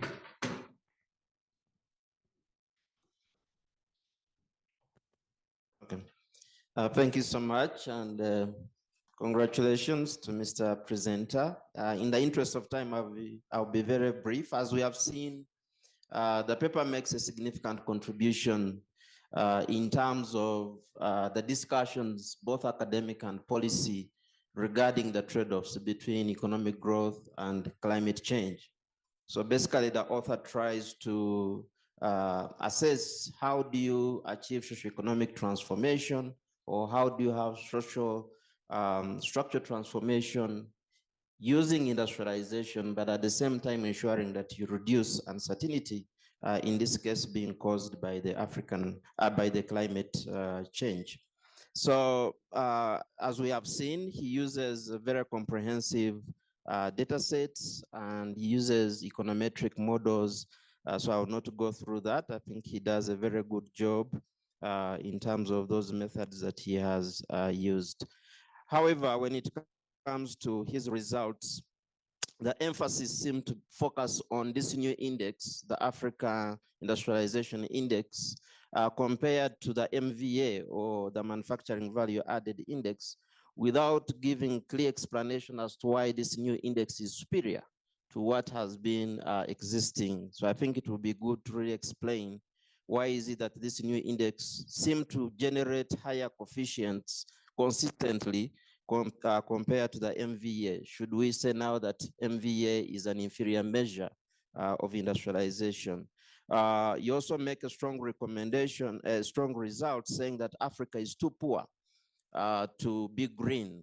So in this sense, you are saying that Africa cannot actually transform a green industrialization strategy, which I think is contrary to many countries that have developed green growth strategies.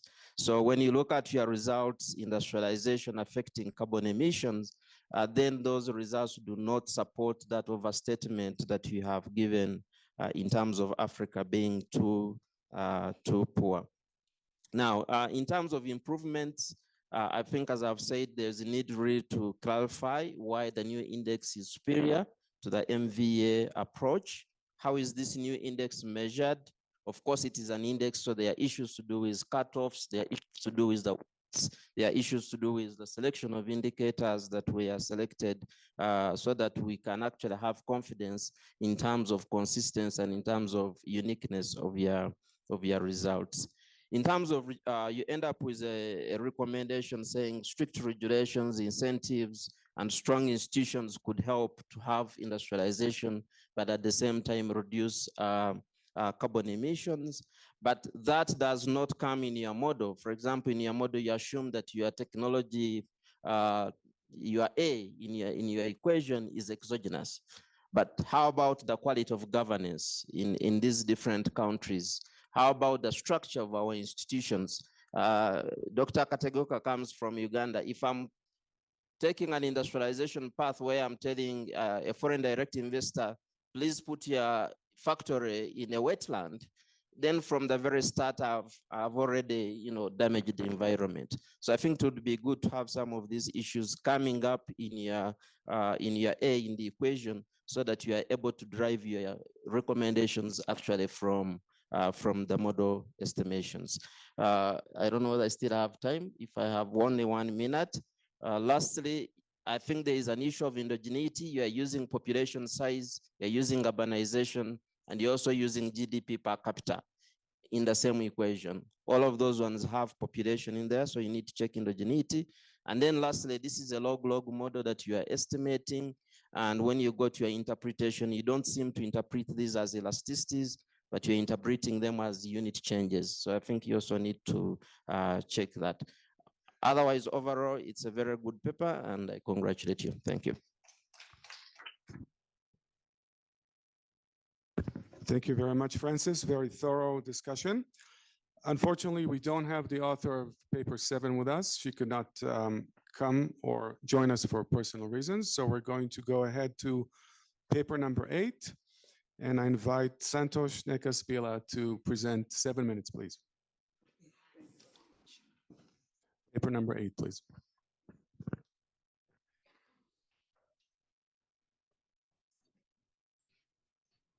Thank you very much. I think I'm just going to take it from where Fabrice stopped, because I try in this paper analyzing whether institutions and financial development can basically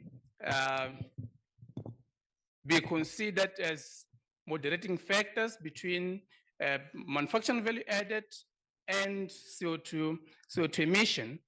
And no, I'm not going to go in terms of the outline, but I mean, the interesting thing is that Africa is still battling with various socio-economic problems, such as poverty, inequality, and so on. And countries and people are every single day trying to find solutions for those problems, and one of them is to industrialize. But if this is not done in a way that can be green, then we're saying that we are harming our environment. But the question is there a sort of opportunity cost between industrializing and going green and growing? The answer is, according to our paper, is no, because there's a way you can basically industrialize at the same time while you protect them. The environment development can play a role. The reason why we bring institutions and financial development is because we simply believe that manufacturing, the more you industrialize, the more CO2 emission you produce, the more you harm the environment.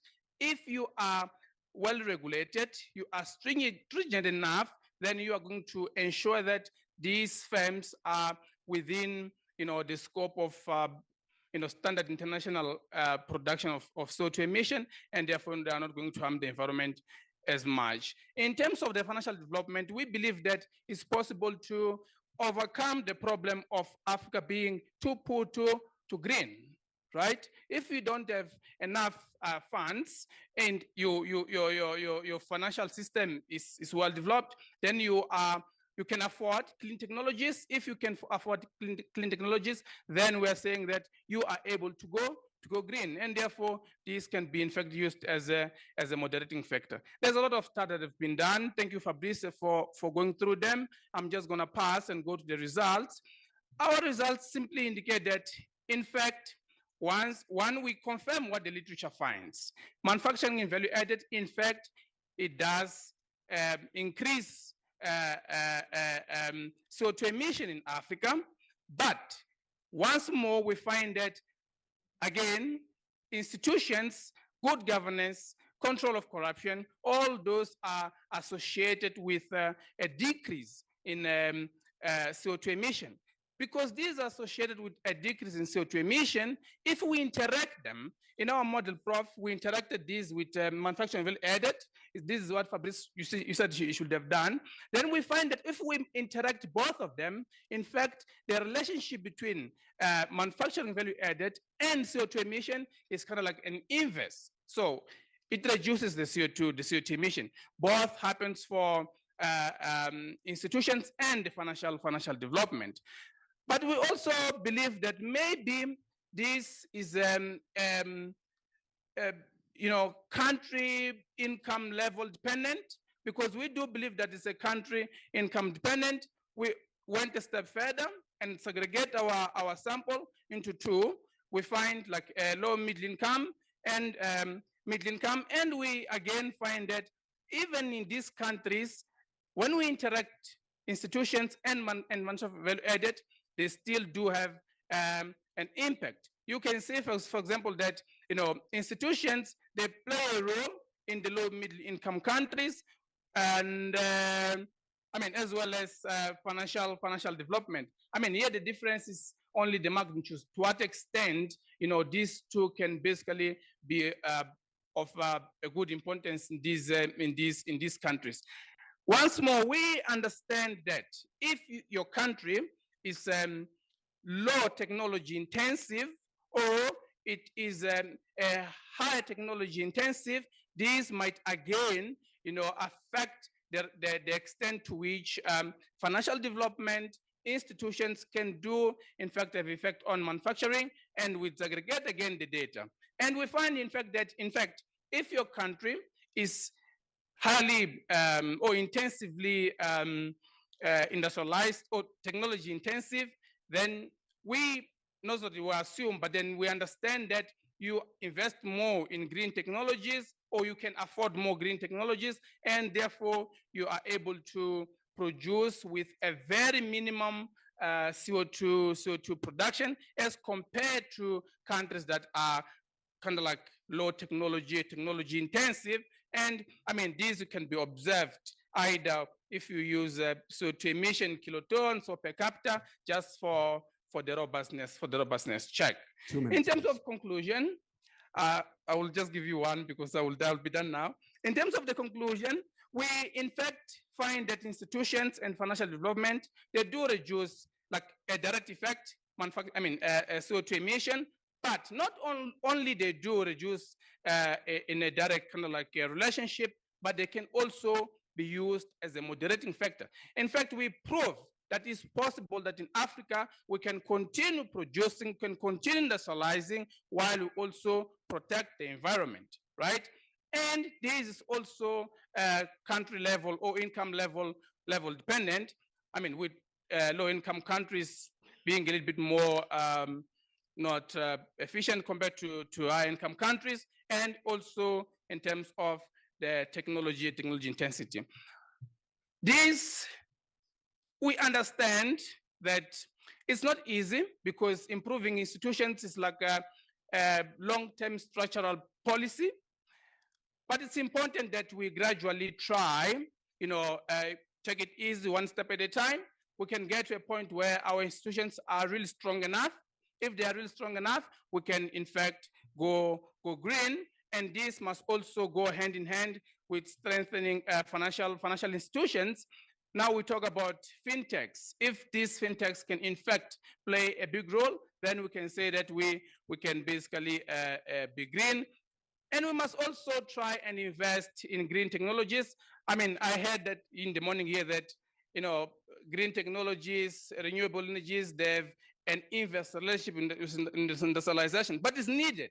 If it's needed, then we must try our best to ensure that we invest in green technologies. And thank you very much for the time. Thank you very much, and thank you for keeping within the time frame. Now I'll ask Fatou Ly to discuss for 4 minutes, please. Thank you. Hello, thank you so much, Jacob. Again, Isa, Santos, I want to congratulate you for a very excellent paper. It was very well structured, and the level of literature review is quite in depth. and quite instructive. So I want to congratulate you at that level. On the importance of the paper, this whole day, basically, we've been talking about industrialization and its importance. So for Africa, we see industrialization as an entry point for adding value to our private commodity products. We see it as an entry to job creation. We see it as an entry to increasing our exports. So that's one level. Then the other level, there's this impact, like he said, on carbon dioxide. And then in terms of pollution, in terms of environmental sustainability, we see how climate change affects our various countries in terms of floods and drought and the impact. So in terms of its importance, it's very important and very, very timely. And I think also the paper gives us an opportunity to look in depth as to the complementarities and the trade-offs between the SDGs as well as Agenda 2063. So it is indeed a very important and timely paper. On the analysis and its literature, I did mention that it is very well researched. The literature review is very exhaustive, very rich. And one thing that the author used, he talked about policy and regulations, like for governance, for institutions. Instead of the traditional corruption, I had him mention corruption in his delivery, but in the paper, instead of corruption, he introduced policies and regulations, the implementation of those regulations as a means of promoting people to adhere to carbon dioxide reduction. Another thing that he added that is new was then he stratified the model to include income class, low-income countries and high-income countries, and then included technology intensity. I think those are in terms of the position of the paper in the literature, something that he added. If not, the topic is well researched in terms of environment, industrialization and environment, but then he added those factors: institution, income class, and technology intensity. On the methodology, he used two-step GMM, and that's the innovative side, whereby he then added, it enabled him to use manufacturing as well as GDP, both as independent variables, because GMM does address that factor. So that's the part he used. Then he used data from 2005 and 2020. But what was not clear in the discussion was which countries he was referring to. Is he referring to African countries, or is he referring to whole countries around the world? It's not clear in the coverage of the countries, and that has an impact, of course, on the analysis and the recommendations that would come.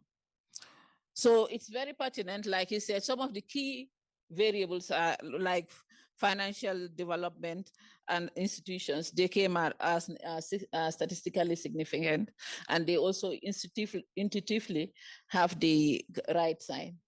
Reading this, sometimes I have to say that in terms of financial development, there seems to be a confusion between financing and financial development.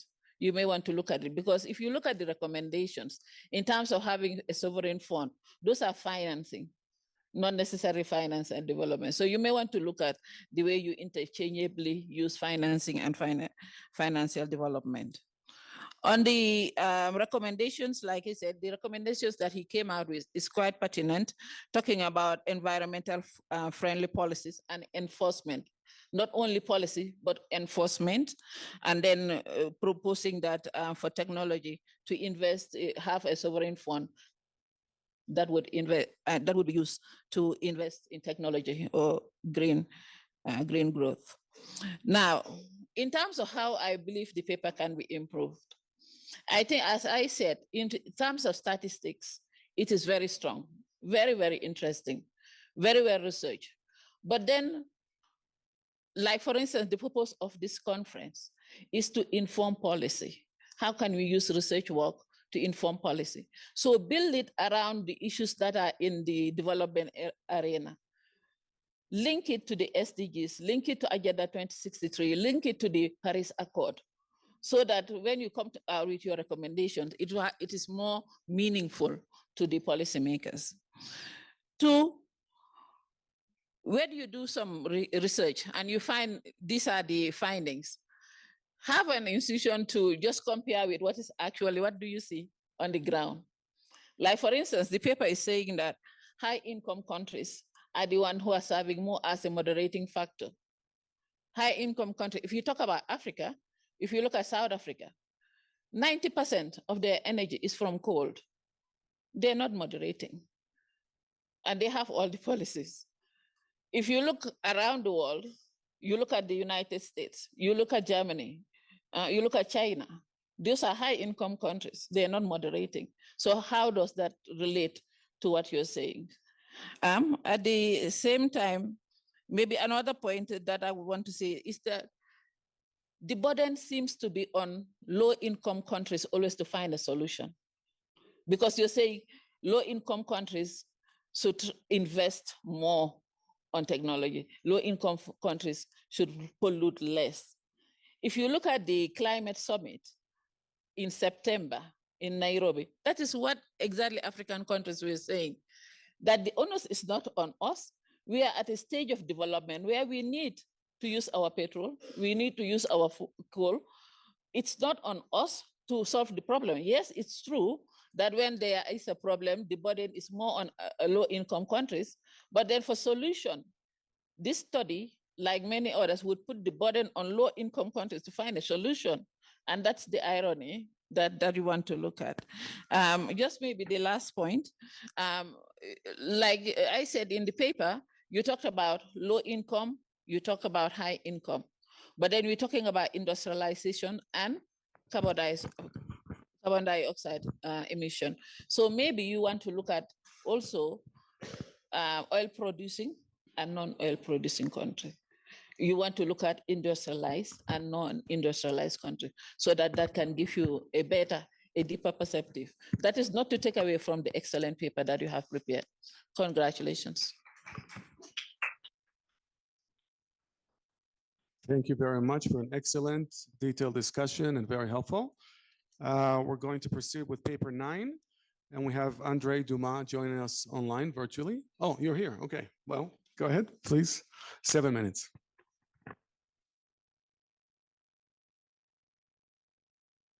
Merci pour la parole donnée.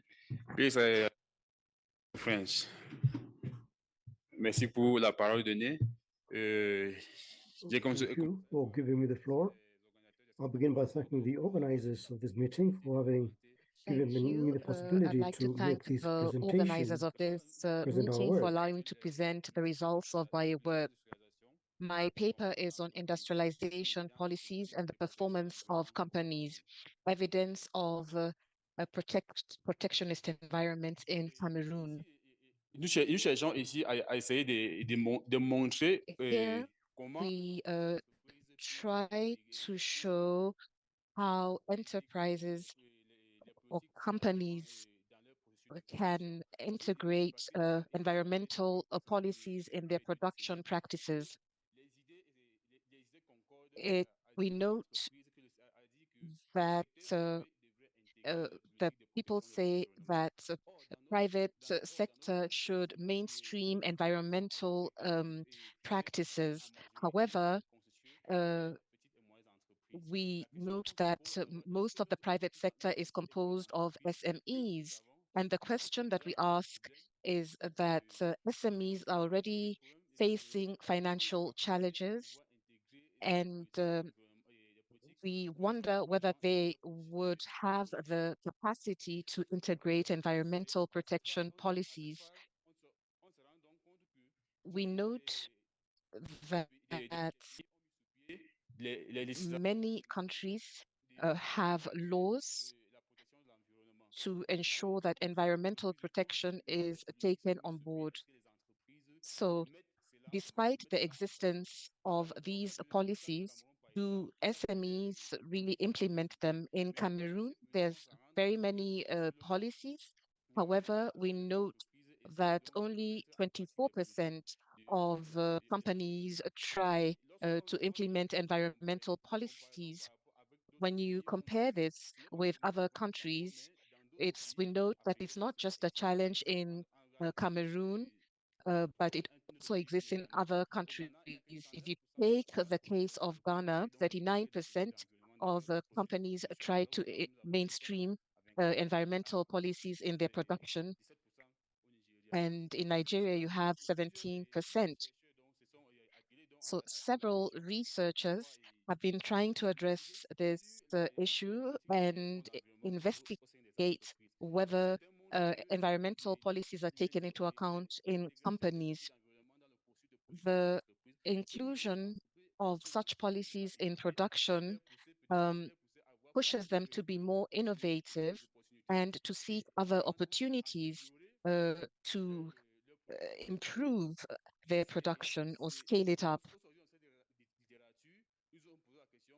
When we looked at the literature view, we note that the research question would be, what is the effects of adopting environmental protection policies by companies on their economic performance? Between 2009 and 2016, there was a 123% increase in industrial activities.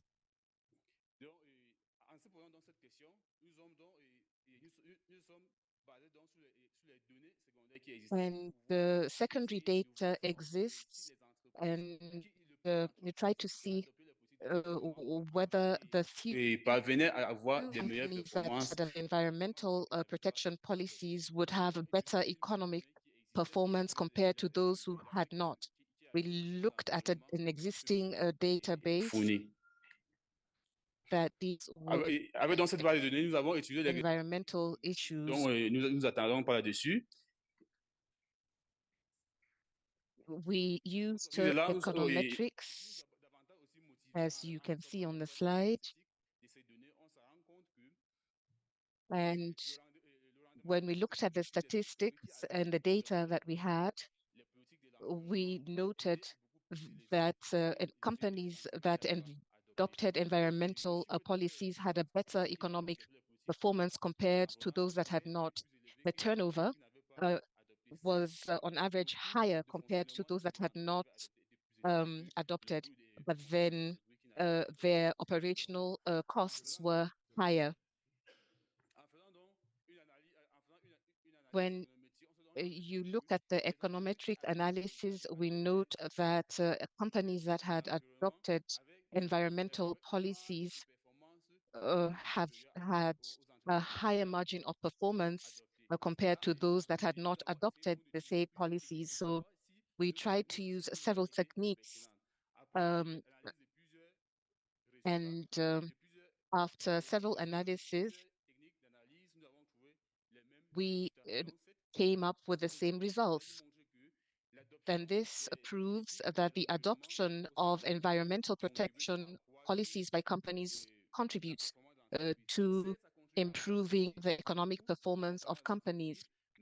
And of course, it increases the operational costs of those companies, but it also increases or improves their performance.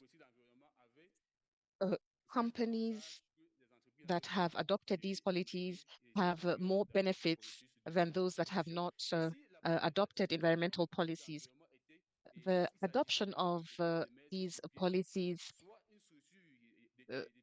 involves having an impact assessment department or setting aside a budget for environmental activities or having a recycling system.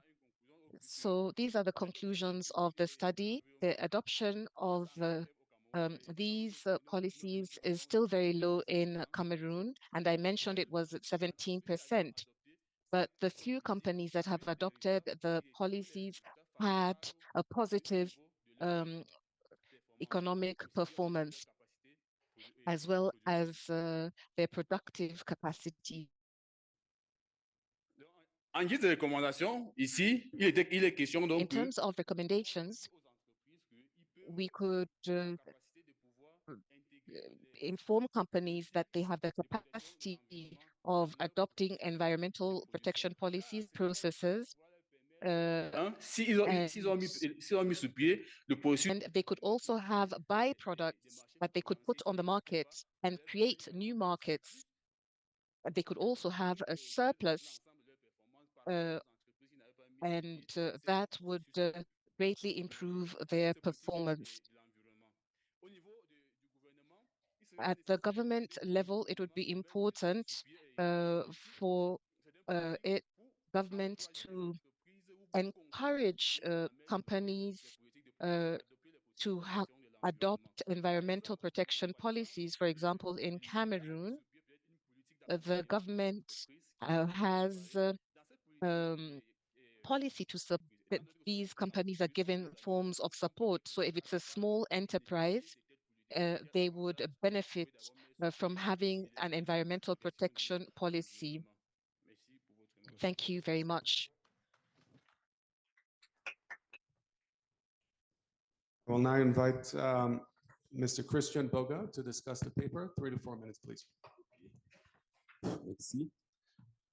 Avant tout propos, je voudrais dire merci. Thank you. Before I say anything, I'd like to thank the author of the paper that has dealt with a very important theme. It's a topical theme, and I'd like to really thank him for the good work that has been done.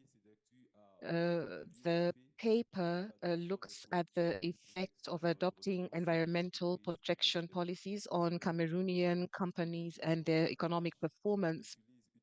And he used a solid econometric model, ambiguity, and gives robust results. However, when I read his paper, I noted a few points that deserve some improvement. I'd like to underscore the importance of this theme. It's an original theme because we are looking at SDGs and Agenda 2030 and the role of the private sector in contributing to the attainment of SDGs. So the private sector can help achieving SDGs. And it is within this context that his paper is of great interest. I'll go back to how the author could improve this paper. In the formulation of the question, there's a bit of elasticity. When we look at the literature view, it is not very robust. There's an article that he has cited here, but he did not mention in the literature review, and I'd like him to update his literature review. So I think he needs to update his literature review. In terms of methodology and data, the paper is good because it uses micro data based on companies so that he's able to analyze the effect of adopting or not adopting environmental protection policies on performance, productivity, as well as operational costs. So it even goes further by giving us the cost of not adopting environmental policies. But one of the challenges of this paper is the database. The data used date back to 2010, 2011. They're very old data, they're obsolete. And when you say 17% of the companies in the manufacturing sector are inclined to environmental policy, then you could justify that because it's in 2015. In 2015, a lot of study using recent data. I'm sure your data will be completely different. Your results would be totally different. So in 2010, 17% of companies were inclined to adopt such policies. I would encourage the author to look at an updated database so that we could have a better analysis and come up with economic. Est majoritairement dominé par les entreprises par le secteur des services, contrairement au secteur des entreprises manufacturières. On sait que dans le secteur des entreprises manufacturières, Looks more, and so it would be good to look at companies that are producing rather than looking at more that are in the textile industry, for example. Look at the cement production sector, for example. So you say that very few of them adopt environmental policies. You need to conclude, and then the author has talked about academic methods, but he's not made many economic recommendations. He's not talked about SDG 12, 13, and 14. That would have been important. It would have really improved his paper. And I would also recommend that he should come up with more economic policies. So that's what I have to say. There are just a few recommendations, and I'd like to conclude by thanking him once again. It's a very good paper. However, if he could work on a more updated database, he'd have better results. Thank you. Okay, now to the final paper, paper number 10. I believe we have Agbemo Balogan virtually. Paper number 10.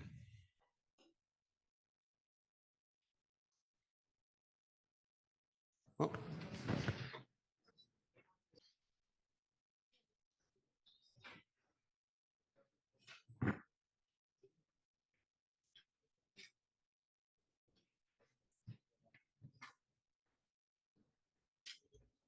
Okay, while we wait for the final presentation, are there any quick questions from the floor for the three presentations we've heard so far?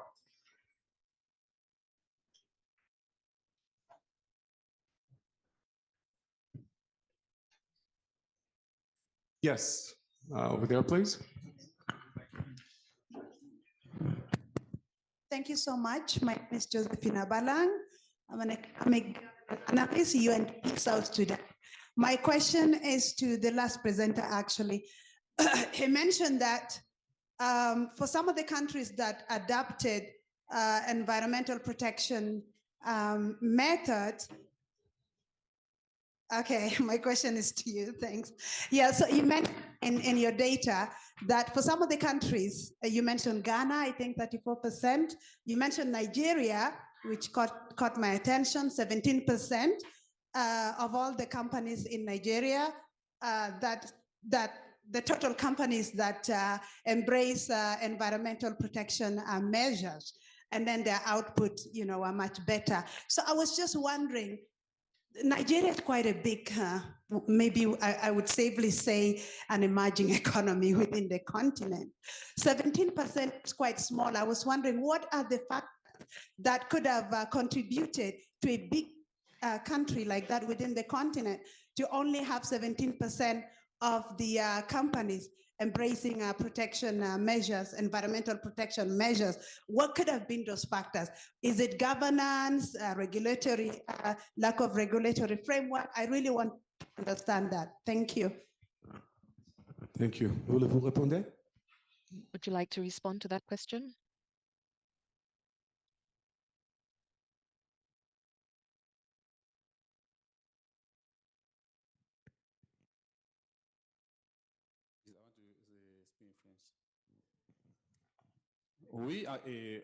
Yes. When you look at the statistics given on the various countries, these are statistics of previous studies that gave us those findings. It's not us who conducted studies on the ground, but these are previous research findings that worked on Nigeria and Ghana and presented those findings, saying that in Ghana, for example, there were 34% of countries that were adopting the environmental protection measures in their production processes. In Nigeria, they found the 17% of companies were doing the same. So That shows that there was an issue with sampling, perhaps, and we do not know how they captured the environmental policies. They did not ask a question, perhaps that would capture all the dimensions of the policies, but those are published results that I was presenting to you. We really do not have adequate information on why Nigeria's performance was so low. Yes, please go ahead. 7 minutes, please.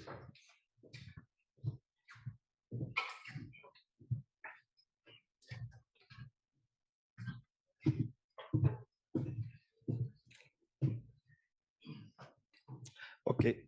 Bonsoir, messieurs et dames. Donc, mon papier est intitulé Good afternoon. I'll present a paper on sustainable development and industrialization in Africa, a challenge for West African states.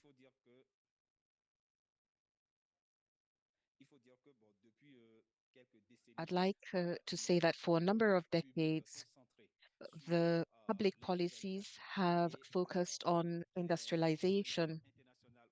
International organizations have found that Africa cannot develop without industrialization because it enables job creation, it facilitates innovation, and it also helps improve the welfare of the population.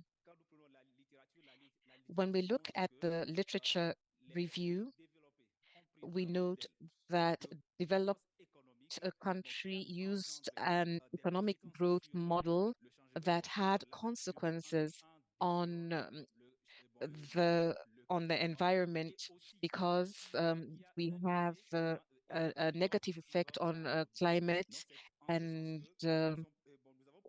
production. And we were curious to find out whether industrialization being a driver of economic growth. We apologize, we cannot hear the speaker. Speaker is back. We wanted to find out what the challenge for economies in the sub-region and West Africa in particular would be so that we have more social inclusion and the rational use of natural resources. The objectives of the paper include studying the impact of sustainable development on the environment. We used a theoretical model that focuses on the population, GDP per capita, energy intensity, and carbon intensity. We looked at Lin et al. And looked at the added value of manufacturing to capture industrial development. The results demonstrate that there is a positive correlation between industrial development and CO2 emissions. Similarly, there's a positive correlation between the energy intensity and carbon intensity in terms of CO2 emissions. It would be interesting that developing countries' CO2 emissions and energy intensity and carbon intensity, on the other hand, so we based industrial development on this model. Now, I'll move on to the recommendations, and I'd like to state the following. Industrialization should not repeat the errors of industrialized countries. They should focus on the quality of energy that will be used in industries, promote initiatives that enhance industrialization, promote decarbonization, and encourage energy efficiency in industries, as well as restructure the energy options to encourage the use of clean energy. Ladies and gentlemen, that in sum is my presentation. Thank you. Philippe is here. Yes, please. Merci, Monsieur le modérateur. Merci, chers participants. Je voudrais tout d'abord féliciter Monsieur Bangalom pour la qualité de l'étude qu'il vient de nous présenter, surtout pour la pertinence des résultats et des conclusions auxquelles il a abouti. S'agissant du choix du thème de l'étude, je pense que, comme il l'a dit, l'auteur s'était proposé de faire une analyse de l'impact de l'industrialisation sur les émissions de carbone en Afrique de l'Ouest. Le thème me paraît plus que pertinent et d'actualité au regard de toutes les discussions que nous avons eues depuis le matin dans la séance d'ouverture jusqu'à maintenant en ce qui concerne les enjeux liés à l'industrialisation de l'Afrique pour accélérer le développement, créer des emplois valorisants et répondre aux aspirations de les populations, mais également pertinent et d'actualité au regard des bouleversements que connaît la planète entière relativement aux effets de changement climatique, peut contribuer à aider les décideurs politiques en Afrique de pouvoir limiter l'impact sur la nature. Ceci dit, si on regarde l'intitulé tel que formulé de l'étude, You look at Africa, a challenge for West African economies, you will see that there is a disconnect between the title of the study and the content of the paper, which focuses on the impact between industrialization and CO2 emissions, so that it reflects the content.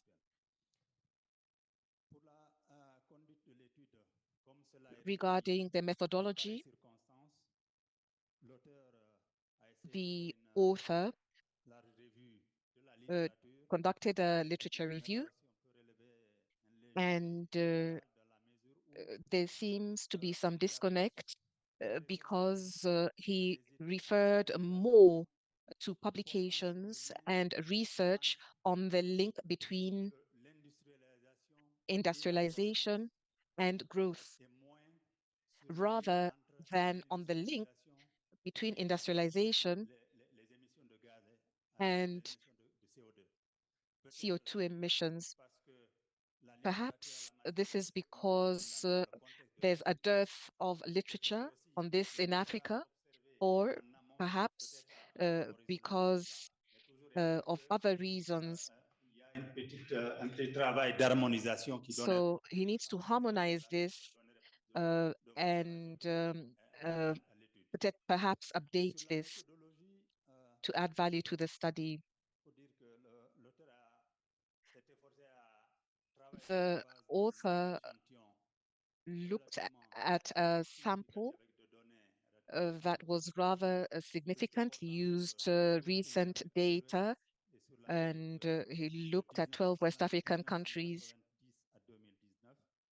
and he went right up to 2019, and he used the conventional tools and models to analyze the relationship and the robustness of the relationships, and came up with interesting findings that conclude that there's a positive correlation between the level of industrialization and CO2 emissions. And the conclusions that he has presented are in line with those that have been presented since this morning. We need to look at infrastructure development, and in terms of energy, he focuses on the restructuring of energy so that we move towards a clean energy to conserving the to conserve the environment. And he's also talked about investment in research so that Africa can industrialize.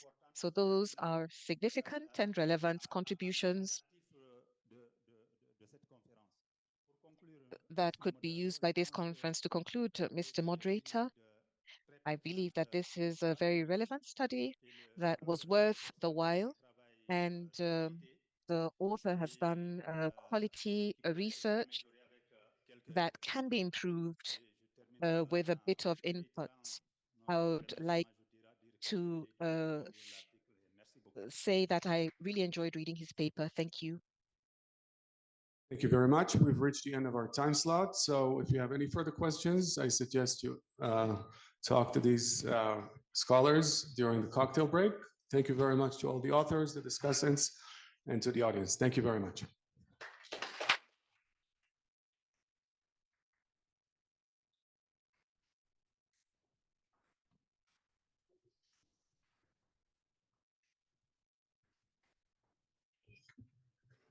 Learned a lot from your discussion. You really helped me. Very helpful.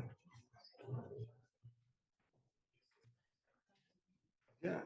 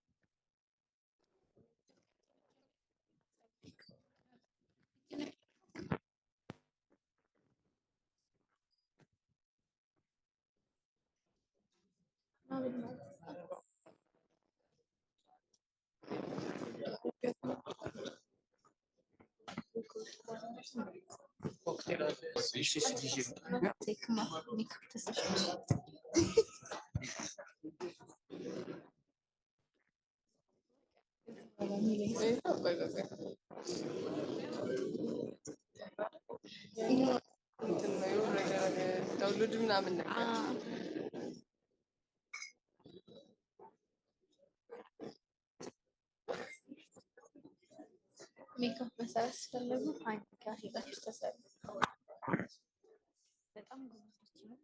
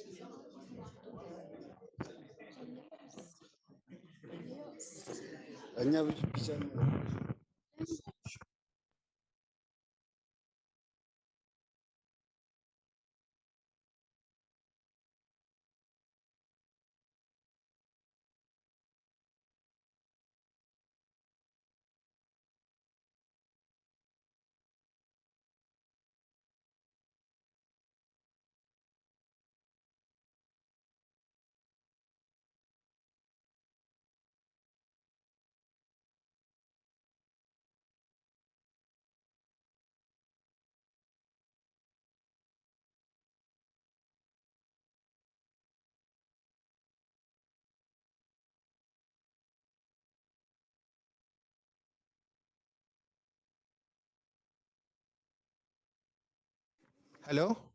Yeah, yes, this one is working.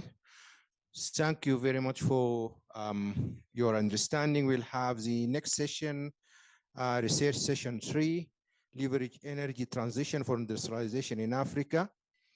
And I'll call the moderator, Mr. Abdullahi Koulibaly. He's the Director of Governance and Economic Reform and OIC Director of Macroeconomic Policy Forecasting and Research Department, AFDB. Abdullahi, yes, please come. So we'll have this session for 1 hour. Okay. Good afternoon.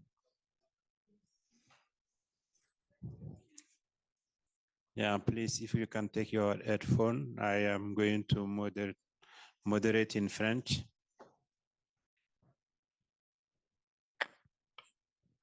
OK. Bonsoir, chers collègues. Donc, j'ai le plaisir de faire la Good présentation. evening, colleagues. I have the pleasure to make a presentation of the last session of today. It's not always easy because people are beginning to feel somewhat tired, but given the delays that have occurred, we'll try and catch up on time by taking only 1 hour. We have 5 people who are going to present the papers, so we'll have to manage time properly. So thank you very much for your presence here. In spite of the fact that we are moving towards the end of the day, the theme is on energy transition for industrialization in Africa. So as I was saying, there are several people. I'm going to call upon them. The presenters, could they please get ready to come to the rostrum? The first one is Admasu Asafwa. Admasu Asafwa, are you there? Yes, come over, please. The second who's going to present number 12 is Regan Mugume. Regan Mugume, are you there?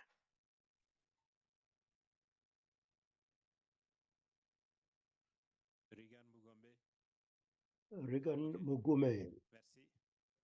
Thank you.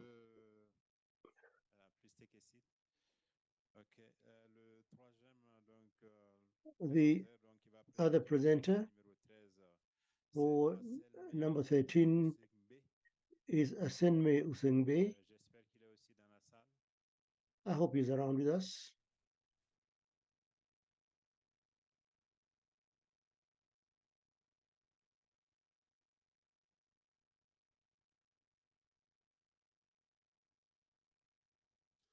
Monsieur Axelme.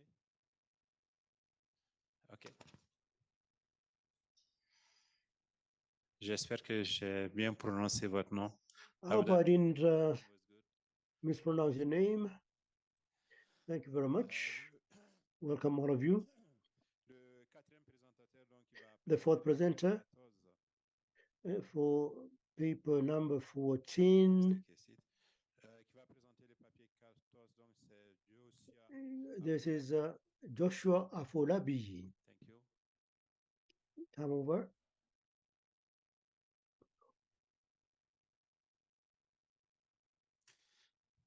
Josia, voilà. Please take a seat. Et enfin, le dernier, And the last presenter, not the least, Yakuba Koulibaly. is Mr. Yakuba Koulibaly.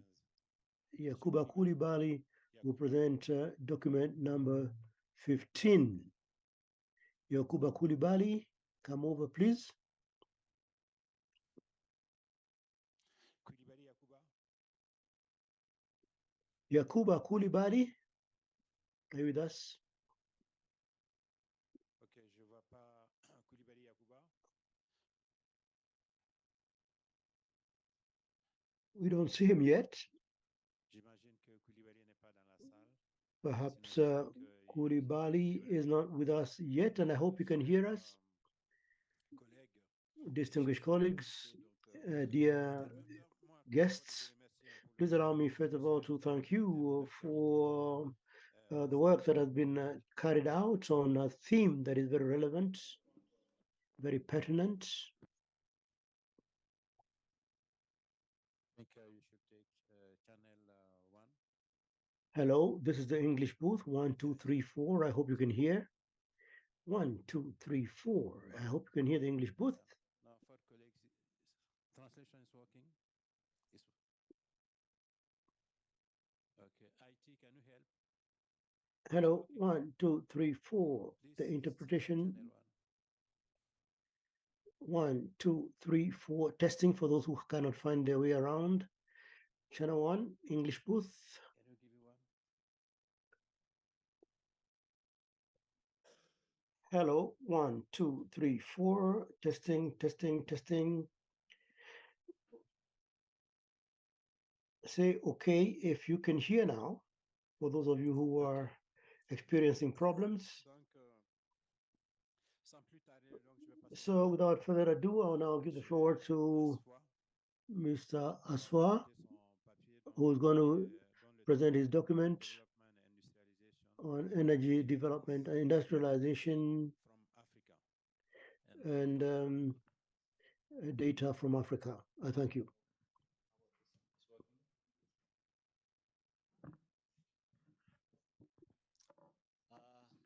Good afternoon, everyone. So my name is Admaswas Famaruta. My research title is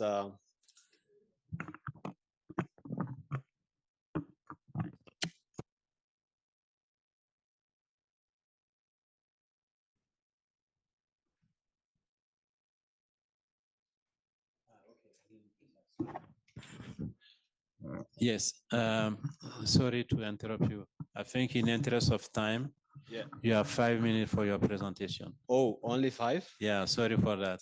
No worries. Yeah, Okay, sorry for the technical glitch. Okay, so I'm gonna be rush. Okay, so this is the outline of my presentation, so I'm not gonna go through with it. So first, I will be providing like a brief background context about energy development. So it is known that the development of energy is crucial for industrialization, driving economic growth and technological advancement. And industries rely on consistent and affordable energy supply for complex manufacturing process. So this has been acknowledged by many international development partners. For example, the UN Sustainable Development Goal 7 aims for universal access to affordable, reliable, and sustainable energy by 2013 to promote industrialization and economic growth. With regard to the African context, so energy production has tremendously increased during 1990 to 2017, and a substantial amount of investment has been conducted by several international development organizations like the African Development Bank, the World Bank, and other development partners in the priority areas, including solar, wind, hydroelectricity, and geothermal energy. And the African Union, in its Agenda 2063, aims to transform Africa from traditional to modern source of energy and ensure access of all Africans to clean and affordable electricity. So similarly, the African Development Bank pledged to invest in cross-border electricity interconnections to enhance connectivity and promote cross-border trade in electricity. So this has important implications for the African Continental Free Trade Agreement. When we look at the energy consumption, it has also tremendously increased during the same period, and it is expected to increase by 2013, particularly in the industry and transportation sectors. So although the energy development has tremendous importance for the African economy and industrialization, there is a limit or the gap in the literature because there are few studies that examine the role of energy development for promoting industrialization, particularly in the context of Africa, that this research tries to fill this important gap in the literature. So I'm not gonna go through each studies conducted on the role of or examining the role of energy development on industrialization. So there are many studies that has been done to examine the role of energy development to economic growth and development. And there are also many studies that examine the role of energy development for promoting health and living standards. So these are some of the papers that affirm the positive impact of energy development on health, education, and living standard outcomes. So considering these gaps in the literature, I come up with two important research questions. The first one is energy development significant for industrialization in Africa? If yes, what is the impact? And the second question is, do the dimensions of energy development have varying effects on industrialization? If so, which dimensions of energy development has a positive or significant impact on the level of industrialization in Africa? So to address these two important research questions, so I collected data on various variables. So the first one is industrialization. So to measure industrialization, I collected data, or I use manufacturing value added as a percentage of GDP to measure the level of industrialization in Africa. So there are many arguments or reasons to use manufacturing value added to measure industrialization, like this one. And I obtained the data for this variable from the World Development Indicators. So to measure the level of the energy development, I constructed a multidimensional energy development index by considering 4 important energy development indicators.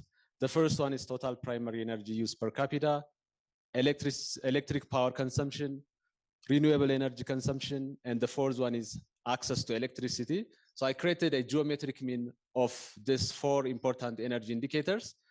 And the energy development index, the index varies between 0 and 1. So 0 is the lowest value and 1 is the highest value. The data for each indicator is obtained from the World Development Indicator. So I also collected data on various variables that has potential impact on industrialization. The first one is real GDP. And I use domestic credit to private sector to measure the financial sector development. I also captured education variables, trade variables, and also the flow of capital, that is foreign direct investment. So this is the summary statistics of the variables that I considered in the study. And I created a scatter plot of the industrialization and energy. As you can see, the 2 variables have a strong correlation, suggesting that energy development plays important role to promote industrialization in Africa.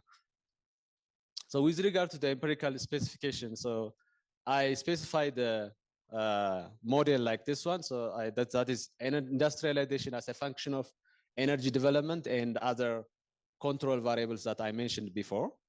So I'm not gonna go through with each variables.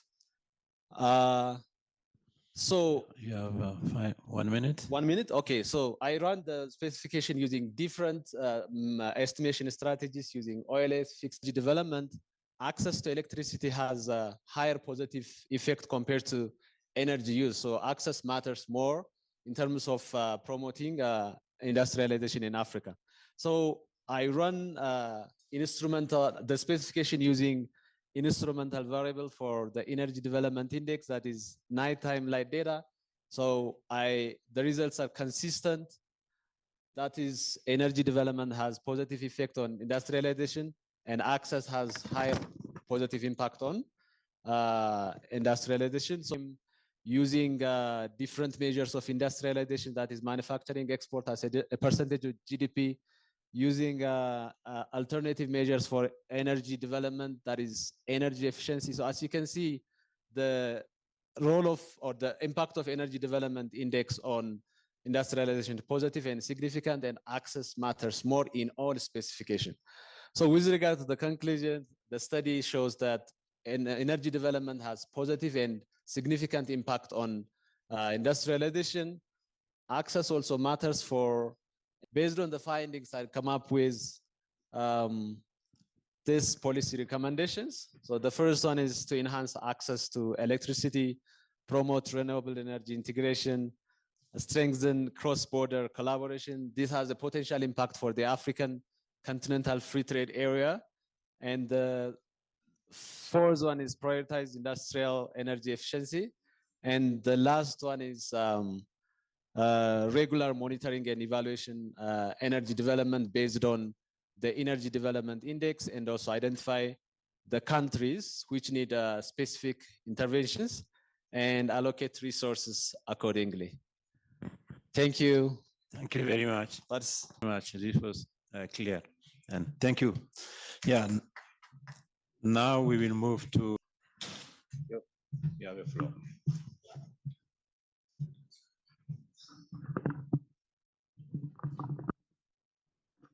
Thank you so much. 5 minutes, please.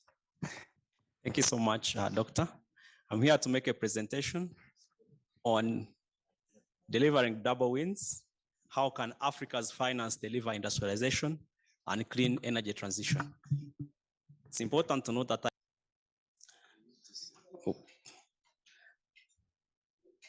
So the presentation is as follows.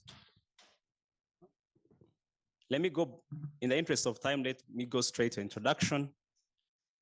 We see that except during the COVID pandemic, the region of Sub-Saharan Africa has been experiencing steady economic growth. And this growth is averaged at 4.4% annually, except during the pandemic where we declined. Now, economic growth means that we need more energy. There's demand for energy, of course, alongside the rapid growing population and industrialization. And we see that fossil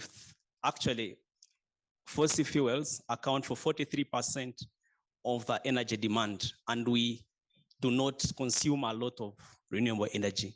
And that compromises sustainable development. Yes, we are making sustained economic growth, but in terms of sustainability, it's a big trade-off.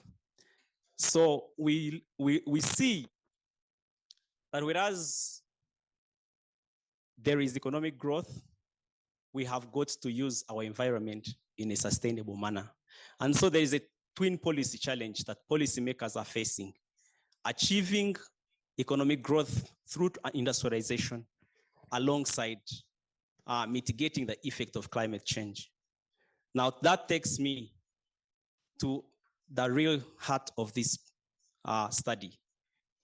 Without economic growth and industrialization are driven by finance. At the same time, renewable energy investments are driven by finance.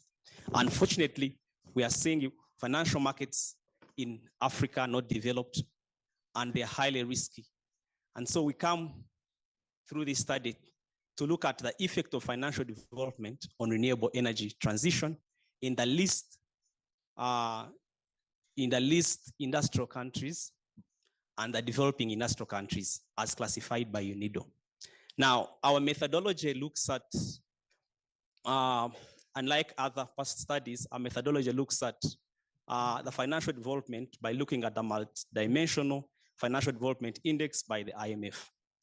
So we use this because it takes into account the financial efficiency and the financial depth, which are not captured by the other studies.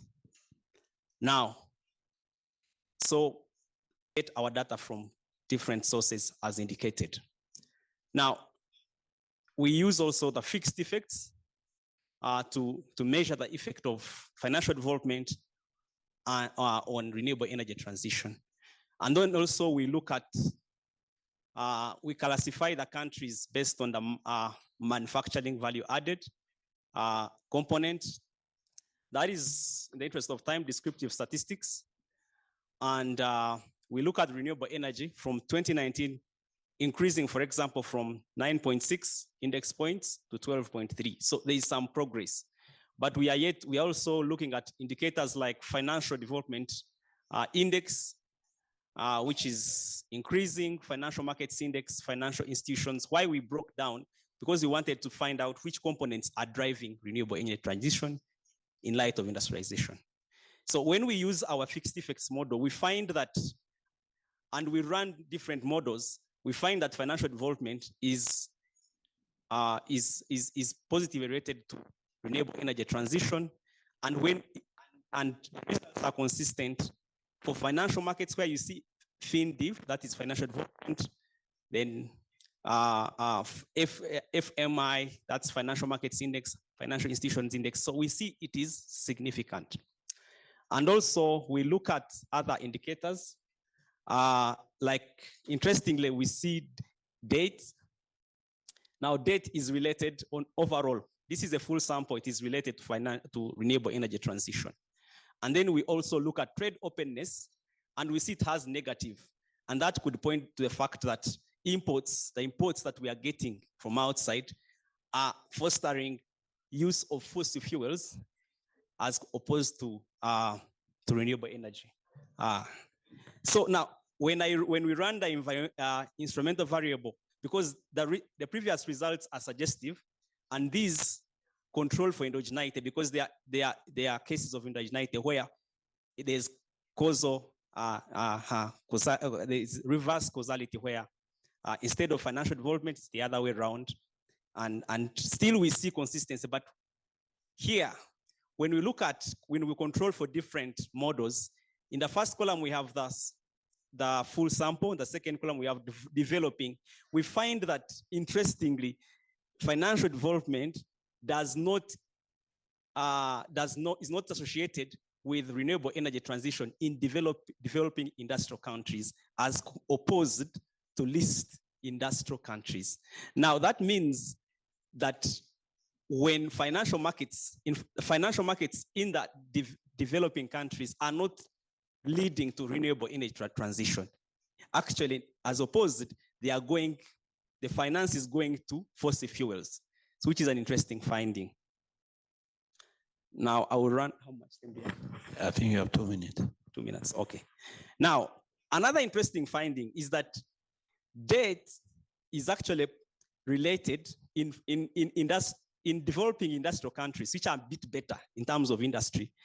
Debt is actually fostering renewable energy transition in developing countries than least industrial countries, developing industrial countries, which are a bit better, which means that probably these better countries, they have good public debt management as compared to the least ones.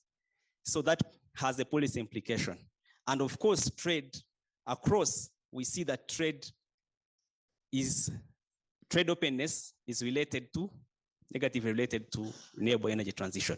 And when you look at we use the instrumental variable, and that variable we test for its validity, and it is valid through the Hansen test markets. And that is explained by poor and weak financial markets in the region. Now, another one is that public debt fosters renewable energy transition in developing industrial countries as opposed to least developed industrial countries. This could be an issue of public debt management. Trade openness is negatively associated with renewable energy transition. And why? Because most of our imports are not renewable energy in nature. They are not renewable. You find you are importing generators to fuel industries, and that is done at the expense of sustainable development. Recommendations. They are just 4. Based on our findings, we recommend that there should be public-private investments to further develop and promote doing the renewable energy transition. The other financial markets, they are not related. And particularly, we encourage the increase in blended clean energy finance, because we have seen that loans, if you use them very well, loans are not bad. The problem is when you do not use them. So the accountability, probably the reason as to why we are not seeing that effect is because our institution in the the least industrial countries are not strong for transparency and accountability of public loans. And lastly, regarding trade openness, we encourage that governments promote importation of green energy products through subsidy programs as opposed to fossil fuel imports. And that includes, for example, just giving like, bringing a subsidy program on fossil fuels like oils and generators and the like. I thank you so much. Thank you very much. Thank you to you. Thank you. Now I would like to propose now maybe we to discuss the 2 first paper before moving to the 3 last presenters. I would like to ask Salami, who is going to be the discussant for the first paper, and Mike. Thank you, Chair. I'm discussing the first paper on energy development.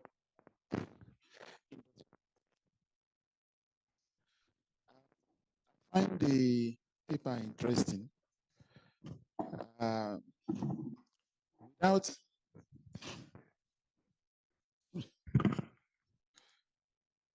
industrialization cannot happen in an environment to energy. So, but moreover, the study came out with some interesting results and policy recommendation. But my concern is on the robustness of the results. Let me start with the study period first, 1990 to 2017. Given the increase in energy use, especially renewable energy, over the last 7 years, exclusion of this period in the data set raised some concern. So the author confirmed in the paper the increase in energy use during this period and projects further increase in the medium and at some point, the emphasis is on electricity. At other times, it is on energy. While it is true as that, electricity is called a secondary energy source. It is created by converting primary source of the energy, e.g. renewable energy. I have more concerns on the paper, but for the, because of time, let me just go to one key concerns that I have. I suspect the problem of indigeneity will impact on the hence with the results. Let me give an example. Do some robustness check. The author came with multi-development index and among others. Here now, most of the indicators used will have issues of correlation. You have you have 2 indicators like access to electricity and total energy consumption. You have total energy consumption and them in the same index may raise some kind of, so the test doing result. Other than the are interesting. Thank you.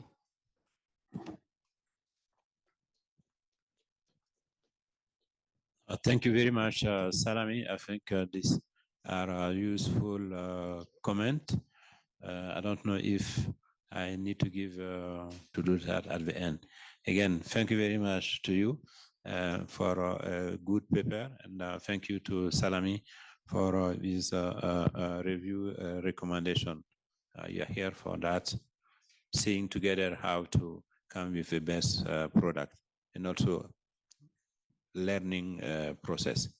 Then I would like to pass the floor now to Amadou, who is going to make observation on paper number 12. Amadou Bouli. Okay, thank you, Abdullahi, for the floor. This is Amadou, also, you have 3 minutes, please. Okay, thank you. It's also an interesting paper looking at the critical issue of energy transition and the role of financial development. And the innovations that the author is bringing is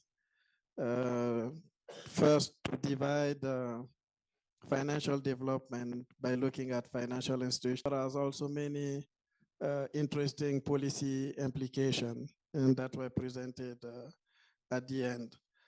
So the comments I'll be making for the author's consideration to see how the paper can be improved. I will to share a few, but I'll share the rest. And are usually underdeveloped, characterized by inadequate regulations and other things. So basically, the implication is that they might not be playing their role in Africa. So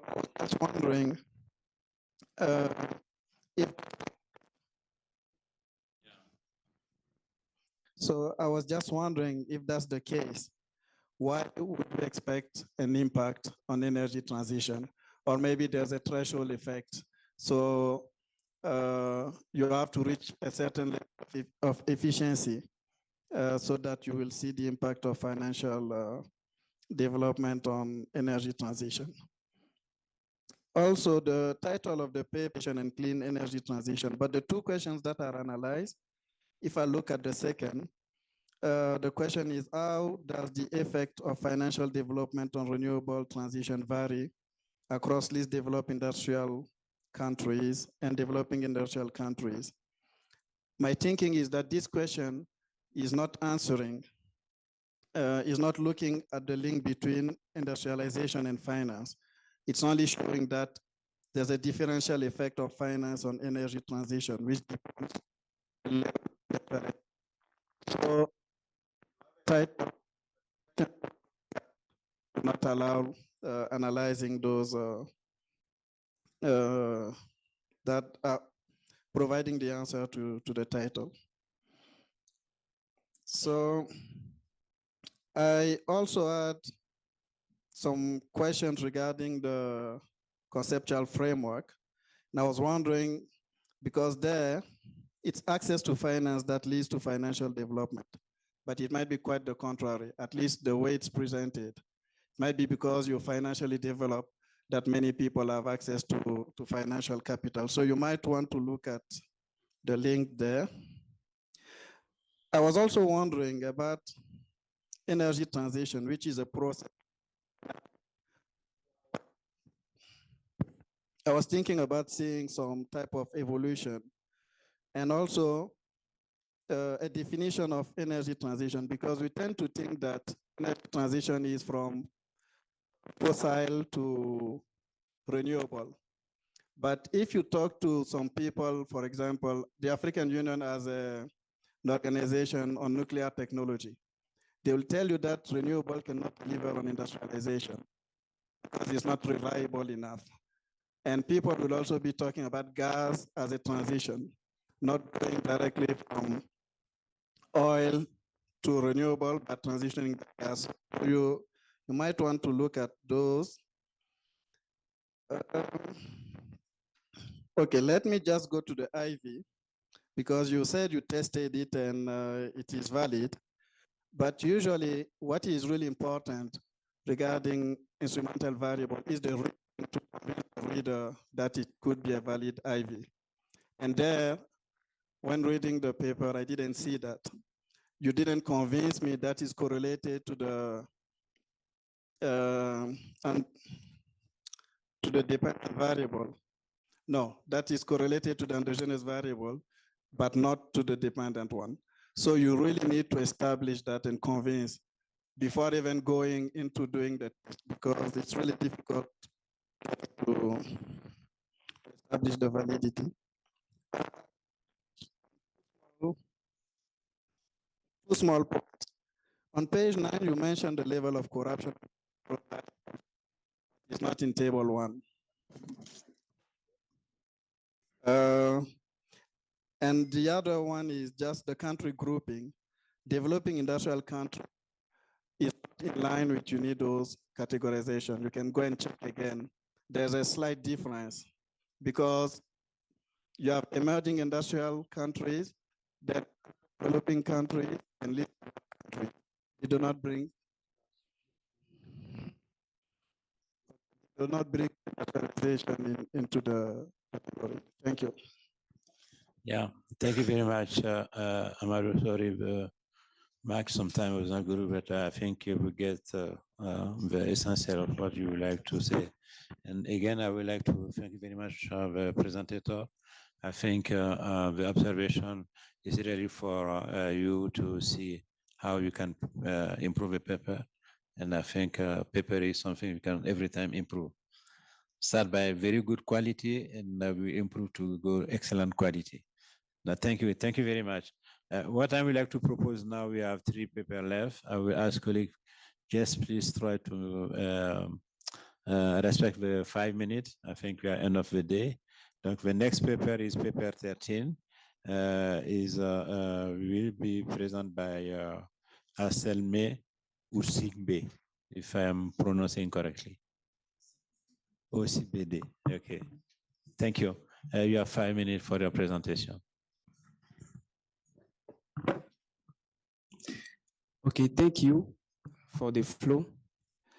I just want to inform that these versions of my presentation is an improved version of the paper I submitted to the conference.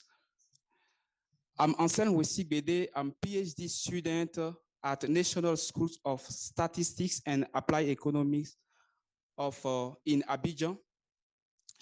And I write this paper with Didier Tatouchou, professor at University of Moncton in Canada.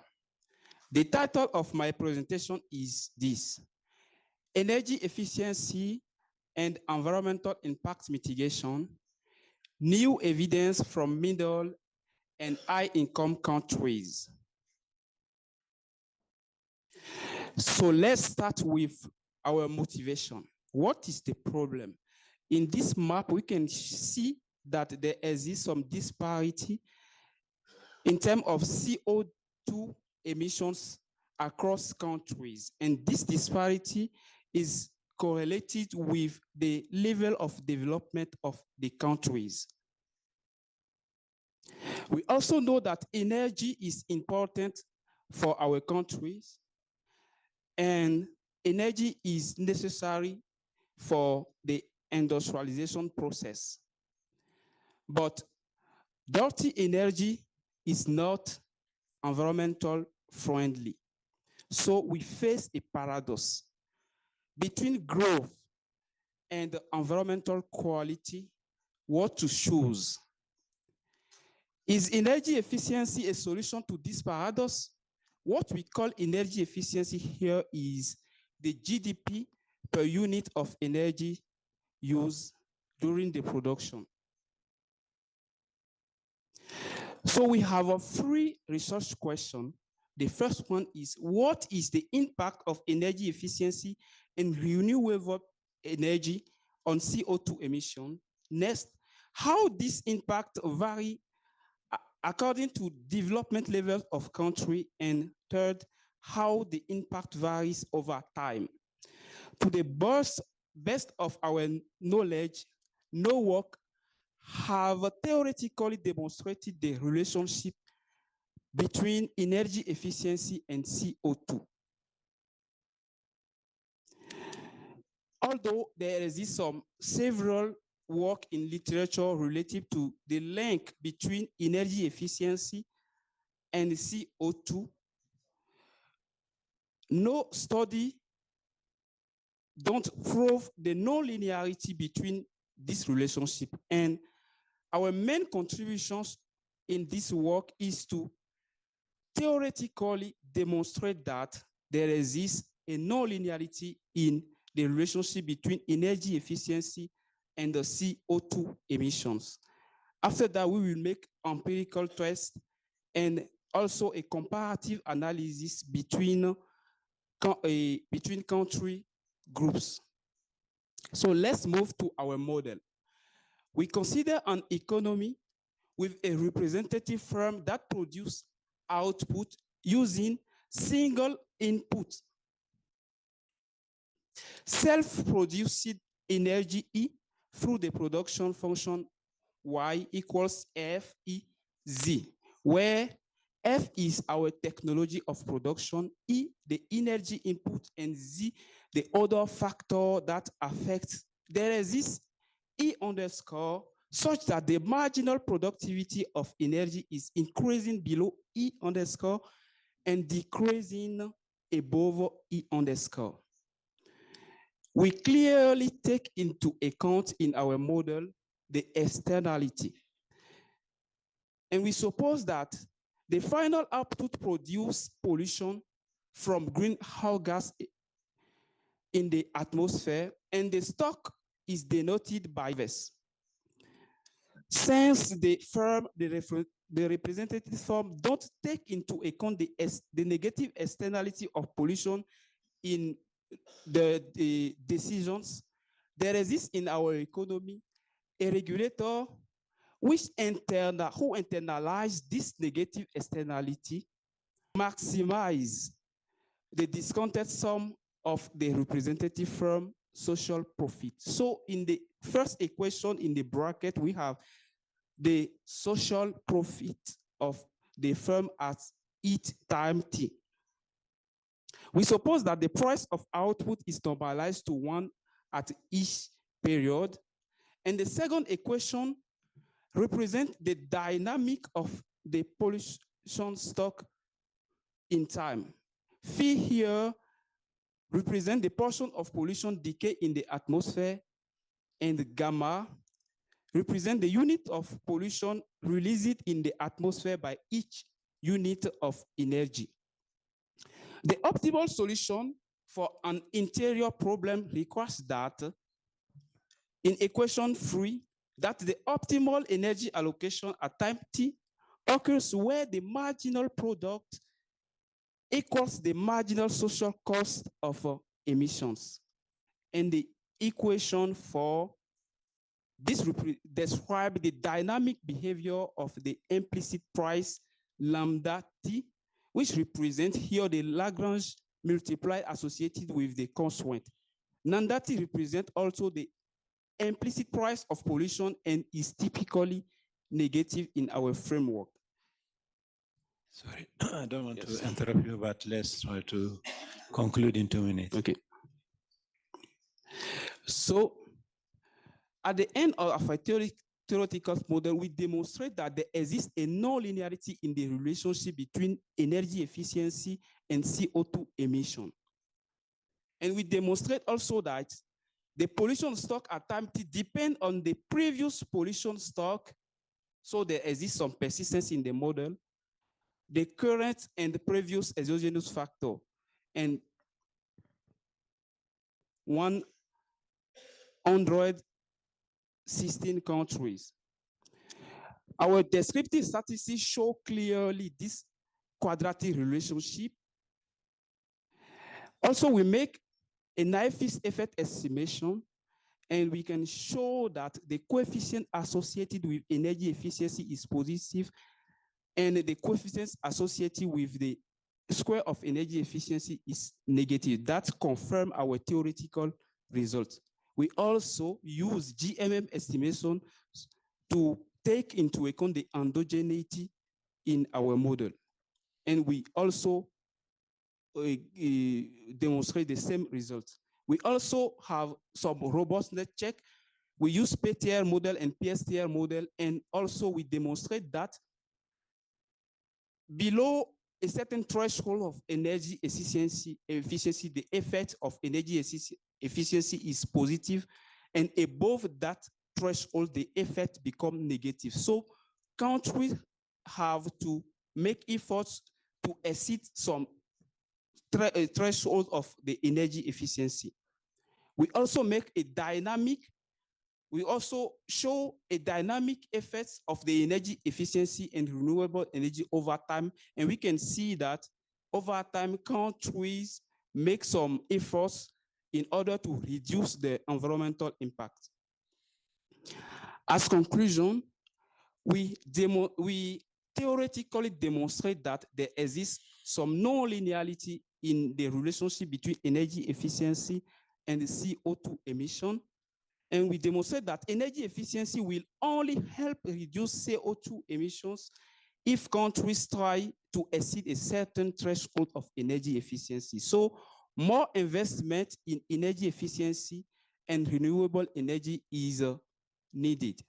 Technological progress remains the key to achieve this goal.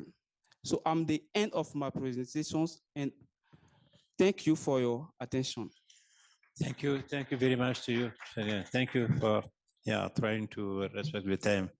Let's now move to paper 14, who will be presented by Joshua Afolabi. Joshua, you have the floor. Yeah, please, 5 minutes. Okay, thank you. Good evening, everyone. My name is Joshua Afolabi. I'm a PhD student at the University of Ibadan. And this paper I'll be presenting is titled Advancing Sustainable Industrial Development in Africa, the Role of Institutional Quality and Renewable Energy. This paper is co-authored by my supervisor, Professor M.A. Babatunde. So this is the outline of the presentation. Since I have a very short time, I will just run through this. Okay, as way of introduction, industrial development and environmental sustainability are critical for sustainable development.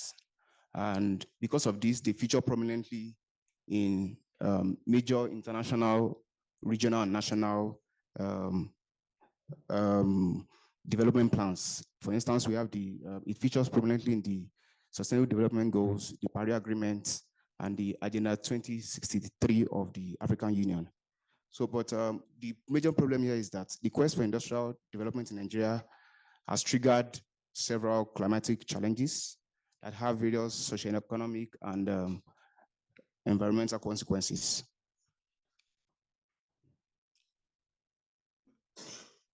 Okay, and this is because production in the industrial sector is highly energy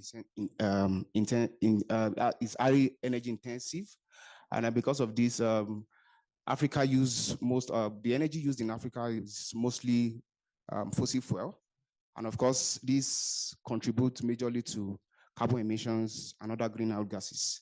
So, despite Africa's average ecological footprint production, the continent faces various health and environmental risks, and this calls for immediate and prompt actions. So the observed trade-off between industrial development and environmental sustainability suggests the need to take strategic actions.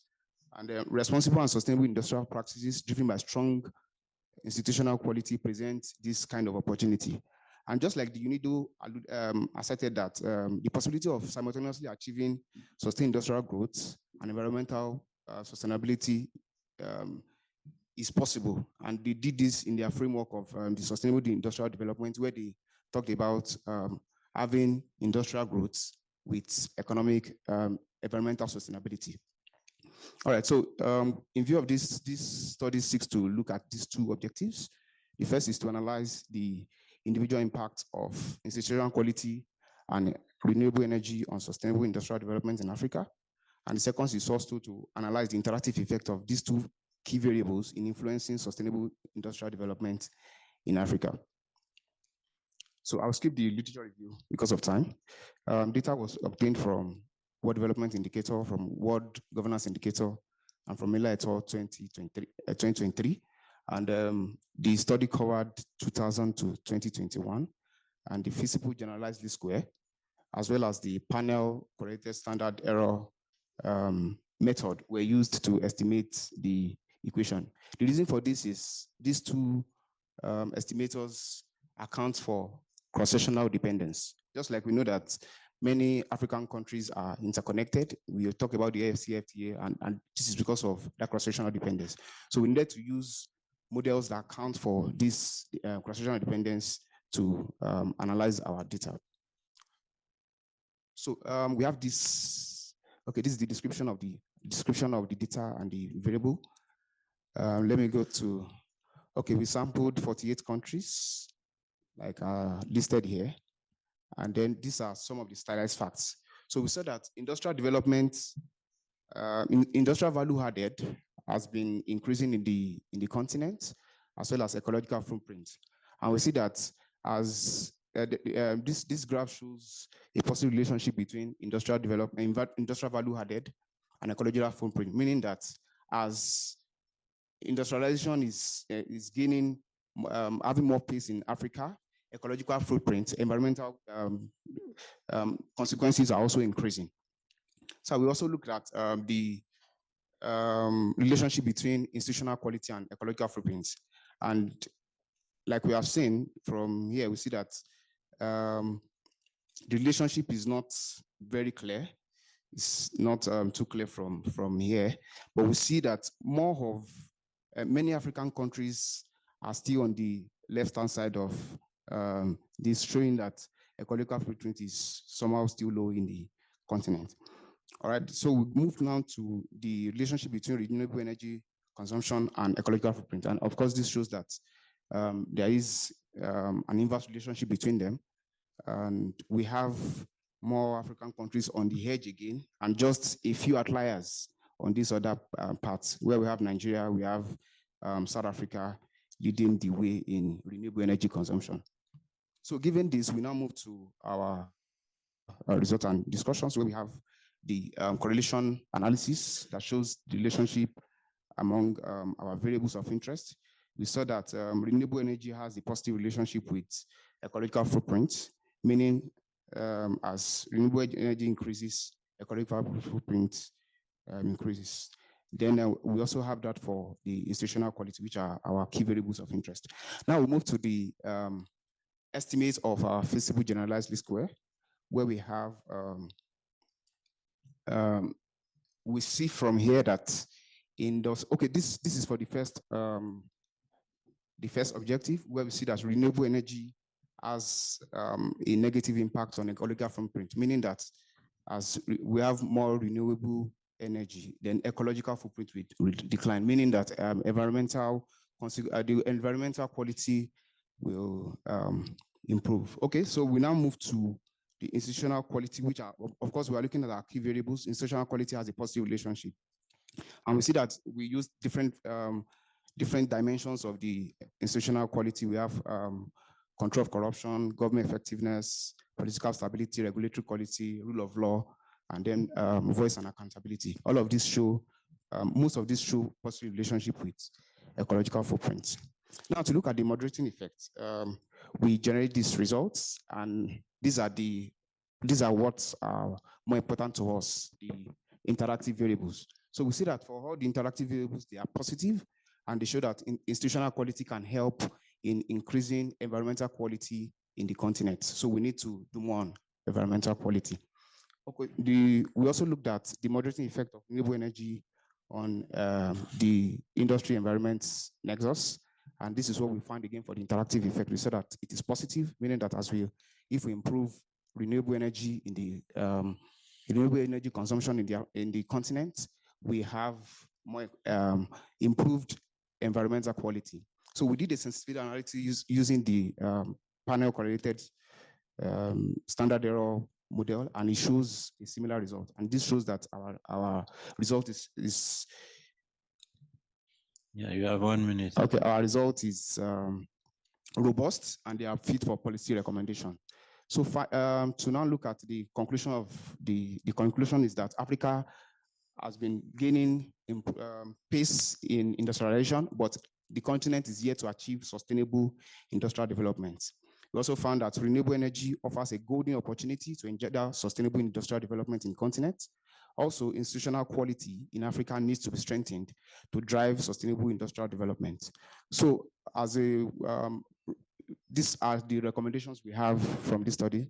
And the first is that sustainable industrial practices, such as the use of modern technology and renewable energy sources, among other green practices, should be integrated into industrial activities in the continent. We also need to formulate and implement policies aimed at strengthening institutional quality without compromising environmental quality to drive sustainable industrial development in the continent. Thank you very much for listening. Thank you. Thank you very much to you. Thank you. Now we are moving to the last paper, paper number 15, who will be presented by Coulibaly Yacouba. Yacouba, you have the floor. And we have 5 minutes, if so sharp, please.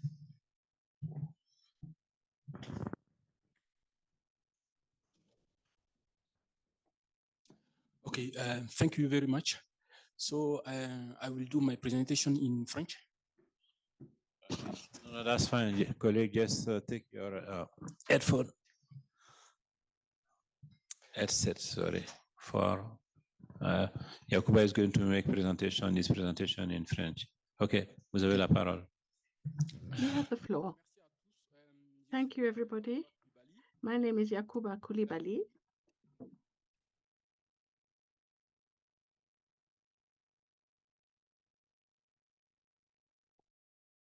Thank you.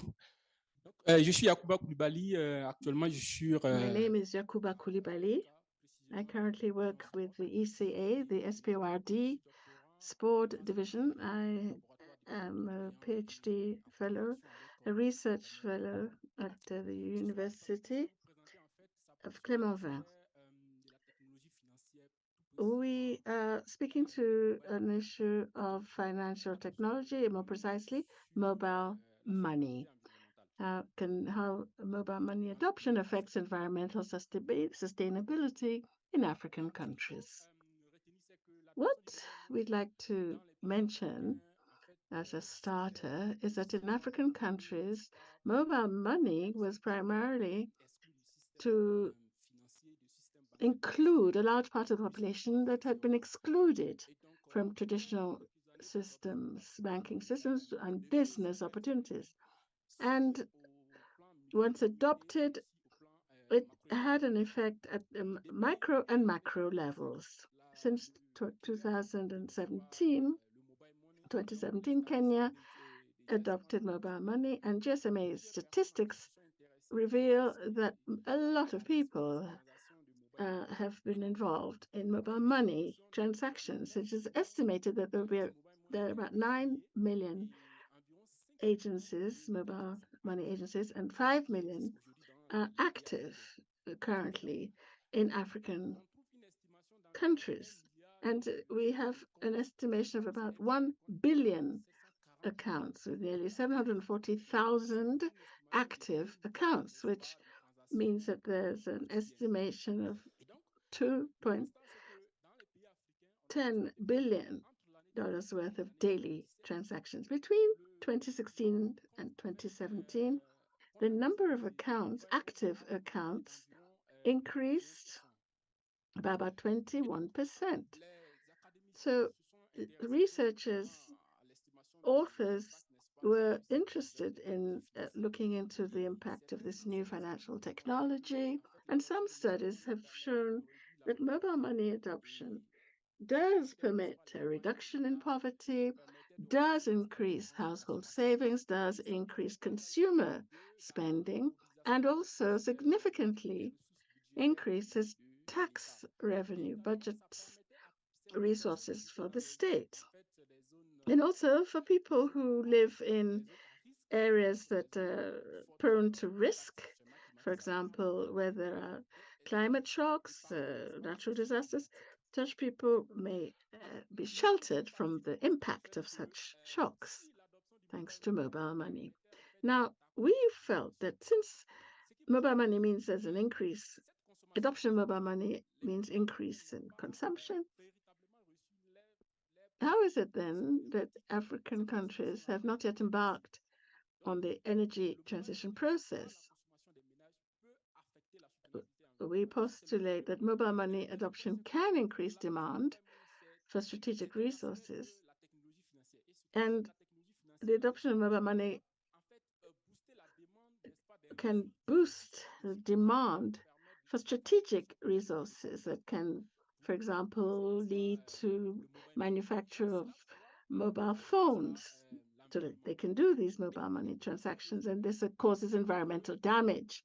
The third issue is some have demonstrated that because there's increased consumption, because there are more remittances from people abroad sending to beneficiaries back home, this meets health needs and so on, health expenditure. So this could lead to growth back home. But because the energy transition has not taken place, it's very fossil fuel based. So we're saying the adoption of mobile money could affect environmental growth, but hasn't. So here we have a map. CO2 emissions in African countries from the 60s to 2000. And we see that an increase in CO2 emissions began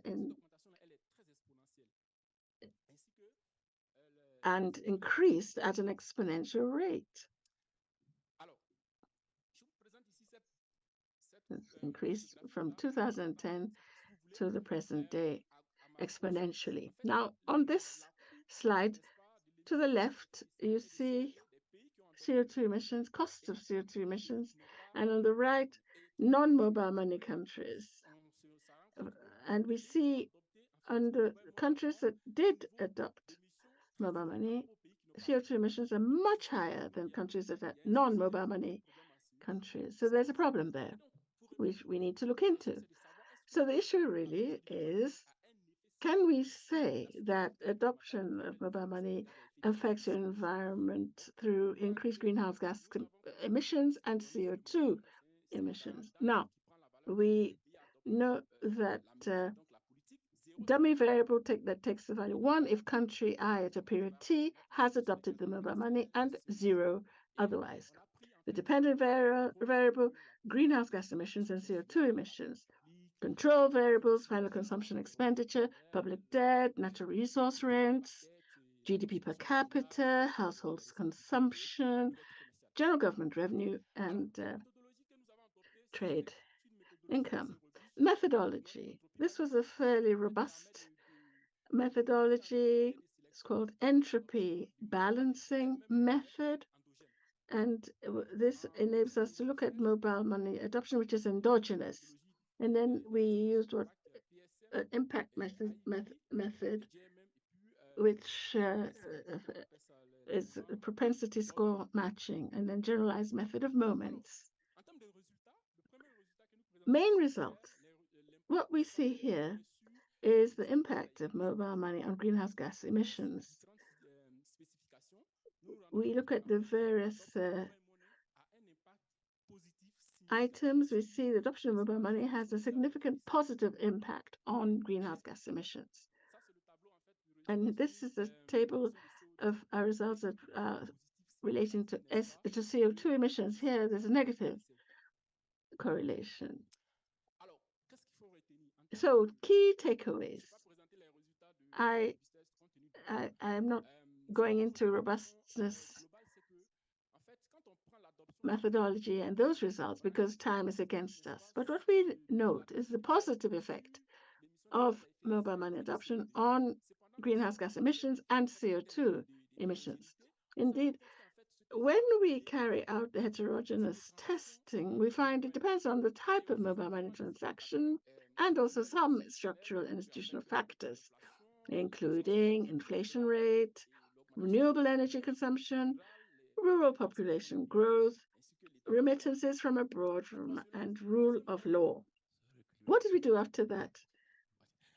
Cela, qu'est-ce que nous avons fait? Nous avons en fait essayé d'analyser les canaux de transmission. After that, what did we try to do? We did an analysis of transmission channels that shows that fossil fuel energy consumption, agricultural value added, and financial development are the main channels through which mobile money affects the environment.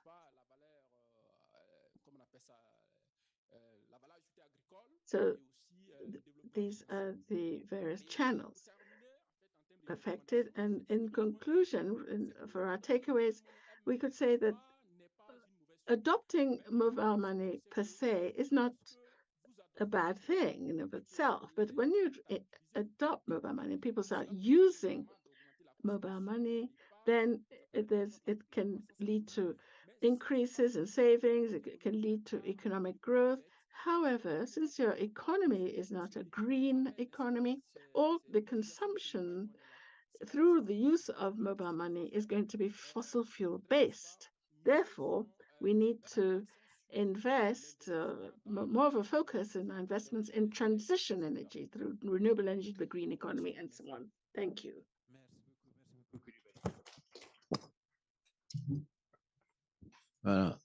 Thank you very much again, Coulibaly. I think now we are going to ask quickly the three discussants. Colleague, please try to make your comment in, let's say, two to 3 minutes, not more. I understand there is another session just after us or event. We are trying to conclude in 10 minutes. The paper number 13 will be comment by Sidwell Ove from African Development Bank. Sidwell, can you give him a mic?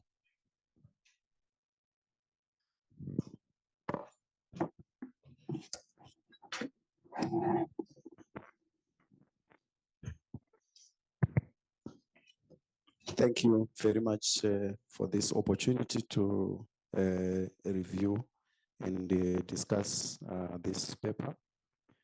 First of all, I would like to say, I think as the author is acknowledged that they have revised the paper, and apparently what he presented is a completely new version, it's a revised version, and it's quite different from the paper he submitted.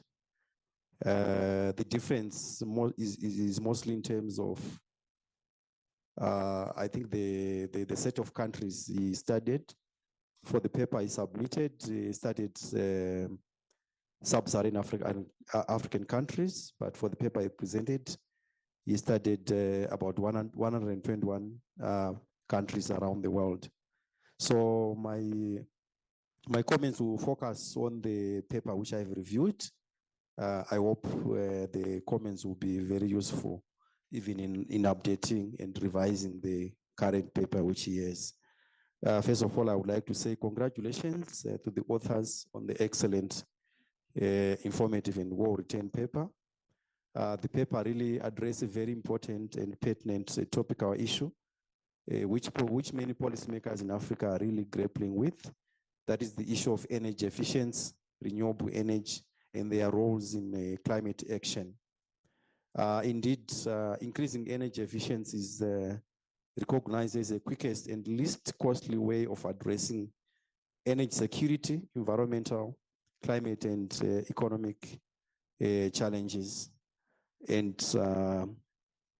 it is also an important aspect in terms of climate targets related to the Paris Agreement. So the paper really makes a very important contribution to literature by delving into this discourse.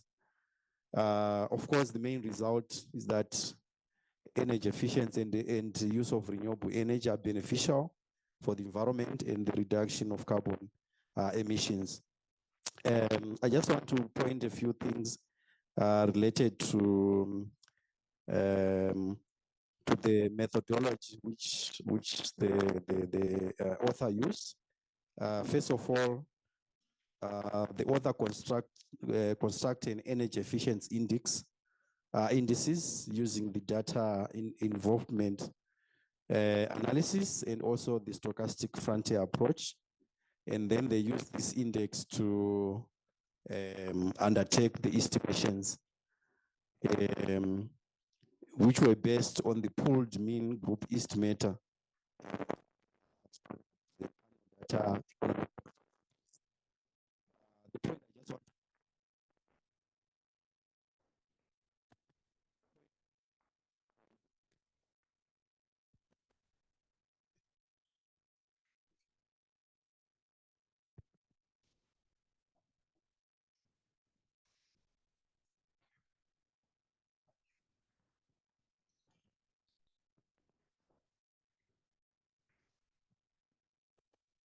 Thank you.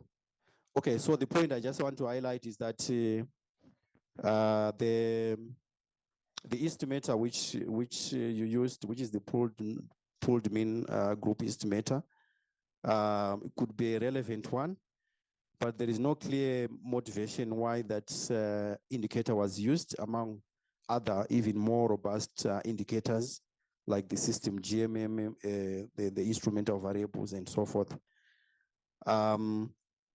There is also need to elaborate a bit more on the descriptive analysis and the stylized facts about energy efficiency and renewable energy and carbon emissions in Africa to bring that empirical evidence of what we really see on the ground. I think this will help to flesh out the key mechanisms upon which energy efficiency and the renewable energy use can impact carbon emissions. The other aspect is that in terms of the results, of course, most of the results indicate that improving energy efficiency will help to improve the environment. But for some countries, it was actually found that improving energy efficiency worsens the environment. There was no clear explanation for some of those results.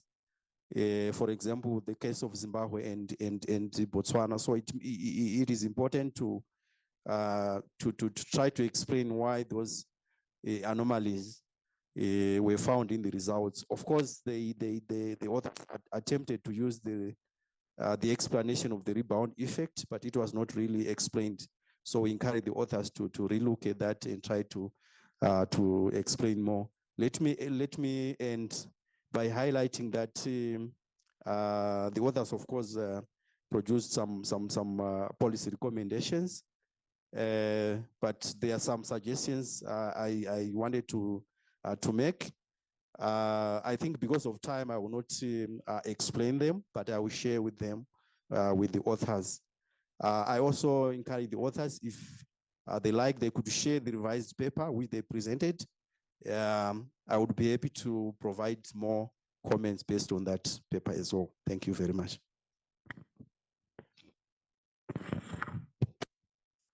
Thank you very much, Sylvain, for your review and this useful comment.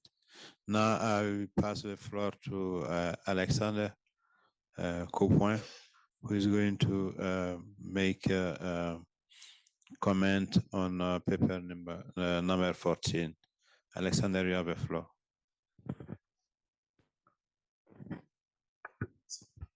Hello. Okay. Thank you very much, Chair. I just want to start by congratulate Joshua and his co-author for this very interesting paper. So, the paper tried to shed some light on the link between environmental quality and industrial development by also looking at the role of institutional quality and renewable energy. So this is, I think this is the main contribution of the paper, just to highlight the role played by institutional quality. And this paper is very interesting, as we know we are trying to make the process of African industrialization more sustainable. So I think, just want to congratulate the author for choosing this very nice paper. And the paper use a sophisticated econometric framework, which is very good. And yeah, there are some issues that we are going to look at, but it's very, very good. And it is a panel fixed effect with a country and a time fixed effect. In terms of findings, let's just summarize the finding into 3 points. So the first, result from the paper is that, Africa is yet to achieve sustainable industrial development because of the link between environmental quality and industrial development. And the second result is about, the institution. So the paper said that, work institution is one of the obstacles for, African countries to achieve sustainable industrialization. And the last one is about renewable energy, which is seem to play, a positive factor for African countries. Yes, paper is very nice, and as we are here to improve a paper, let's just go straight to the point that can improve a paper. So the first one is about the motivation of the paper itself. So at some point it said that Africa, Africa countries, were constantly faced. So to strike, a balance between, industrialization and being environmentally sustainable. And I think that is not very true. This is a very new topic. So I think, the author need to soften a little bit the language in the motivation. And very quickly, another thing also about the motivation, it is, the way you introduce the institution, to the paper, is, there's a way to improve that, I think also. And yes, in terms of the findings, you say that, the institution play an important role. But when you look at the result, you use 5 institution measures, and only 2 of them, have been found significant, and 3 of them no. So I think there is a way also to soften a little bit the language, because if this depends, very much on the index that you use. And let's very quickly go to some of the point that you can use to improve a paper. In terms of a econometric framework, you use the IPAT, theory, and the way it's used here, it's not very clear. So you start from the basic theory of the IPAT, and then you go to your estimated equations, but there is a big gap. Just as an example, if you look at the IPAT, theory, there's no industrial index in the framework, but you are introducing that index in your framework, and there's no link between those 2 frameworks. I think the paper needs also to clarify that. And in terms also of how you present your results, I know probably it is a new strategy. I'm a bit old. Let's say that usually when you present your economic result, estimate results that are significant at 1% level, we usually put 3 stars, and 2 stars for 5, and 1 star for that 10%. But you did in the inverse way. And when you look at your paper, your result, I was struck by seeing only 1 star, and you are and just looking at the fund that you are selling, it seemed that there was there is a visual issue here. So just to reverse your results, we do for the usual paper. And very quickly, let me go to the choice of your estimator here.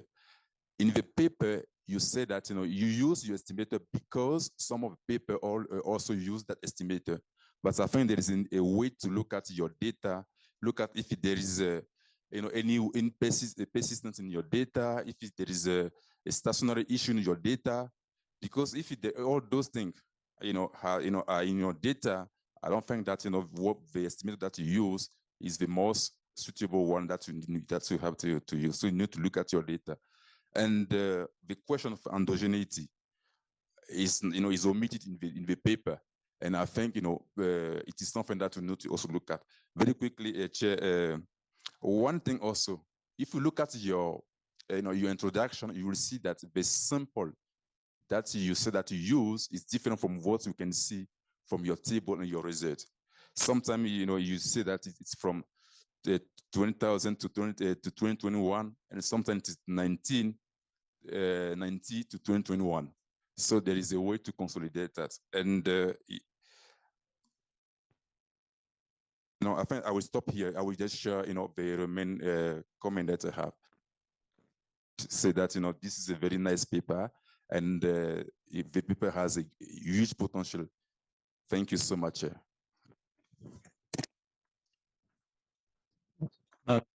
Alexander, and thank you. I think your observations are very clear, and as I say, we are here to be able now to discuss together to be able to improve quality document. The selection process is very rigorous, but if you are here, meaning that already your paper, as you say at the end, is very good. Thank you, Alexander. Now, the last paper number 15, will be comment by Koyane Subutso, if I'm pronouncing correctly your name. Okay, thank you. Thank you. Hello. Okay. Thank you so much. My name is Nkwanyane Sibutso, as you rightly indicated. I'm just going to be quick and say, first of all, let me congratulate the author. The paper is very well structured. And for me, I think there is quite a balance in terms of the literature review that you've done, in terms of showing both the positive side of mobile money as well as the side that you wanted to explore, which is mobile money leading to the environmental unsustainability or environmental degradation. There is just maybe a few just editorials, mostly. At times I pick some French in the so we will look at that. I have made some comments here. So in terms of I think the link through which, like the transmission mechanisms as you spoke about, they would suggest to me that it may be ideal that we do some sort of correlation analysis between the variables as well as the causality analysis, because there is, in as much as the method that you selected already anyway addresses the issue of endogeneity, I think there's a need to try and do those to be able to be sure that we are addressing the issues. The robustness checks that you have done, I think you did quite a number, so to try and ensure that the results are not sensitive to changes in so I appreciate that as well. What else? Yeah, I think all in all, Chair, for me the paper is very well structured, and the approach is, that has been used seems to be a very innovative one, and we'll just encourage and then congratulate the author. Thank you very much.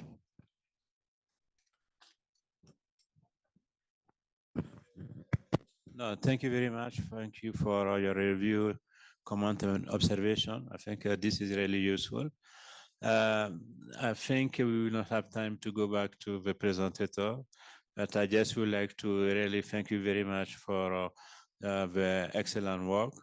And also, you need to continue to do. This is important for our African Development Bank. Knowledge, innovation is what we need. It's what we are here every year.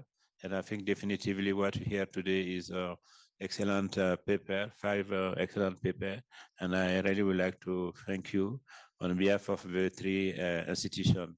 And also thank you very much, colleague, who take time to review and make observation and recommendation. And feel free to continue this engagement with them. And I think this also, we are here again for 2 more days. And even after that, yes, we can continue to have interaction with the team in general, sorry, and in particular the colleague who make observation on your paper. Donc, I would like to thank you very much, the people here for your presence. I think the day was long, but I think definitively, I think very useful. Donc, I don't know if there is any housekeeping announcement, Salami, or my brother there for colleagues. Otherwise, thank you very much. And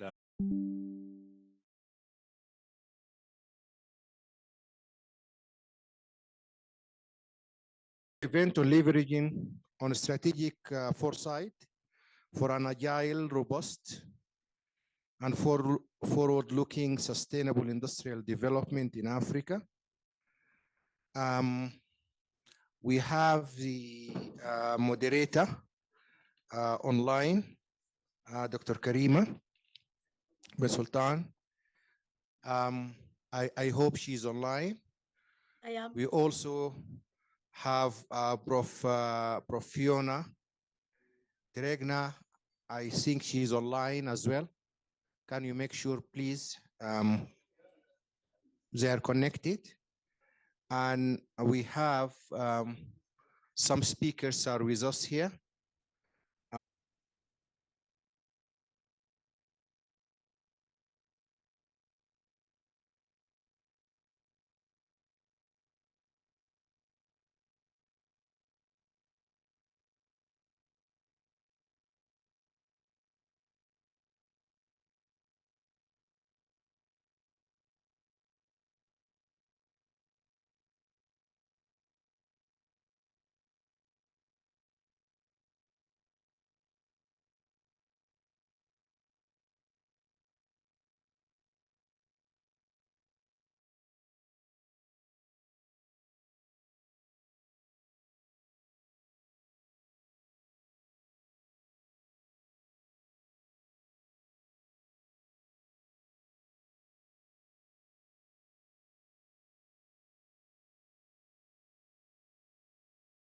Can you hear me now?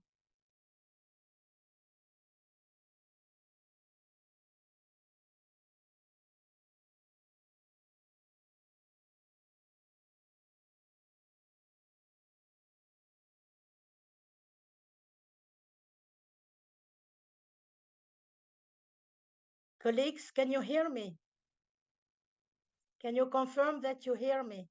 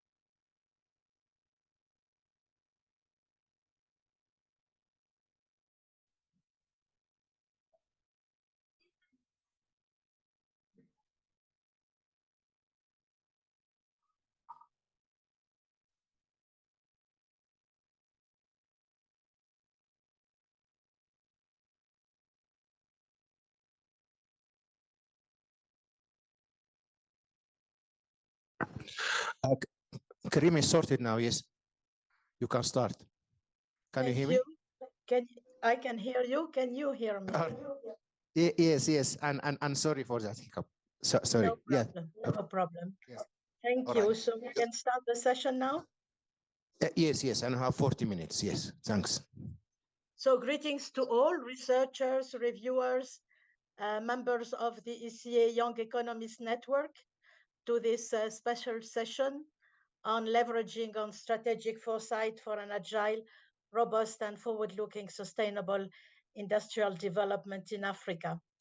And I'm happy to see, I was a little scared that at this late hour we will be alone, but I'm seeing that the connection actually, since it is hybrid, are increasing. So thank you very much for joining us. And I would like to thank, of course, our speakers and to apologize that for reasons beyond my will, I was not able to join you physically. Ladies and gentlemen, most of our discussion today, and certainly tomorrow and after tomorrow, are based on what we know. And what we know is today's situation. It is critical to acknowledge that there are several, not to say many elements, that are not fully known or can hardly be anticipated, not to say fully mastered.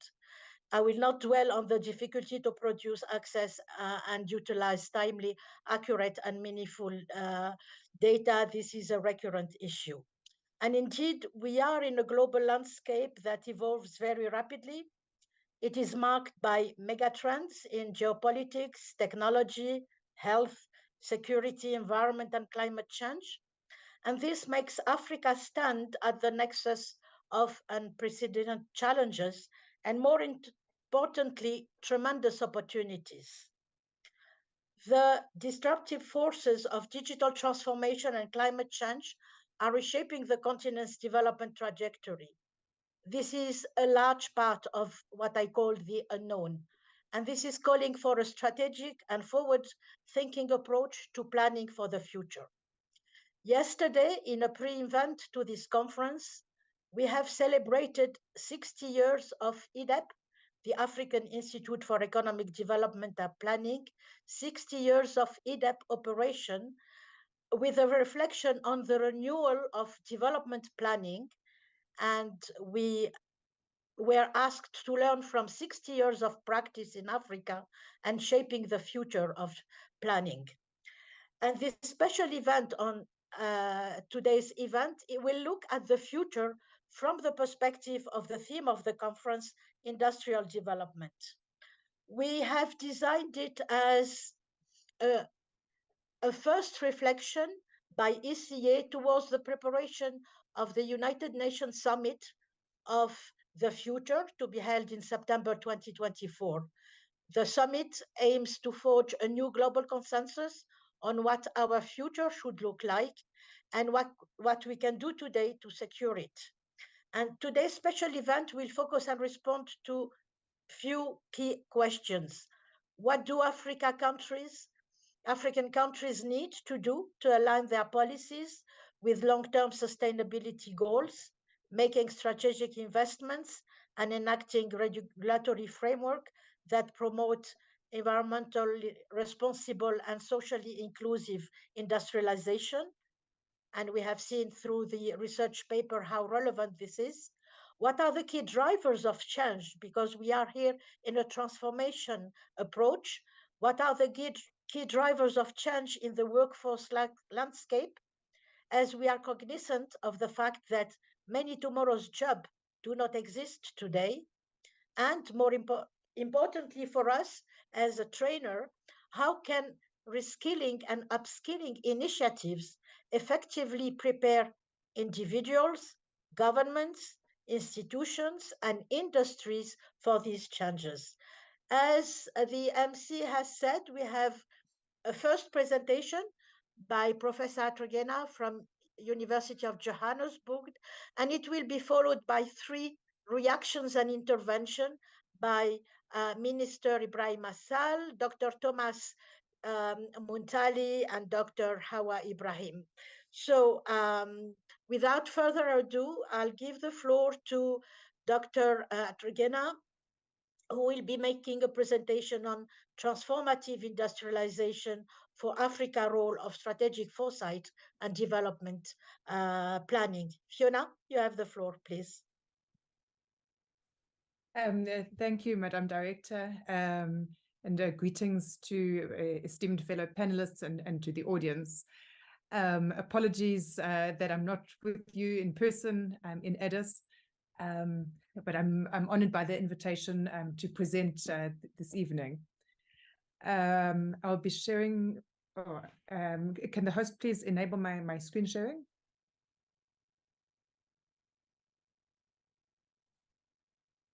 I would like to share my slides. I think it has been disabled.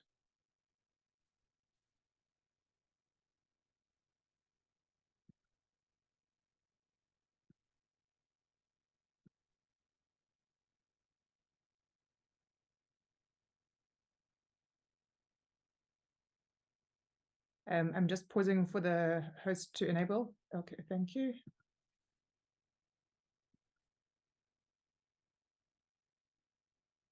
Okay. I hope it's visible now.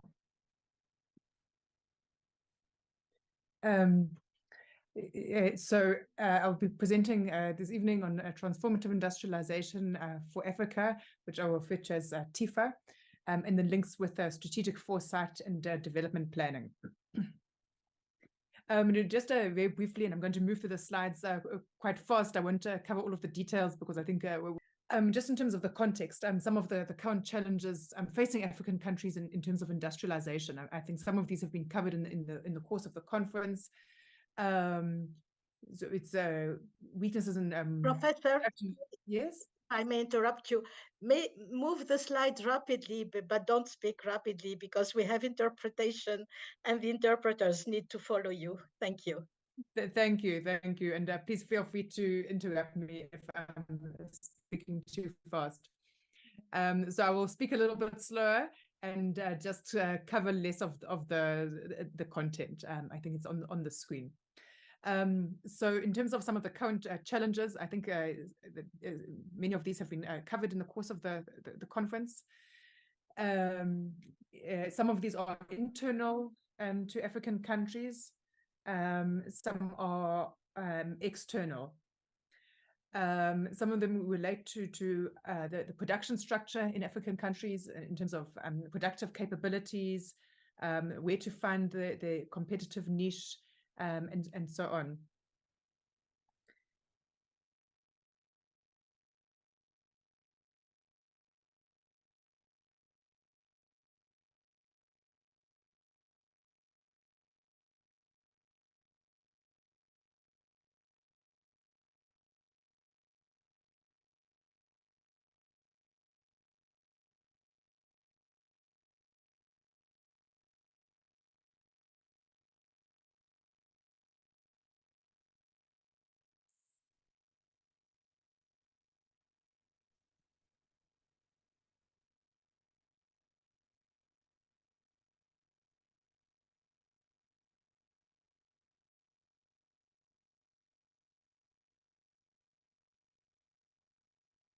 Prof, you are muted and we have lost your slides.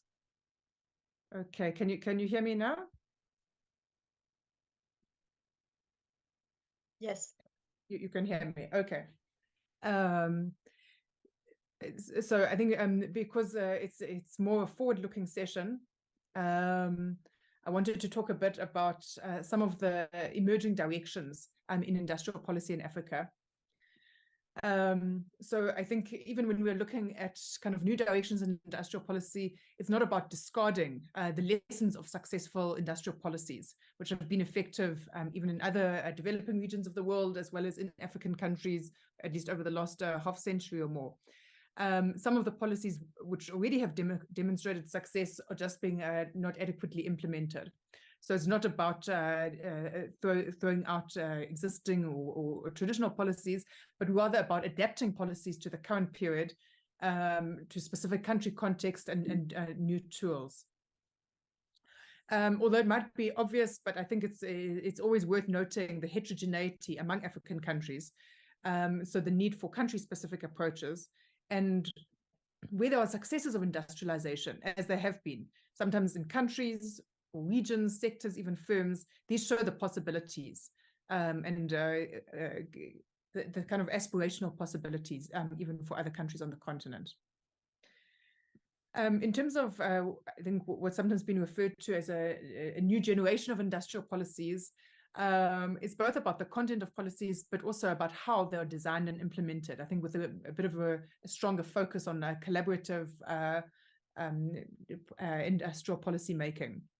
So collaborative across the state, vertically and horizontally. So I think there's increasing emphasis now on industrial policy, not just being the preserve of departments of trade and industry or of commerce. Of course, those will always be the lead departments, but the need for coordination with departments of planning, labor, skills development or training, finance, and so on. And I'll come back to this at the end of my presentation, as well as vertically between different levels of government, national, state level, local, and so on. I think there's also increasing emphasis on tailoring industrial policy for different types of firms. So traditionally, I think industrial policy has a sectoral focus, which still remains relevant, but there's also a need for nuancing and tailoring industrial policy beyond sectors. I think there's also growing emphasis on a more articulated industrial policy with the private sector. So information exchange, collaboration, co-creation of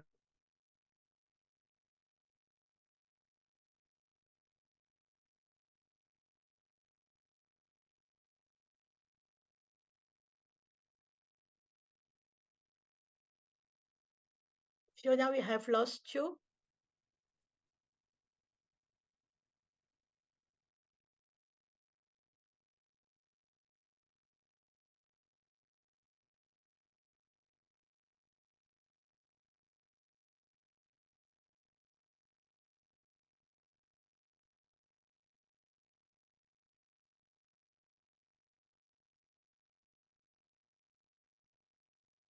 Fiona, are you with us?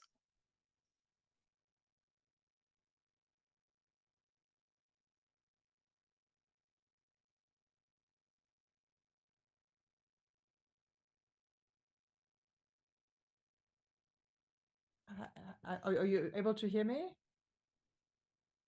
Now, yes, we have lost you. So I suggest, Fiona, especially that time is against us, that maybe we skip the video presentation and you just make your presentation without going through the slides. Okay, well, let me just rather jump some of the slides. If it continues to break, then I will just skip the slides. But let me rather just jump some of the slides because of time, and maybe come to the concept of transformative industrialization for Africa. I think it's well known that Africa is the least industrialized region of the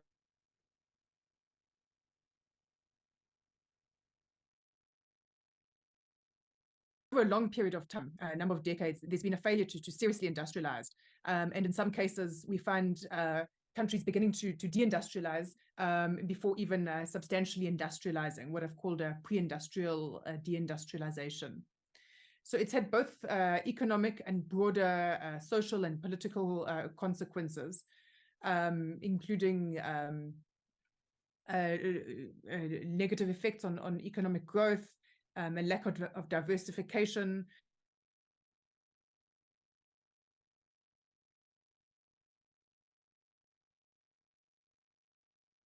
broader political consequences.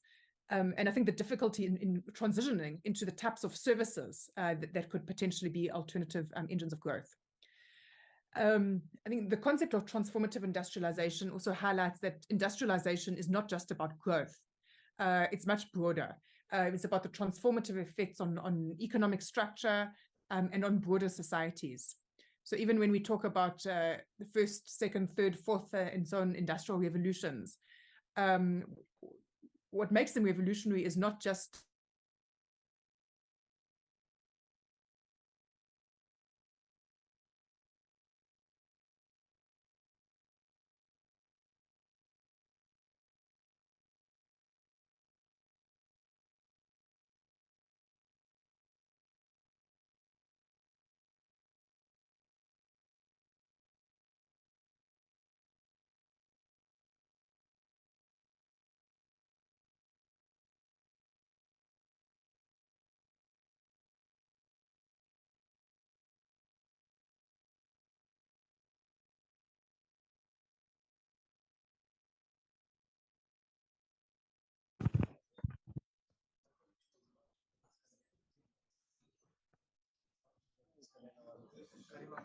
Sorry, participants.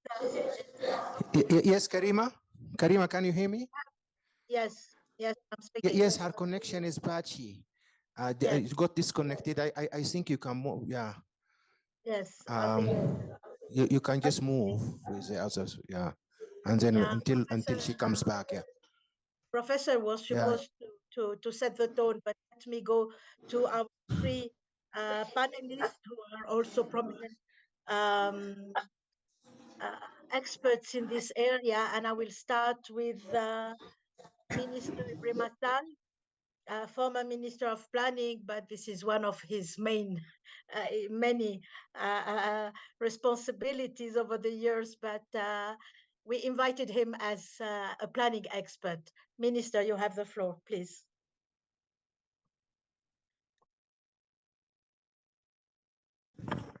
Allô? Oui, bonjour.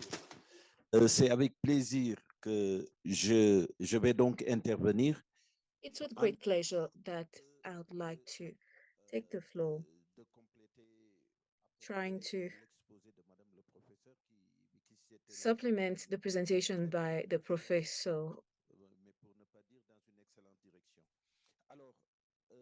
going in an excellent direction, really. So what are we talking about here?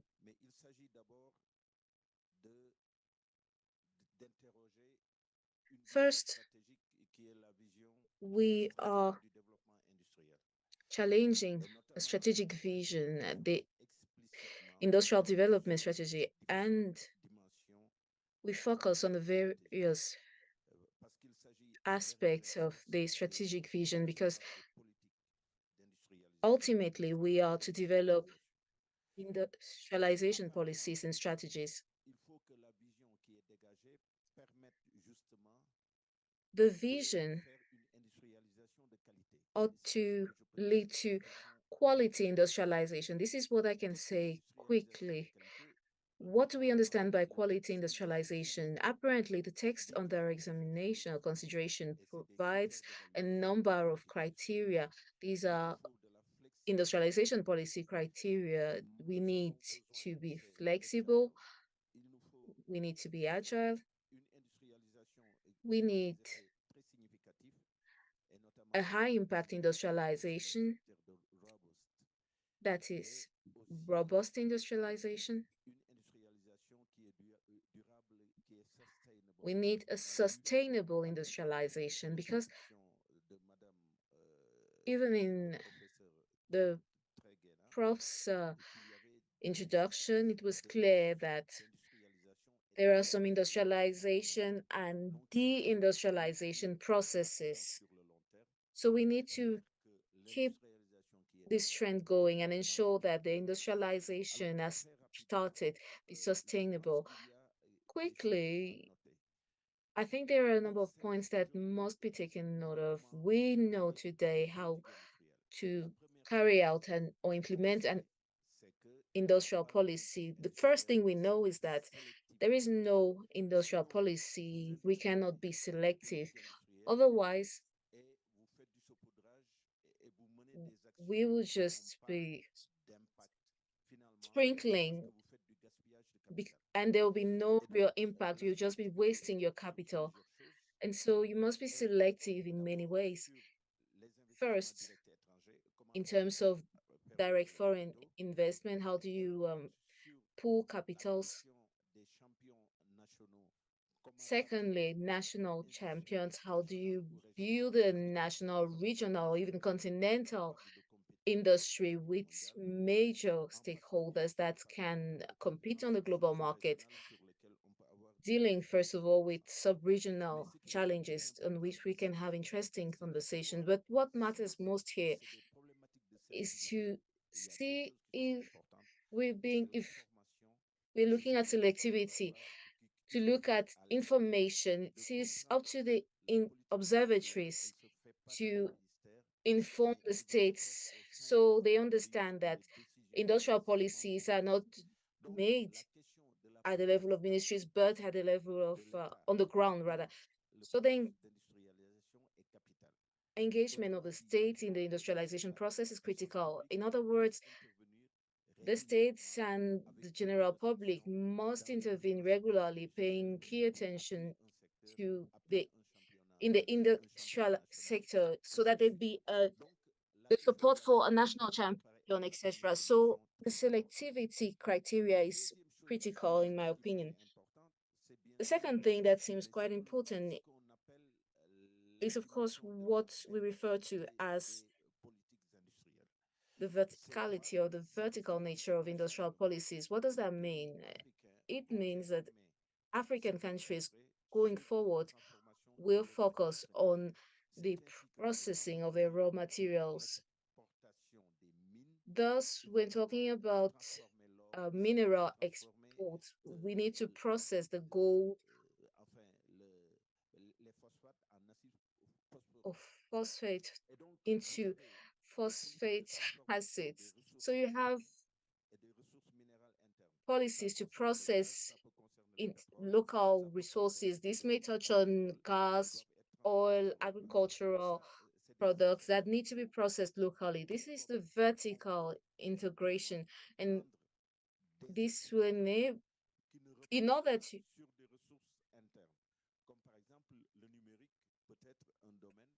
we can also take into account a vertical integration that does not take into account local product. For instance, the digital, yes, the digital have high impact and quickly, and the same applies with artificial intelligence. So when developing the strategic axis of an industrial policy, a country may choose vertical axis hinged on natural endowment, but also on foreign or natural or artificial resources such as the digital or the artificial intelligence. There's a third aspect in addition to selectivity and vertical integration, horizontal access. These involve all the actions which are often sustainable and touch on policies generally.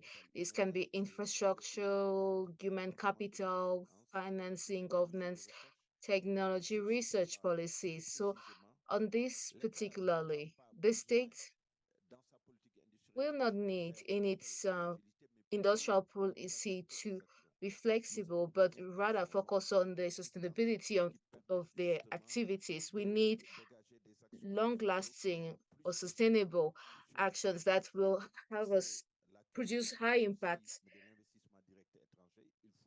This is the same with foreign direct investment. We need to attract investors, reassure investors, and while attracting foreign investors, we need to establish industrial ecosystems, as I presented, in order to create a framework for learning and development of local enterprises in relation to foreign direct investment. So I am here highlighting three dimensions. First, selectivity that requires monitoring and agility or flexibility. Secondly, the vertical integration that requires significant and sustainable actions or measures. And thirdly, horizontal actions that require, again, sustainability. When you take into account those three, that is horizontal, vertical, and selectivity, you get to the issue of implementation. She referred to it earlier in a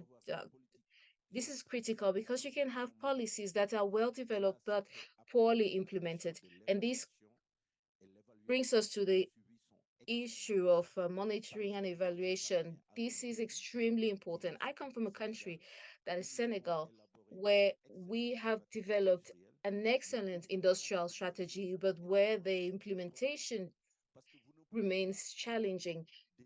Why? Because you cannot have industrial policy decisions that will be adopted by presidential council and by a president. That's impossible. You need to be flexible. You need action. You need more engagements, and the decision-making process that is the root of the industry. And as the professor highlighted, require a decision-making that is swift, surveillance, niches, opportunities, inputs, among others, all require an on-point information system and quick decision-making. And such decisions cannot be taken when you have cumbersome decision-making processes. This is in a nutshell what I want to state. And I always close on time. I always end on time, madam.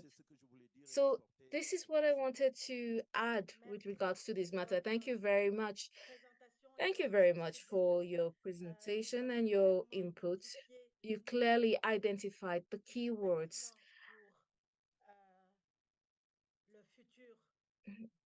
Those are relevant for the future development of industrial policies.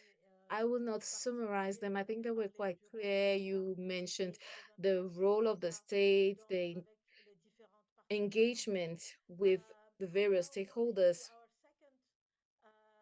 Speaker, who is Mr. Thomas Muntali, who is the DG of the National Planning Commission of Malawi. Dr. Muntali, you have the floor, please. Thank you so much, moderator, and thanks for this very important session. I noted that I think the prof, unfortunately, she had to be cut off, but I think she was sharing very important insights around the topic of the day.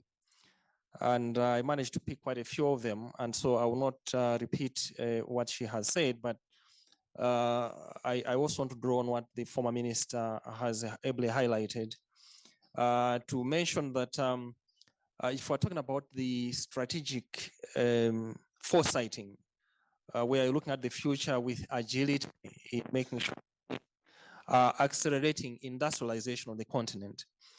Then we need to put into context what the Prof. Fiona had earlier indicated. And that is to say that there was a period when most African countries had initiated industrialization, most of it around import substitution. But with time, we've seen that there's been premature deindustrialization. And therefore, one asks the question, how do we come back to industrialize? Because industrialization is key for the continent's development agenda. We cannot talk of a prosperous and peaceful continent that is a formidable force in the international arena, driven by its own people, as in the Africa we want, if we are not fully industrialized. And I would just want to draw a few lessons coming from my own country, Malawi. First is to say that if you're looking at foresighting in terms of the future, one of the key elements that we've done is to revise the industrialization policy that we have. And in it, we're trying to build elements that are forward-looking. And a few of the things include making sure that the economic infrastructure that the country is putting together, we're talking of energy, transport networks, are really climate resilient. Because oftentimes we've seen, especially in Malawi, that the intensity of climate change impacts like cyclones, floods, is coming more frequently and with the higher magnitudes. And therefore, it's been destroying economic infrastructure, and that takes our industrialization agenda backwards, because the road networks, the rail networks, the power gets off the grid and so on. So moving forward, our industrialization policy is emphasizing climate resilient infrastructure moving forward. And second is to talk about appreciating that we cannot talk about a future industrialization that is competitive in the globe if we don't embrace technology. And so we have made a strong case to go more into digitalization and ICT in our industrialization agenda, because we do recognize that that is the future. You don't go in that space at your own peril. So as a continent, this is something that we really need to focus a lot more. My last but one point is to say, which is also interlinked, is if you look at the stagnation, primarily we would want the private sector to take the space and industrialize. But you would still find that even if you put incentives in place as a package, there sometimes happens market failures. The private sector still doesn't come in and invest, and therefore the state needs to take a very active role. We are promoting under our new vision, the Malawi 2063, a developmental state philosophy, where we're saying the state needs to recognize market failures in the strategic areas like industrialization and move in strongly to catalyze investments in there. So we've just created the Malawi Development Corporation, which will be working in strong alliance with the private sector to make sure that we catalyze investments towards industrializing the nation. And I think that is one way of accelerating the industrialization agenda, because there's also need sometimes for de-risking the environment. And lastly, moderator, is about experimentation. I think we should never shy away, just as the prof and the minister mentioned, we are different setups. African countries are different from each other. And so we should recognize that sometimes it has to take experimentation. The industrialization model that Malawi would take may be different from what Mauritania would have, different from Gambia and the others. So we should be learning nations. Do your industrialization model, learn. If it works, proceed with it. If it doesn't, then start afresh. We should always try and fail, but never fail to try. Thank you so much for your attention. Thank you. Thank you very much, Dr. Muntali, for your intervention and for the ideas you have shared with us. The importance of learning from past experiences, building an environment that is conducive, and in particular, in the case of your country and certainly your sub-region and other countries in the continent, taking into account the climate dimension, making a broad use of technology. And an idea that you share with our minister is with the role of the state in building or increasing the attractivity of the country by working on the trust, the de-risking, and finding new channels of communication and attraction of the private sector. And this is music to our ears as IDEP, learning, continuous learning, learning from experiences, learning from failures, and building something more innovative based on those lessons. It is now thank you again, DG. It is now my pleasure to give the floor to Dr. Hawa Ibrahim from the Nasarawa State University, Nigeria. Doctor, you have the floor. Okay, thank you very much, Karima, if I get the name right. Well seated, everyone. It's been a long day. And one of the reasons why we are here is because Africa stands at the crossroad of opportunity and challenges. But before I forget quickly, I want to take it up from the last point he made regards implementation of policies. We do not want to learn on the field. Yes, while it's important, or while we know that there are no perfect policies, effective implementation is a function of research work. Policies that are embedded or neck deep or rooted in research outcome stand the test of time. My point here is the role of research and development in formulating policies helps us to ensure inclusiveness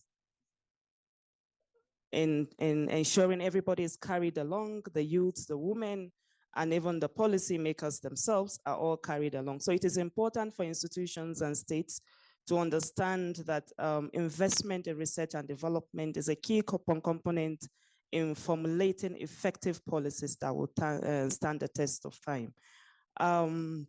While we know that, yes, Africa has a lot of challenges and at the same time opportunities, it is always a good news to talk about those opportunities in discussing the strategic foresight. One very important opportunity that I see, it's the demographic of population, the growing population, especially the young population that we have. We all know the statistics that by 2030, we'll have about 600 million young people in the workforce. So what are the policies we have in ground that ensures that we have a deliberate investment, or each country in Africa invests deliberately in terms of technology? What is the future of technology? And how do we incorporate this technology in learning? This workforce that is about 600 million by 2030, what are they learning currently that will ensure that if we get industrialized, they are prepared to fit into the jobs that are being created? So while it's important we recognize the role of technology, we should also understand that it's important to incorporate it at all levels of education. So 2 points I want to make clear here. It's research and development and then technology. Of course, we cannot separate technology with industrialization. And while we cannot separate technology and industrialization, we cannot also take out the role of education in redefining technology. So technology starts from STEM education, early years education, all levels of education, all the way to those ones, the future labor force. So we do not want to have a situation where we get industrialized or we achieve certain milestone industrialization and we import certain kind of labor force. So it's important we invest deeply in technology and in education. And this is where I stop at the moment. Thank you very much, Dr.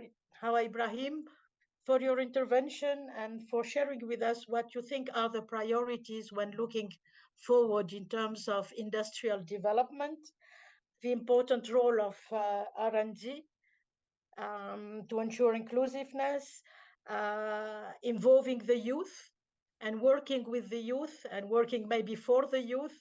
And I'm happy that we have been joined today remotely by the members of a network that we have created, which is called the Young Economist Network, that has over 1,000 members all over Africa, and who are working with us on macro modeling actually to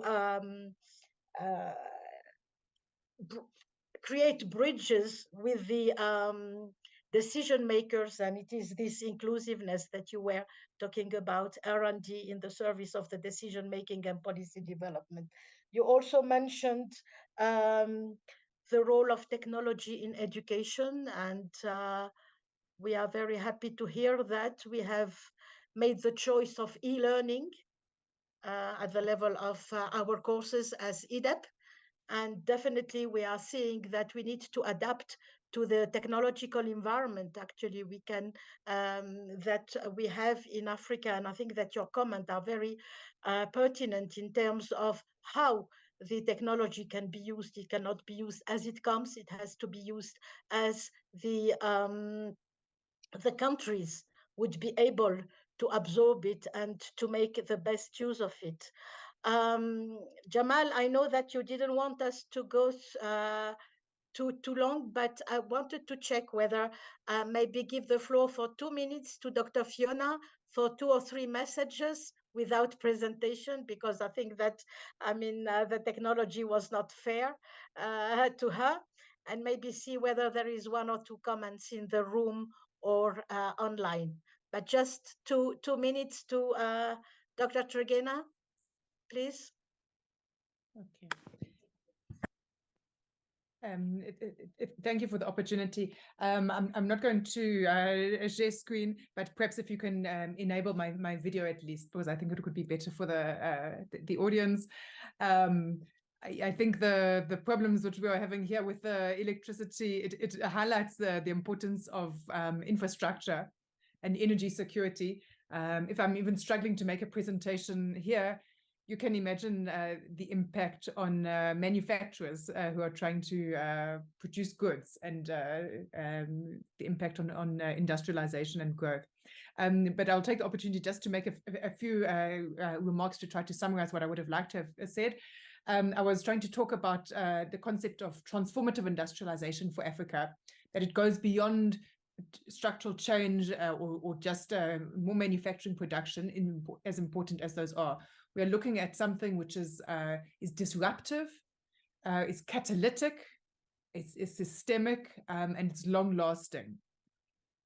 So this goes to technological change and the kind of productivity within the manufacturing sector, goes to the nature of linkages, both forward and backward linkages, technological linkages, as well as skills transfers and so on. It goes to the nature of production, being a comparative advantage defined. So it's not just doing more of the same, but trying to move up the technological frontier and catalyze upgrading in other sectors. Also contributing to the societal grand challenges and so on. I'm just compressing what I would have liked to have said. And linking this with the concepts of strategic foresight and development planning, which are part of the themes of this session. I would like to emphasize that in order to get to the Africa that we want, it can't be business as usual. Clearly, if we just continue with business as usual or make incremental changes, we won't have that systemic, transformative change that will get us to that Africa that we want. It's important to locate this within the context of mega trends, as was highlighted in the opening remarks of the moderator, climate change, technological change, health challenges, and so on. So a strategic foresight approach puts an emphasis on anticipatory action, on being forward-looking. I think the strategic foresight approach is a systemic one that doesn't just look in silos of industrial policy, macroeconomics, skills planning, and so on, but takes a more systemic and integrated approach. The strategic foresight paradigm also emphasizes mitigating risks and capitalizing opportunities, on making investments with long-term yields. So that the time horizon needs to be a bit longer. And this, of course, has a political economy dimension as well. We're not only looking at interventions that will yield results this year or next year, but some of them might take 5 or 10 years. And that speaks to a political economy that enables those kinds of long-term investments. I think part of strategic foresight is also having that long-range horizon with not being cast in stone. So being able to adapt to changing conditions. And of course, strategic foresight needs to be actualized in development plans.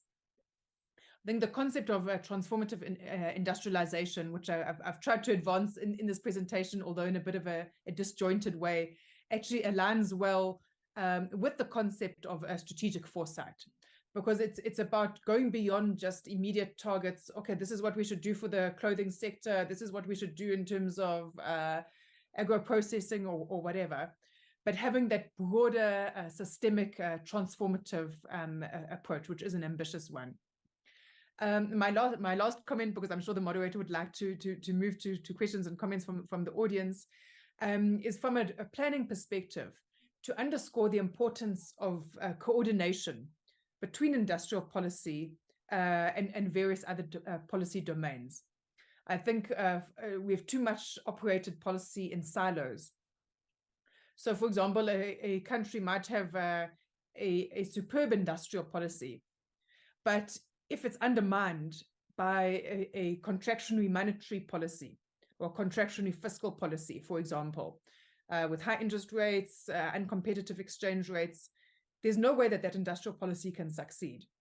And then it becomes all too easy for critics of industrial policy to point a finger that, oh, we are adopting industrial policy, we are investing in it, but it's not yielding results in terms of industrialization.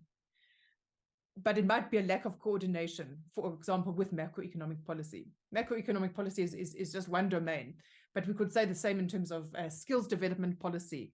And again, it's an iterative, a two-way approach. Skills development is a core ingredient for the success of industrial policy. At the same time, that industrial policy and industrialization also needs to organically develop skills. So it's about a two-way coordination between these various domains. Similarly, we could think about STI policy, science, technology, and innovation, as a core ingredient to industrial policy, as well as something developed through industrial policy. Similarly, we could talk about energy policy, environmental policy, competition policy, ICT and digitalization, infrastructure policy, and so on. I won't have time to go into them in detail. I think the parting message is around, from a planning perspective, the importance of policy coordination horizontally as well as vertically. Thank you. Thank you very much, Dr. Trugena, for your intervention, for your presentation. I won't try to summarize it. You agreed to share your PowerPoint, so we will make it available to our participants.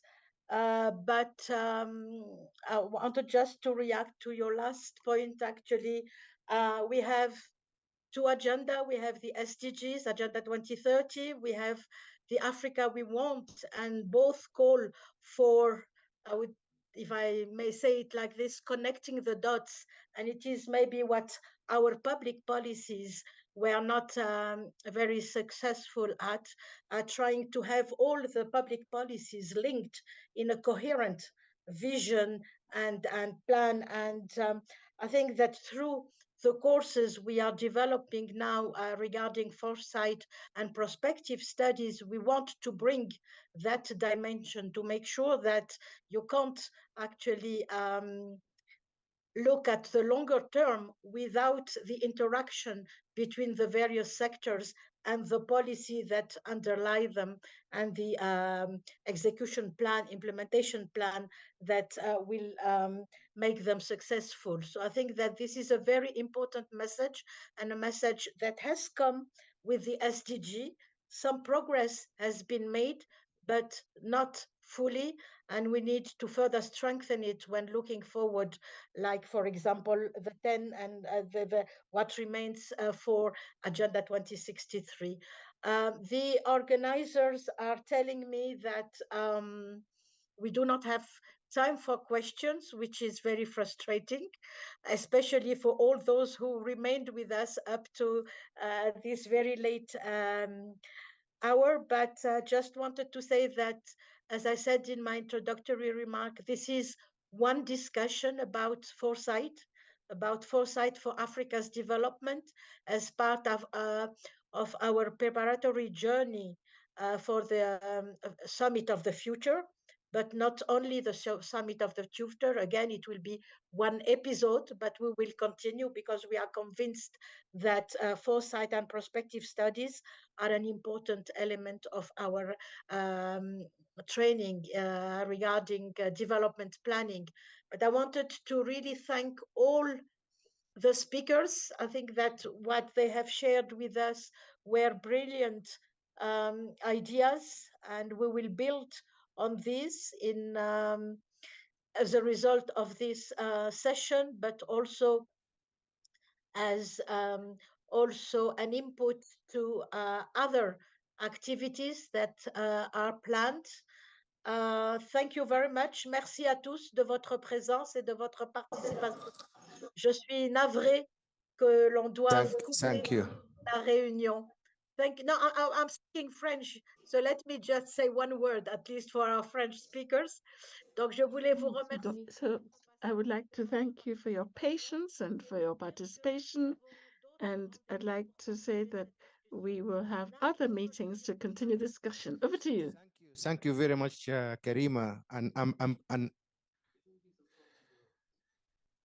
Thank you very much, Karima, and please don't be frustrated. Probably you can see here, you see the number of people, you know, who have been here since 8:30 in the morning, and it's 8 p.m. You can see all of them. No, actually left. We had probably a couple of people actually came here because this was a very interesting one, mind-provoking, and also at the same time reflects concrete examples. Thank you very, very much for this excellent panel. Can you give them a round of applause, please? Thank you. So now I think we are half an hour late for the reception. Now it's only